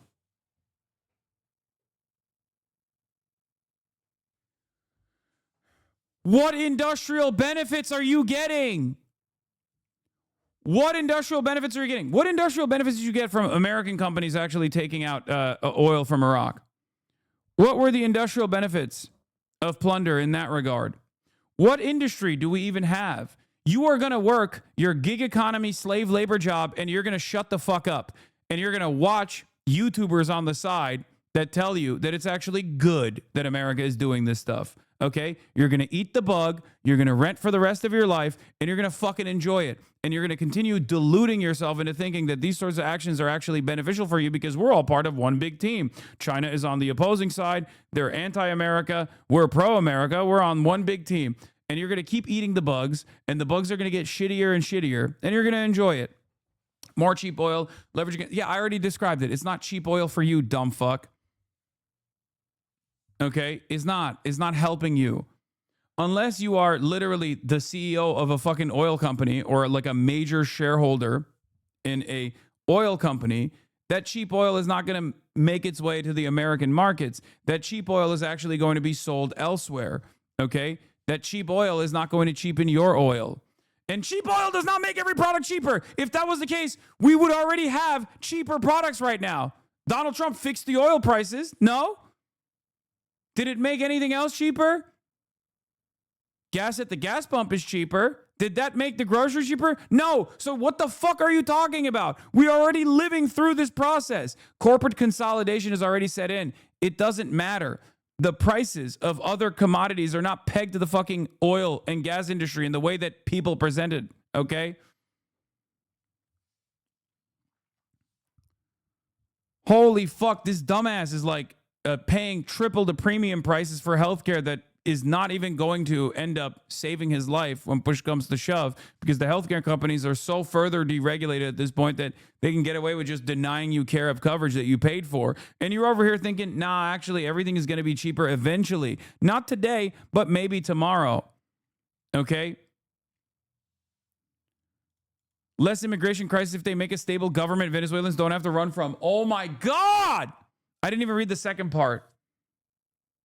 More cheap oil, leverage against China for better deals for companies based there. Fucking, I don't even know what you mean by this. Okay? Better. No. Chatter. The NatSec argument is totally separate from this, okay? You are inventing stuff because I put you on the spot. This is not the correct argument. The real argument is this. America needs to be the hegemonic superpower in order to continue dominating the planet. And China is making significant gains in its One Belt, One Road initiative. And China is actually gaining a serious foothold. China also controls the extraction, basically, the damn near entirety of the extraction. And certainly the more expensive and more difficult part of the process, refinement of rare earth minerals. Rare earth minerals are necessary for all commodity production, specifically in national defense. Okay? So any kind of leverage point against China that shuts off their access to energy or cheap, affordable energy before they are able to permanently move into the renewable space is a good thing. So that if they ever actually turn around and try to hit the nuclear option and say, oh, if you want rare metals, you can't actually receive those rare metals because we just stopped you from receiving said rare metals, we can turn around and say, okay, well, you don't get oil then, or you get oil at a much higher price point. That is the actual NatSec argument. You fucking moron. You don't even know the actual appropriate arguments to make. You're just fucking fantasizing about dumb shit because you got put on the spot and you went, oh, the leverage against China for better deals for companies based there. What the fuck does that even mean? All the companies that are based in fucking China are already half owned by the goddamn government, with the exception of Tesla. What are you talking about? What do you want me to do? Do you want me to make the argument for you so I can fucking steel man it first and then destroy it? What the fuck is this?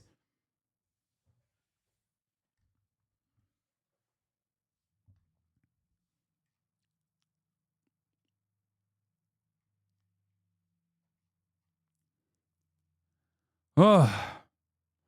It's also not cheap oil. It's on. Venezuela has heavy crude. I know. It's expensive to refine. There's no infrastructure in Venezuela to extract this oil, so it'd be expensive to set up. No, but we have refineries in the United States of America, in the West Coast. We have the refineries to extract and also refine the heavy crude that comes out of Venezuela. Okay? Well, thank you for a better argument. Yes, I'm on the spot. Okay, but you don't understand. If you're on the spot and you just made up a stupid fucking argument that doesn't even make any sense, then one must ask the question, what is the motivating principle? Why am I so readily available to defend America when it actually doesn't even defend my best interest? Because my goal here is to explain to you that the American NatSec argument, or any number of different arguments that they fucking present, is actually stupid. It actually doesn't benefit you at all. And it's all a game of resource extraction so that the super wealthy can continue fucking driving up imperial super profits.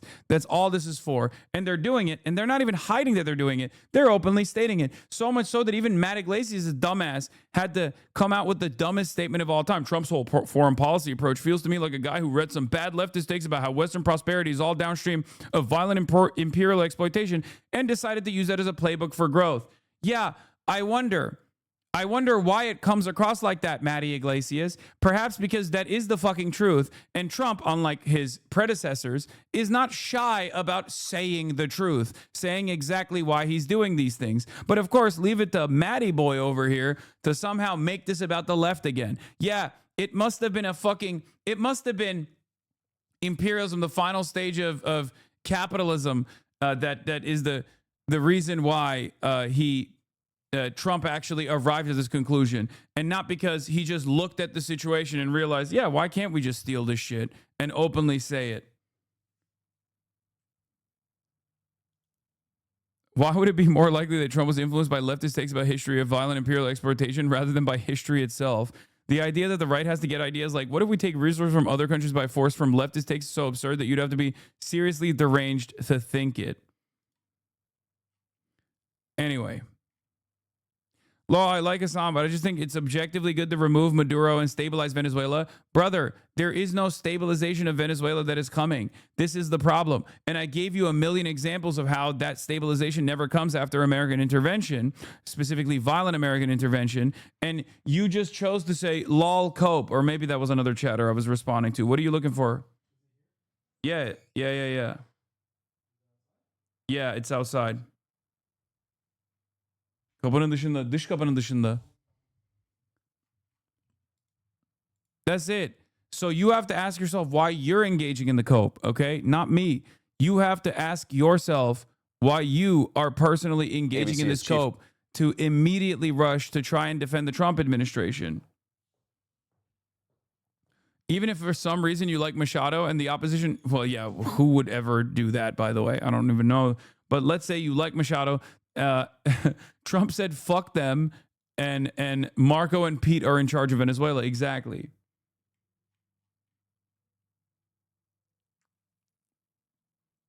Does no one care about international law? No. No one cares.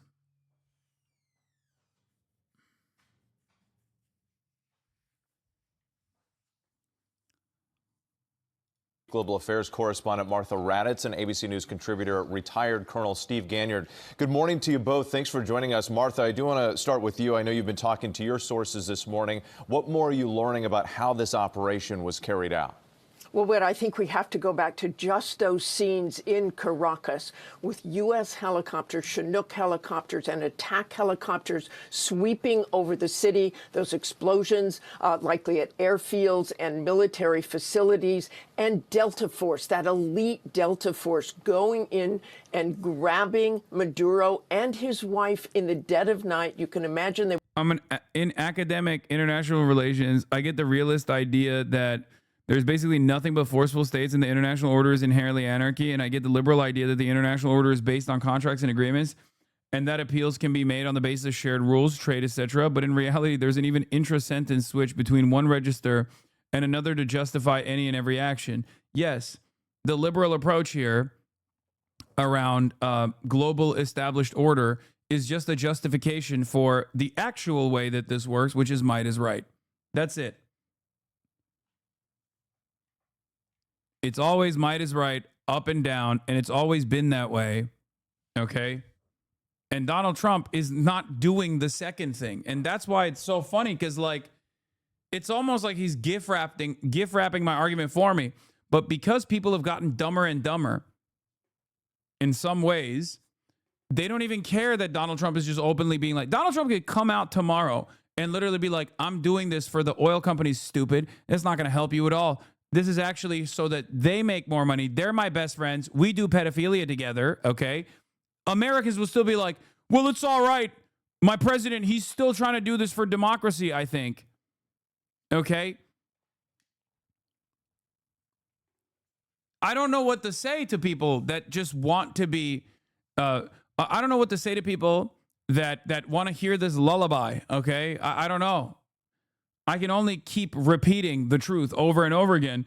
And Trump, in many ways, does make this a lot easier for me because he says it out loud. And if you still can't fucking shake yourself from the stupor and you still find yourself desperately grasping on to ridiculous notions such as establishing democracy in Venezuela at a time when Trump is not even invested in establishing democracy in the United States of America, okay, then good luck, I guess.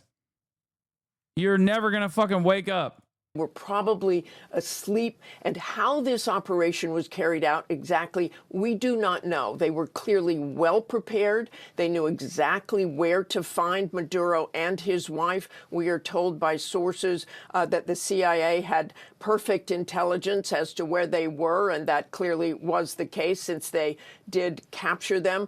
We also don't know whether others were involved on the ground, whether the CIA perhaps had assets, whether he called in and said, I'm going to surrender. We do not know those details at this point, but Delta Force had a successful mission. They went in, they grabbed Maduro. Whether he surrendered or not, we do not know, but it certainly did seem a great surprise. And with those military assets, it tells you that Maduro did not know what was coming, and he was flown out of the country. I think it's highly unlikely there are still forces on the ground. Generally, these missions are done, and the Delta Force and the others are out of there. But those scenes from Caracas and those explosions and the smoke rising from that city are remarkable indeed, Whit. Yes, they are, absolutely. Let's bring in Colonel Steve Ganyard. And Steve, President Maduro, as we noted there, and his wife both captured. Where could they be taken, and what happens next? Yeah, Whit, probably, you saw in the video there, you saw those special operations helicopters, so they probably would have put them on one of the special operations, the Army Delta Force helicopters, and flown. Why is this woman gushing over this shit? Because they all do, bro. This is the entirety of the otherwise supposedly liberal mainstream media. They love this shit. I'm reminded of the first bombing campaign that Trump did in 2016 when media was like way more anti-Trump, and they were like, this is the first moment that Trump has become presidential. They love that, dude. They fucking love war. They love it. They can't get enough of it. They're like, oh my God, please do more illegal actions. I fucking, I have unlimited appetite. Unlimited appetite for bloodlust. him offshore. Now, whether they had enough gas to get all the way out to where the USS Ford, the aircraft carrier, is, that's a question. But from the Ford, they can fly him all the way to the United States, perhaps stopping in Roosevelt Roads in Puerto Rico, where the U.S. buildup has been most apparent. But right now, it becomes a law enforcement issue, and he will be tried based on those the indictment back in 2020. Like, this is already off of a completely faulty premise that was established here, and the completely faulty premise that was established here is like whether there is any serious law enforcement taking place. Notice how they've moved beyond it, where they're like, well, you know, this is a you know, act of law enforcement or whatever. Bitch, what do you mean an act of law enforcement? Like, this is literally, law enforcement needs to be apprehending us. If there was any sort of like serious international organ of justice, they would be apprehending us. They would be like, excuse me, we need to prosecute you for this severe war crime that you just did. This is illegal under American law. This is illegal according to the American Constitution. This is illegal according to international rules. It's fucked up by every metric. Okay? 20. So this may be, as Secretary Rubio said, this may be the end of the military action or what was necessary. No doubt the U.S. will keep the forces offshore to make sure that probably the next step is going to be free and fair elections. Remember that one of the opposition leaders was just awarded the Nobel Peace Prize in Oslo. And so the hope here is that the Venezuelan I'm sure there's fabrication. Oh my God, he's literally, but to suggest there's no major drug activity in Venezuela of all countries seems asinine to me. Brother, what you are doing currently is no different than what you got called out for earlier. You're making shit up. Okay? So at a certain point, you got to close your eyes, take a deep breath, and think internally, why am I so aggressively defending this action? Okay? If they did this to Bibi, would you support it? Fuck yes, would I support it. Are you fucking insane? Benjamin Netanyahu is literally an indicted war criminal for doing a fucking genocide. Are you stupid? What is the fucking comparison here? Do you just think anyone that America decides is bad is the equivalent of Benjamin fucking Netanyahu? Are you that brain dead? Are you looking for a hypocrisy gotcha that hard that you can't comprehend that there is a difference? Well, that's also my take then. Maduro isn't as bad, but he's still very bad. Oh, my Lord, that's not your take. Your take is there's probably drug deals happening. There's also a good argument to be made about resource extraction from Venezuela. No, that's not your fucking argument. That's the argument that you have basically positioned yourself into because you got backed into a goddamn corner. And even that argument doesn't stand on any fucking legs whatsoever because there is no comparison between an internationally indicted war criminal that is conducting a genocide and fucking America's foreign adversary that we don't like. You can't just say, oh, these guys are bad, so they deserve to be fucking kidnapped. That's not how this works. Okay? You could have at least used it for Vladimir Putin or something, and that would have been at least a little bit more reasonable, but you chose to defend this one. Okay? And even with Vladimir Putin, obviously, he has fucking nukes, so America's not going to do shit. Oh my God. It's like comparing someone being prosecuted for jaywalking to a mass murderer. What are you talking about? Or like fucking assault. Venezuelan people could actually have an elected leader. And Martha, a foreign leader captured, flown out of the country. Just how unprecedented is an operation like this from the U.S. perspective? Well, I think we remember back to 1990 in Panama. Manuel Noriega was taken the greatest political mind of our time. Trump won't go into Venezuela. I said Trump won't invade Venezuela, and I was wrong. Even though he technically hasn't invaded, he did a special military operation. Okay? I'm done making predictions about invasions, okay? Of Panama, however, and Manuel Noriega was not ever really the elected president. He was a military dictator. He eventually surrendered. He went to the This is not once, but the second time where I have assumed that someone would not be an absolute fucking psycho Another right-wing psychopath who I thought would have at least follow, I don't know, logic or reason. Nope. See, the Holy Yeah, Trump won't invade Israel is what I'm saying next. Trump will not invade Israel. The embassy, the Vatican embassy, and hid out there for about 10 days before he surrendered.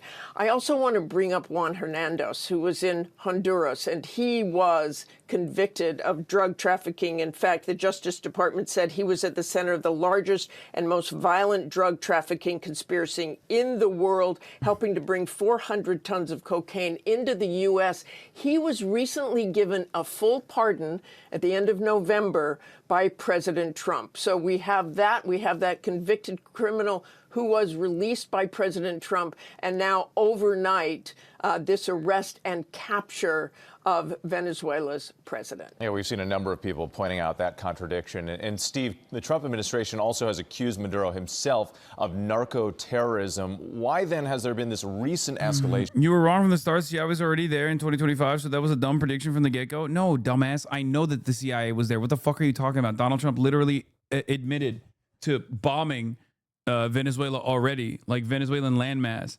There's a difference between that and what I was talking about, which was like Iraq-style shock and awe, boots-on-the-ground military warfare, which it hasn't gotten to at this point yet, but it very well could.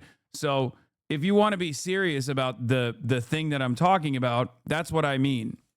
But to be fair, I did not think that they would also be insane enough to go in and do a kidnapping of the fucking head of state. Yes, that chatter is right. Yes, last year, the CIA was already inside of Venezuela, as Trump openly admitted. And not only that, but they also blew up I don't know if it was a refinery or not. They blew up something on Venezuelan soil already, which the Venezuelan government was trying to hide. And then the Trump administration, well, not even the Trump administration, but Trump basically admitted it on a fucking phone call. With Venezuela.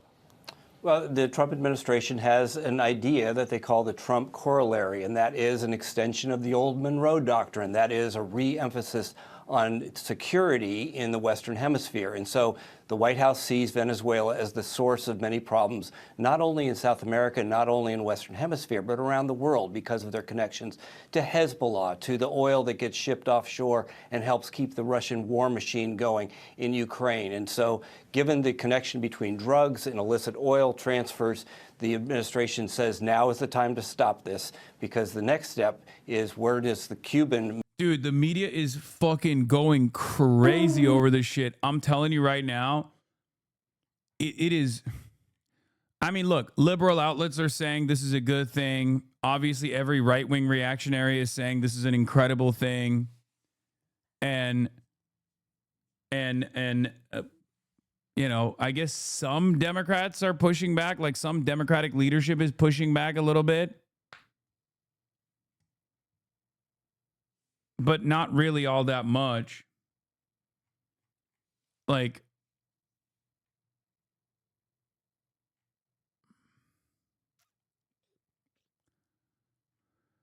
oh, here's Graham Plattner's statement for Maduro's kidnapping.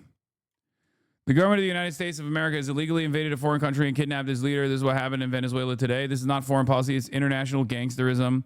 There are going to be a lot of people on, frankly, both sides of the aisle trying to convince us that this was somehow justified. It isn't. Our behavior against Venezuela over the last few months has been illegal. None of it has been authorized by Congress. None of it is being done in accordance with international law. Just 1 month ago, there was a vote in the Senate that would have required congressional input on any military action against Venezuela. It got voted down 49-51 because Susan Collins cast the deciding vote against a resolution that would have blocked President Trump's illegal actions today. So in the coming weeks and months, wherever this goes, just understand that this is a failure of the American political system. It's an absolute failure of our government and another crack in our fragile democracy.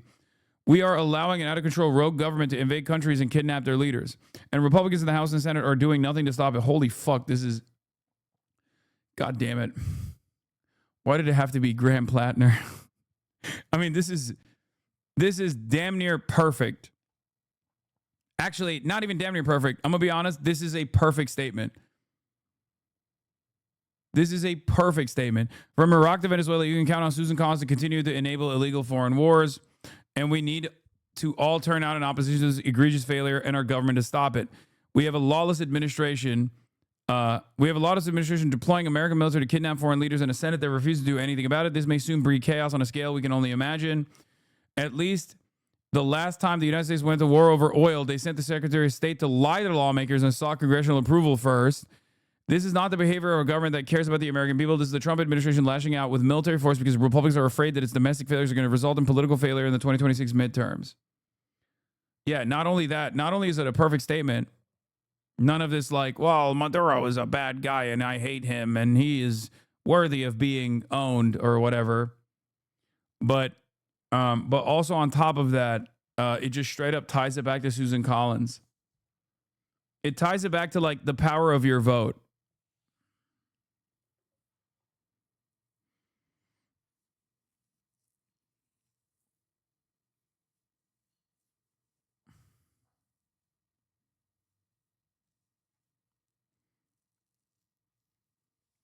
Because it directly just says unconditionally that the false framing that the Republicans are half-heartedly leaning into is just false. And it's good that people are saying it. You know? It's good that someone is saying it. His Blackwater brain chip must be malfunctioning. Yeah.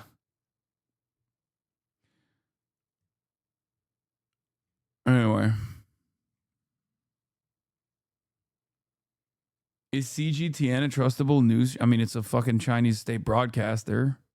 I was on it. You know, state broadcasters are going to be good on international news, but bad on domestic affairs. It's the same as like Al Jazeera.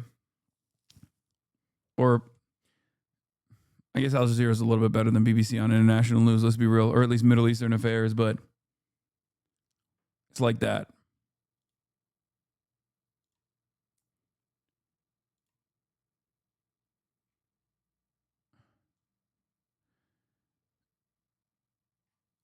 Anyway, this is not the behavior of a government that cares about the American people. This is the Trump administration lashing out with military force because Republicans are afraid of its domestic failures. I condemn these illegal actions completely. No blood for oil. In solidarity, Graham Plattner. A little over 48 hours into 2026, around 2 a.m. Caracas. What the Fireworks had lit up the night sky for New Year. But now the place illuminated by a series of never-before-seen U.S. strikes on military bases and airports. Military helicopters, including Chinooks, a U.S. Special Forces operation caught on camera phone. Their mission, capture the Venezuelan president, Nicolas Maduro, and his wife, Celia Flores. Chances are the couple were inside one of these helicopters. The U.S. was forcibly deposing a Latin American leader for the first time in this way in over a quarter of a century. Just hours before his capture, Maduro presented with a vase by a Chinese delegation at the presidential palace, Caracas. Año nuevo, porcelana nueva. Yeah, this is the real nutty part.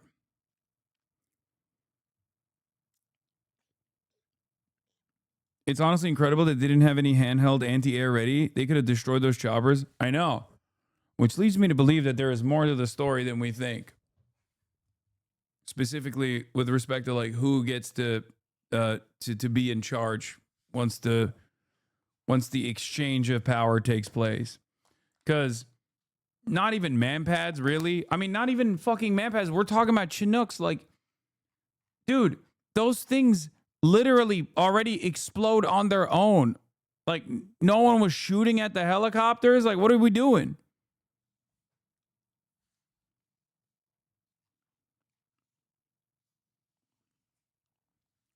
There's a video of a helicopter on top of a building, and it's just standing there.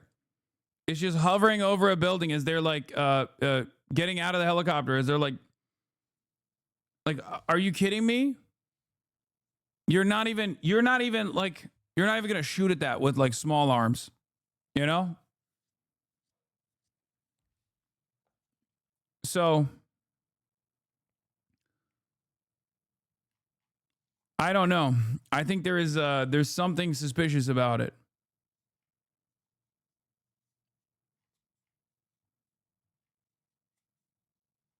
They had anxiety. They had performance anxiety. That's what it was. They had performance anxiety. They were shy. Año nuevo, vida nueva. Not long after this, Maduro and his wife were being bundled into a helicopter by U.S. Special Forces. They were brought to an American amphibious assault ship. Like they showed it. I think they showed some of the helicopters flying. Like, there's no way that they didn't have any fucking manpads. They didn't have any fucking rifles. There are stories of people taking out helicopters with like a bolt-action rifle. It's crazy. The Iwo Jima, which was docked off the coast of Venezuela. Trump posted this picture of Maduro on board the vessel, blindfolded and handcuffed. As we speak, him and his wife are being brought to New York City, a journey that would typically take between 3 and 4 days by sea. Today, Donald Trump framed the operation in terms of U.S. dominance in the Western Hemisphere. Thank you very much. Overwhelming American military power, air, land, and sea was used. Can't blame you for taking the Reuters word on it. Yeah, I talked about it. Reuters literally said that sources revealed that I didn't come up with this on my own off of Twitter. I was showing you the Reuters coverage. It's right here.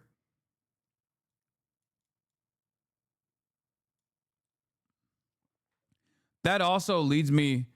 That also is like suspicious because like Trump is also talking about the VP. Like Trump was making it seem like he was in contact with the VP or something. And it was strange because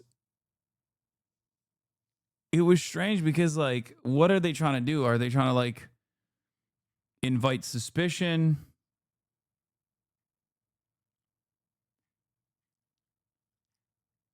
You know? They were saying that she was in contact with Marco Rubio, which I think is odd. Used to launch a spectacular assault, and it was an assault like people have not seen since World War II. During the address, Trump made it clear that this was about more than deposing a leader. It was, in effect, an occupation. So we are going to run the country until such time as we can do a safe, proper, and judicious transition. And it has to be judicious because that's what we're all about. Although he gave no clues as to what that would actually look like in reality. Although no one thought it would culminate in this way, Washington has been ratcheting up pressure on Maduro's regime for months now. Thus, the targeting of dozens of boats off the coast of Venezuela and the build-up of U.S. warships. Trump has described him as the head of a narco-terrorist state, blamed him for enabling the industrial-scale movement of drugs and immigrants into the U.S. When Maduro and his wife arrive in New York, they'll face charges similar to an indictment opened against them in 2020 on corruption, drug trafficking, and other charges. But there's much more going on here also. Venezuela has the largest oil reserves in the world, and according to Trump today, the U.S. is going to take over the country's oil business. We're going to have our very large United States oil companies, the biggest anywhere in the world, go in, spend billions of dollars, fix the badly broken infrastructure, the oil infrastructure, and start making money for the country. Dawn over Caracas and the questions. What role will Venezuela's exiled opposition leaders now play here? What of Maduro's intact inner circle? And what does a US-run Venezuela actually look like? So how is all this being viewed on the ground in Venezuela? Earlier, I spoke to Mary Trinimino, who's a freelance. Here we go. Now, the rest of the piece, first they talk about how illegal, how ridiculous this is, and how Donald Trump is openly saying this is for oil, and nothing but oil. And then the second part comes in where they're like, well, actually, it's still good. Look at how much they're cheering this on. Look at how much the average Venezuelan is celebrating this action. that we just described to you is like patently absurd, illegal, in violation of numerous laws, both international and also domestic, and just, you know, what did Grand Platinum say? International gangsterism, which I really like as a good take.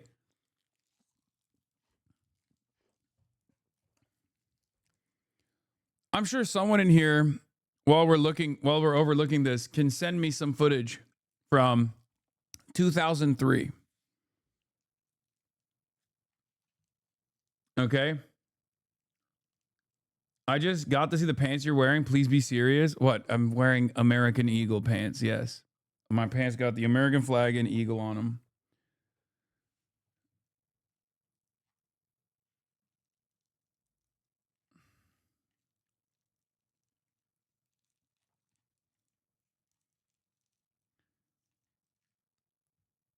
Anyway, I'm sure there's you know, looks no different than Baghdad in March 2003, another capital city massacre for war for oil, and we're supposed to believe that America only recently became evil. It was always like this.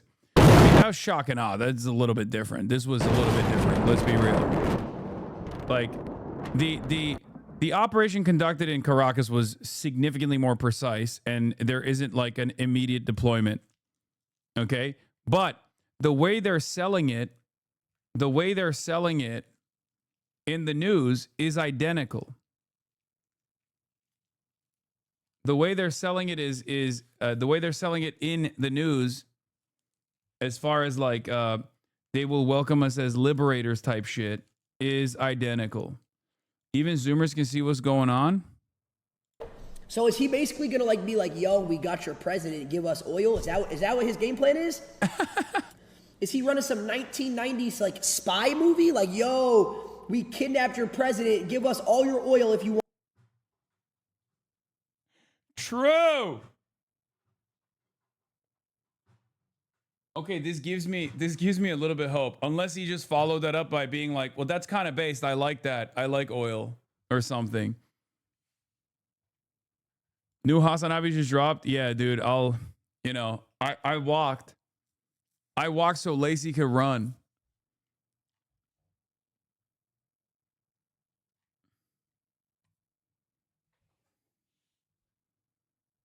He just like you. Oh, actually, what I'm thinking is we went in to Venezuela, kidnapped the president, and honestly, shut the fuck up. He put up. The presidential election in the nation coming together as the Electoral College unit is not responsible for the transition into. Is that what I sound like? To a person who is just watching from afar, to the uninitiated, when they tune into the stream, they're like, "Oh, there goes Hasan again."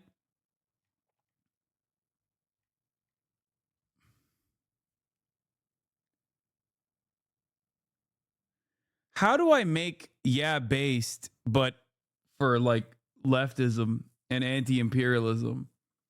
How do I basetify this the arguments that I'm making? You sound far worse. Now you repeat yourself like 2 to 3 times first, and then you pause and stare at your second monitor. I pause and stare at your mom. She's sending me nudes. You have 0 TikToks out, slow ass editors. That is also true. That is actually true. I should tell my editors to pump some TikToks. To Venezuela. Someone in the chat just said, "We've been tracking him since August." So I'm here to tell you, it's SOT W. You don't know this. Why? Because you are not in the Electoral College. You are not in the Electoral College. You're not in the congressional system, right? So you don't know what you're talking about. So all the uneducation needs to get out of the chat.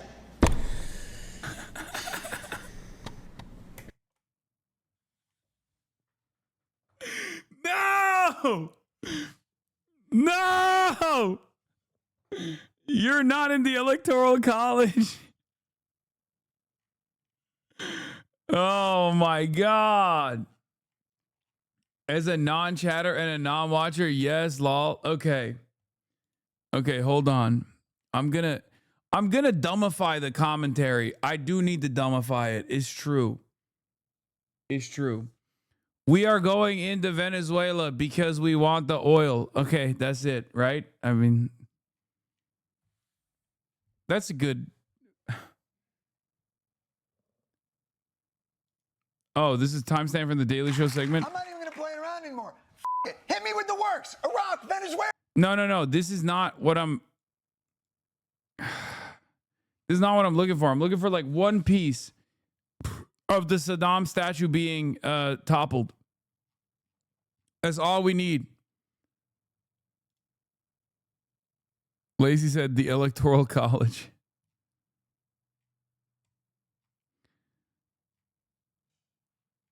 We need all you need to see is one news hit from 2003 about how Iraqis were celebrating. Oh, here it is. Iraqis across the world celebrate the arrest of Saddam.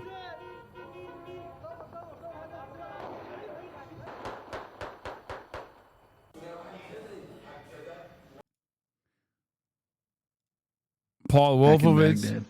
One of them even told of getting a call from a friend of his who's a son of a minister in the Iraqi government. They are just unanimous in their hope that we will help to liberate Iraq. These are Arabs, 23 million of the most educated people in the Arab world, who are going to welcome us as liberators. And when that message gets out to the whole Arab world, it is going to be powerful counter to Osama bin Laden. The notion that we're going to earn more enemies by going in and getting rid of. Such a silly take, right? I mean, who would assume that we would garner hatred by destabilizing a country? What every Arab knows is one of the worst tyrants, and they have many governing them, is just nonsense. To the contrary, we'll have millions of people witnessing on our behalf, and we will finally be able to stop bombing Iraq every day, which we've been doing for more or less the last 12 years. It'll be a great step forward.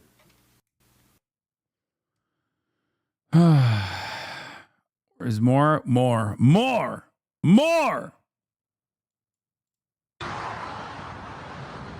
For the regime of Saddam Hussein, this was darkness at noon. Behind a statue of the man they called the Great Uncle, a building burned. This was the Iraqi Olympic Committee headquarters, an organization run by Saddam's son Uday. Perhaps the only Olympic building with a prison in the basement. The flames were carbonizing a hated symbol of the dictator and his family. In this carnival of liberty, the first form of celebration was economic. This massive and anarchic transfer of resources, that's looting to you and me, was defended by almost everybody in the same terms. For 30 years, they said, Saddam Hussein had been looting them. Some took time out to express a violent view of their former leader. No Saddam, no Saddam! Even in defeat, his face dominated his people, and his legacy dominated their thoughts. Saddam Hussein killed my family. At some point, you gotta be like, all right. I guess we're just like fucking. I guess we're just straight up just doing a reboot, right? Like, isn't this kind of ass? Like, who wants to watch the same movie again? We're hitting the same classic. My three uncles and my cousin and my son uncle. He is murdering. He is killer. Must you are save me from him. The new masters of Baghdad pushed quickly into parts of the city they had not secured. I'm just gearing you up for what you're about to see with the news coverage that Channel 4 did when they're, what do the Venezuelans think about the deposition and arrest of Nicolas Maduro?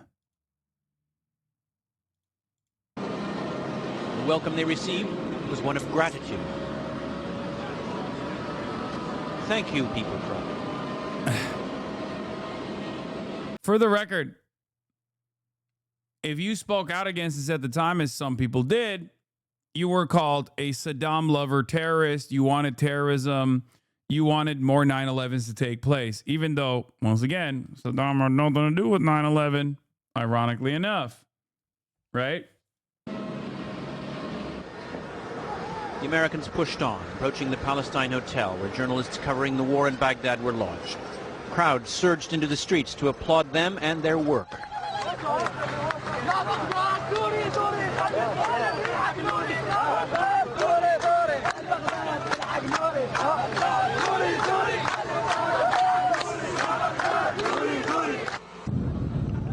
As the afternoon ended, a crowd gathered at the foot of the last great Saddam statue to be erected last April on the occasion of his 65th birthday. Their intent was clear, but their means were meager.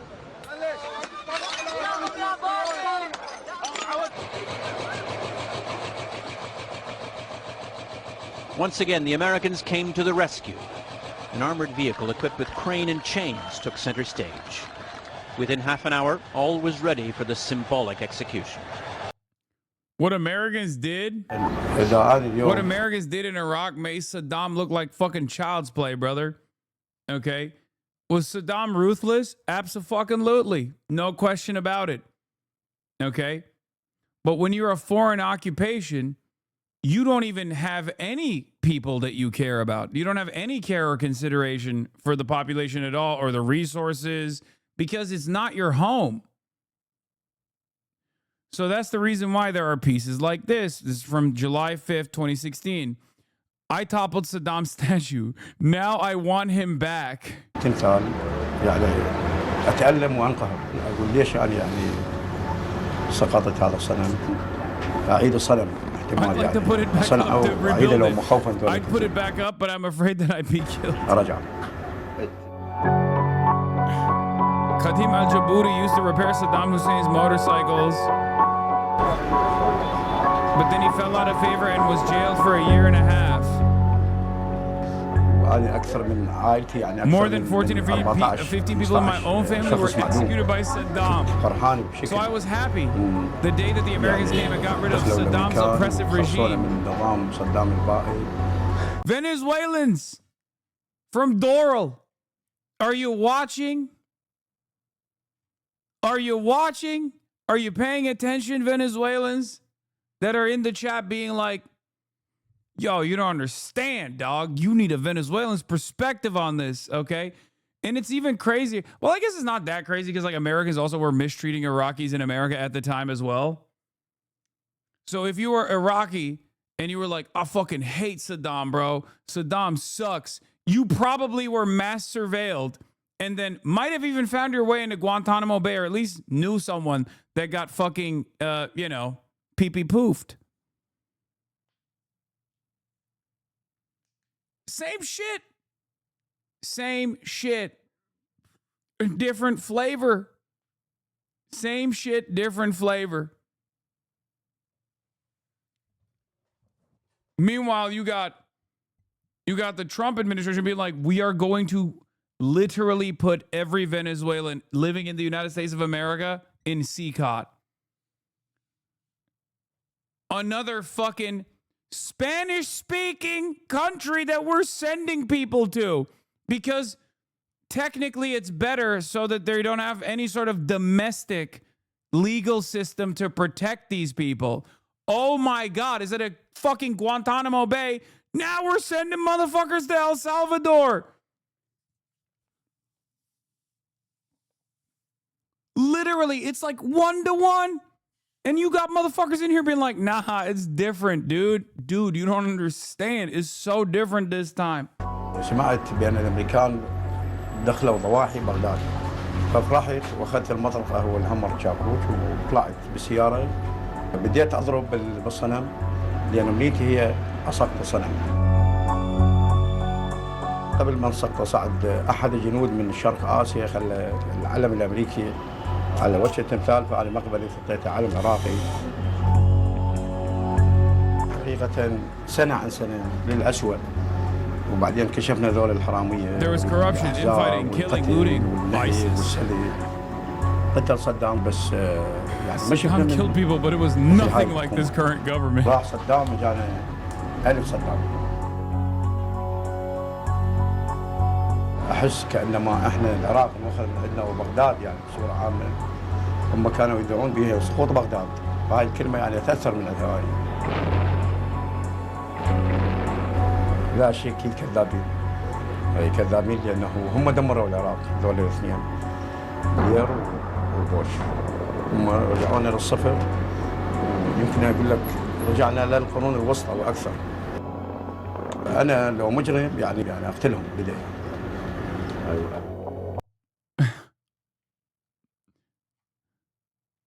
Socialism has never worked. Motherfuckers so hype right now. Oh, dude, they're so up. They're so up. Is the scene in central Baghdad.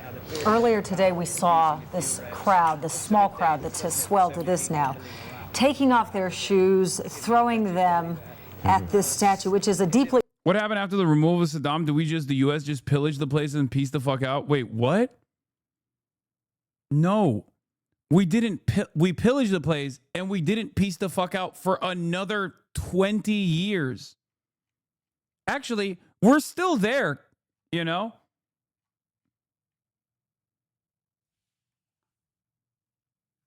What? Chatter. You know we still got, like, a base in Iraq, right? Like, we still got soldiers in Iraq and shit. There's still U.S. troops in Iraq. We never really fully pieced the fuck out.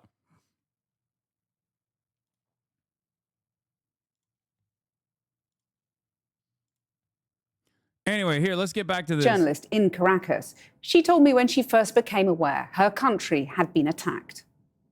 It was a couple of nerve-wracking minutes for many of us. We heard a loud noise, and geographically, Caracas is surrounded by mountains, so it was a hard noise that we can hear, and it was for several minutes, about 45 minutes. And when you saw the announcement on Donald Trump's Truth Social account that Nicolas Maduro had been captured, how did you react to that?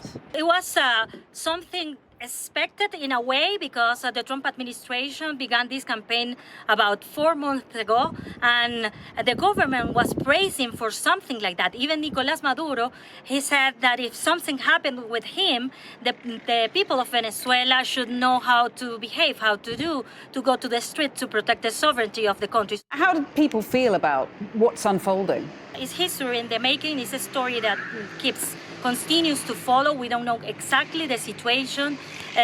The next couple of hours will be important for the country because so far loyalists to Nicolas Maduro, they say they are in control of the country, but that could change. And how would people feel about the opposition leader taking over? And there's a lot of speculation, obviously, about her whereabouts, too. There's no information if that is going to happen, actually, because the main opposition heads are outside of Venezuela. And right now, representatives of Nicolas Maduro say they are in control.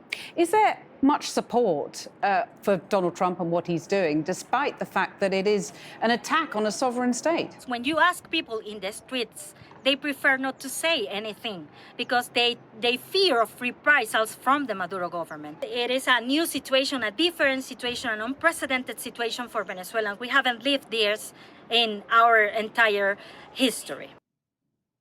Well, let's get the latest from Kate Fisher, who's at the White House. Kate, what exactly is the American plan here? Well, it's still pretty unclear. Donald Trump speaking to reporters just a few moments ago, and really there are still more questions than answers. He was asked that as his first question, and he suggested that the group of people behind him, which included Secretary of State Marco Rubio and Defense Secretary Pete Hegseth, would be part of the group running Venezuela, along with people inside the country. He said that Marco Rubio had just come off the phone with the vice president of Venezuela, who Donald Trump said. How would you react if Trump took out Erdogan? Great question. The American government already tried to do that. Okay? And it was fucking awful for Turkey. And every Turk that hates Erdogan that's in my chat right now will tell you how bad that actually ended up being for Turkey in general, because it only solidified. One, it failed. Two, I would not have preferred Fethullah Gulen to be in charge to Erdogan. If you're asking me sincerely, do I prefer Fethullah fucking Gulen, a CIA asset, he's dead now, over Recep Tayyip Erdogan? No, I hate Recep Tayyip Erdogan. I can't even go back to Turkey, and I absolutely prefer Recep Tayyip Erdogan to Fethullah Gulen. That's number one. Number two, what happened in the aftermath of that? What happened in the aftermath of that is that Erdogan was able to thwart the coup and pull a referendum and change the Turkish constitution, turning the Turkish system of governance from a parliamentary structure to a presidential one. And he did that with 51% approval. One might even say that the failed coup actually gave a lifeline to Recep Tayyip Erdogan.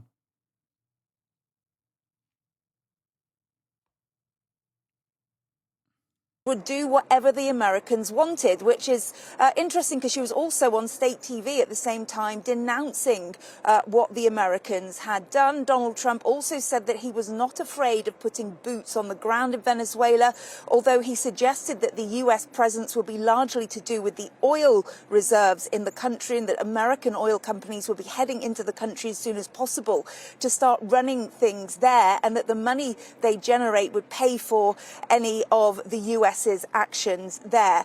He said, we are going to run this country, which of course is a very different statement from the one he ran his presidential campaign on, which was to remove the US from foreign wars and not to intervene abroad. Well, there's been a lot of international outrage. It's funny. So Shadow said, at least they're being honest this time. It's about it's about the oil. Yeah, but like, it doesn't really matter. Because all the fucking basters, the hogs, the MAGA dickheads are going, yeah, based. We love the oil, as though they're going to see a fucking piece of the profits somehow. And then all the liberals are refusing to hear Donald Trump openly say it's for oil, and are still coping in my chat saying, no, this is for the liberation and the democratic revolution of Venezuela. It's kind of crazy. It turns out it doesn't really matter. It's not like you needed to manufacture consent to get to this point. And seemingly, not only did you not need to manufacture consent at all, okay, but it turns out people will do it for themselves, whichever way they slot ideologically. Liberals will say, no, this is actually to make Venezuela more gay or something, you know? They'll be more feminist and more gay now. Maduro was a misogynist. Is any of this legal?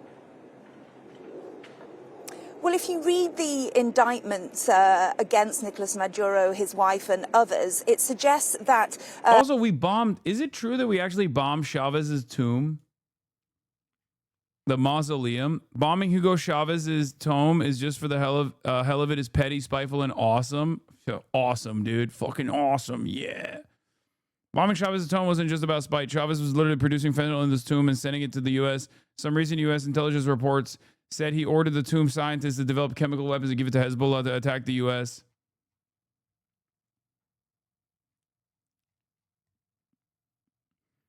What an idiotic comment. The issue is to exterminate a pilgrimage site of a dictatorial and totalitarian regime. Oh, my God.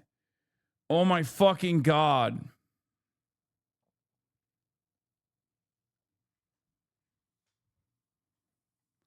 I feel like Gen Z has severe video game disease where they view people they can't interact with as thoughtless NPCs facing consequences so far removed from us that they don't process. Nah, people have always been selfish and shitty about victims of colonial plunder.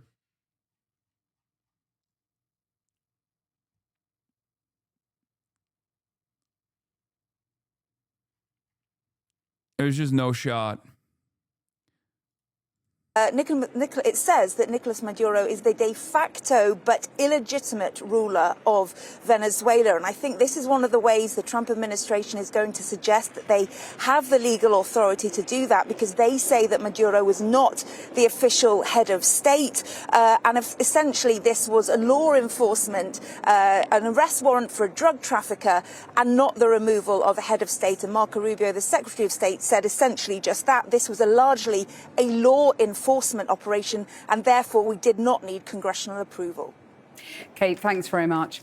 Well, joining me live now from Washington is Elliot Abrams. He was the U.S. Special Representative for Venezuela and Iran during Donald Trump's first administration and also held foreign policy positions under Presidents Ronald Reagan and George W. Bush. Elliot Abrams, how can kidnapping effectively a sovereign country's leader, no matter how deplorable that leader, and then running his country be justified? Well, he lost an election in a landslide last year. He is not, in the eyes of any democratic country, the legitimate leader of Venezuela. He is an indicted drug.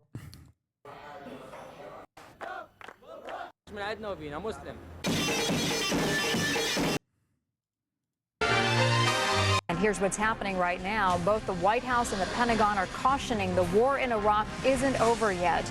They point out that while much of Baghdad has been liberated, some important northern cities remain under Iraqi.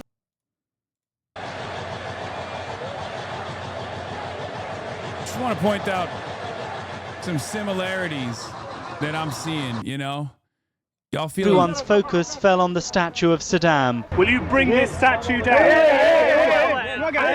The Americans brought in a From the Iraqi Freedom Reporter, remarkable scene in Baghdad today as U.S. tanks rolled into the center of the city and were greeted by Iraqis celebrating their own freedom after decades of oppression under Saddam Hussein. Perhaps the greatest symbol that they toppled the giant statue of Saddam Hussein. The scene has been compared by Defense Secretary Donald Rumsfeld and others to tearing down the Berlin Wall.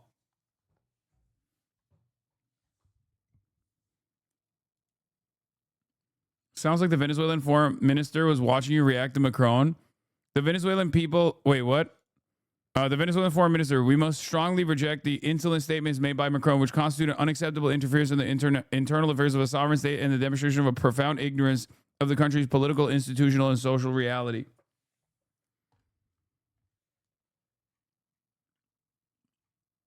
Stop edging us and show us the statue falling. tank recovery vehicle. One over-exuberant Marine couldn't resist a bit of flag-waving patriotism first. The stars and stripes were taken down and replaced by the Iraqi flag. Then the moment of history. Saddam's regime could finally be said to be at an end. There it goes. There it goes.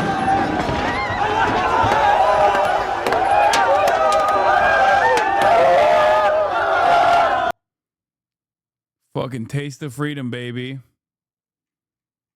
Taste of freedom for everybody. Isn't that fantastic? Dude, they always keep welcoming us as liberators everywhere we go. Drug trafficker. So arresting an indicted drug trafficker. How are things now in Iraq? Prosperity. Unimaginable prosperity. Things are so good. When I think of like a country that simply works, I think of Iraq.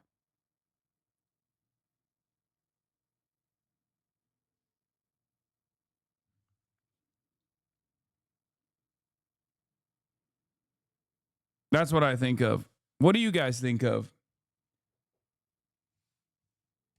I think of Iraq when I think of awesome. Afghanistan. It's something that happens all the time. The fact that he called himself the president of Venezuela, I think, should not be of particular concern to us. I think the question of what happens now, as your reporter said, is the big one. I mean, what does it mean we are going to run Venezuela? I mean, the phrase doesn't even have any meaning. Right. I thought it was particularly unfortunate that the president said the administration had spoken to Maduro's vice president, but had not spoken to Maria Corina Machado, the Nobel Prize winner, who actually won that election last year with Edmundo Gonzalez. So all of that is pretty, to me, it's pretty disturbing. Yeah, and disturbing because, you know, Donald Trump talks about watching this like a TV show. We know how this movie ends, don't we, when we look at what happened in Afghanistan, in Iraq. It's chaos, isn't it, that's coming? No, I don't believe that. I think that's wrong. This is not the Middle East. Venezuela has a homogeneous... Dude, no. Dude. That's wrong. That's so wrong. It's so different. Why won't you consider that it's so totally different. Wrong.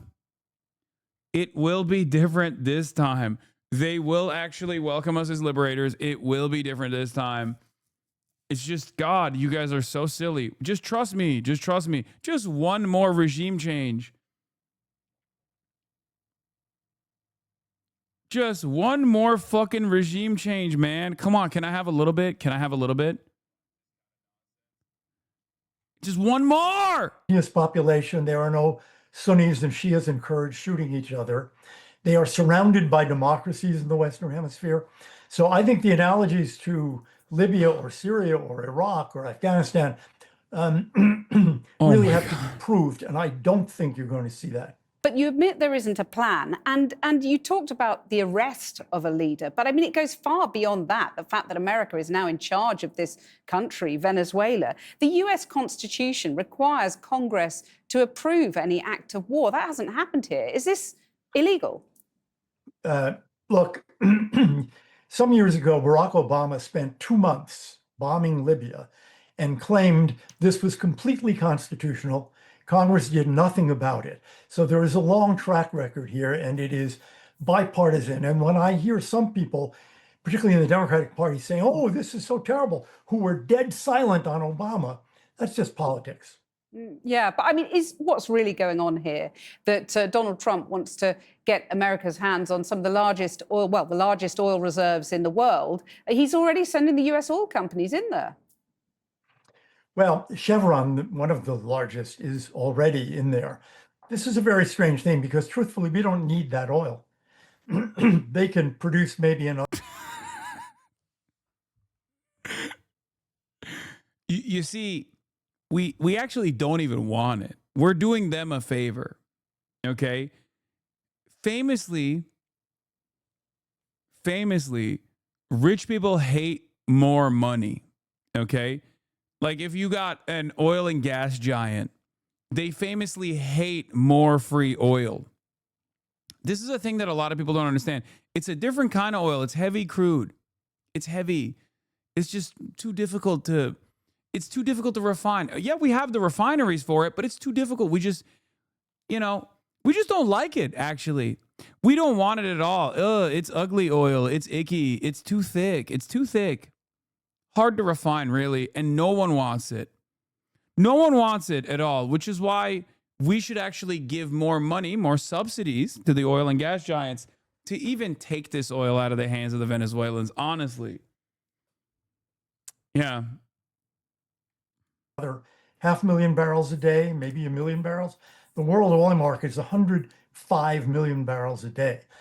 So I expect that Venezuela will have very little impact on the world oil market or the price of petrol in the United States. It's very odd. Yeah, the last part of that argument is correct. It will not. It will not. Because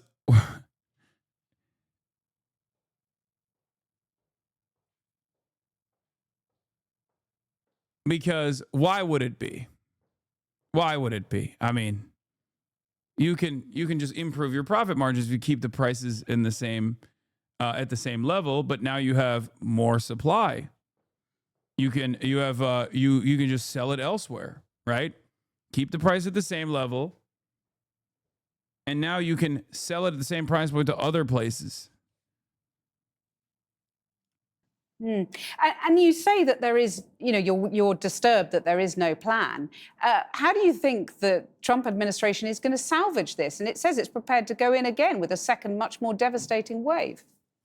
I think if they can salvage it, if they let the Venezuelan Democratic opposition that won the election in a landslide take over the government and lead the country as the people of Venezuela asked them to do by voting for them last year.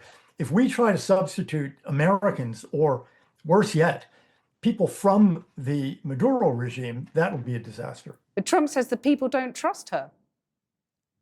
That was a very bizarre remark. And I am asking myself, where did he get that? Oh, that's classic Trump, baby. He just says what comes to mind, okay? Yeah, he's fucking it up. He's like, we already set this plan in motion. We had the fucking Nobel Peace Prize. Give her a goddamn Nobel Peace Prize, the Nobel Peace Committee. And this motherfucker came out and was like, nah, she sucks. Where the hell is he? Where's he getting that from? That's not how it's supposed to happen. Also, apparently, Maduro is landing in New York right now. Do we have footage of this? Do we have footage of Maduro? Yeah, he said, China, Russia, and Iran have interest in Venezuela. How does this operation affect their relationship with them? In terms of countries that want oil, we're in the oil business. We're going to sell it to them. We'll be selling the oil. Yeah, as I said. China, Russia, and Iran have interests in Venezuela. How does this operation affect your relationships with them when it comes to the oil and China drugs? and Russia, Russia when we get things straightened out. But in terms of other countries that want oil. Zoran is going to release Maduro. Zoran Mamdani is going to release Maduro and send him back to Venezuela so he can continue being the leader of his country. And then Donald Trump is going to do another special military operation to extract him once again.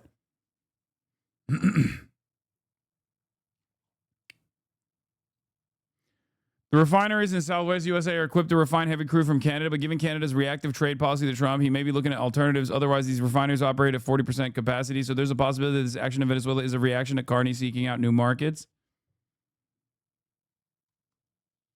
What is this? Listen to everybody. Nobody believes in you. What are you prepared to do about it? Don't let no one come into your house, take your meal, do what you need to do today. I'm not nervous. I'm just telling you. I know it's a lot to ask, but I would like to see Mayor Mamdani help Maduro escape the custody of the New York Southern District, or at the very least confound his transfer. Mayor Mamdani, sir, you have a wonderful opportunity here. You have an opportunity to do right. You have an opportunity to strike a blow at the heart of empire. Do it, Mr. Mamdani. You said you want to protect refugees. Maduro is a refugee. Some might even say an illegal immigrant currently on U.S. soil. Mayor Mamdani, your people yearn for freedom. Live plane footage. Maduro flight. Stairs attached to a plane and door opening. Deplaning momentarily. Police boarding flight right now. What is this? NBCNewYork.com? All right, let's see. Let's check it. Terrorism charges following My sources are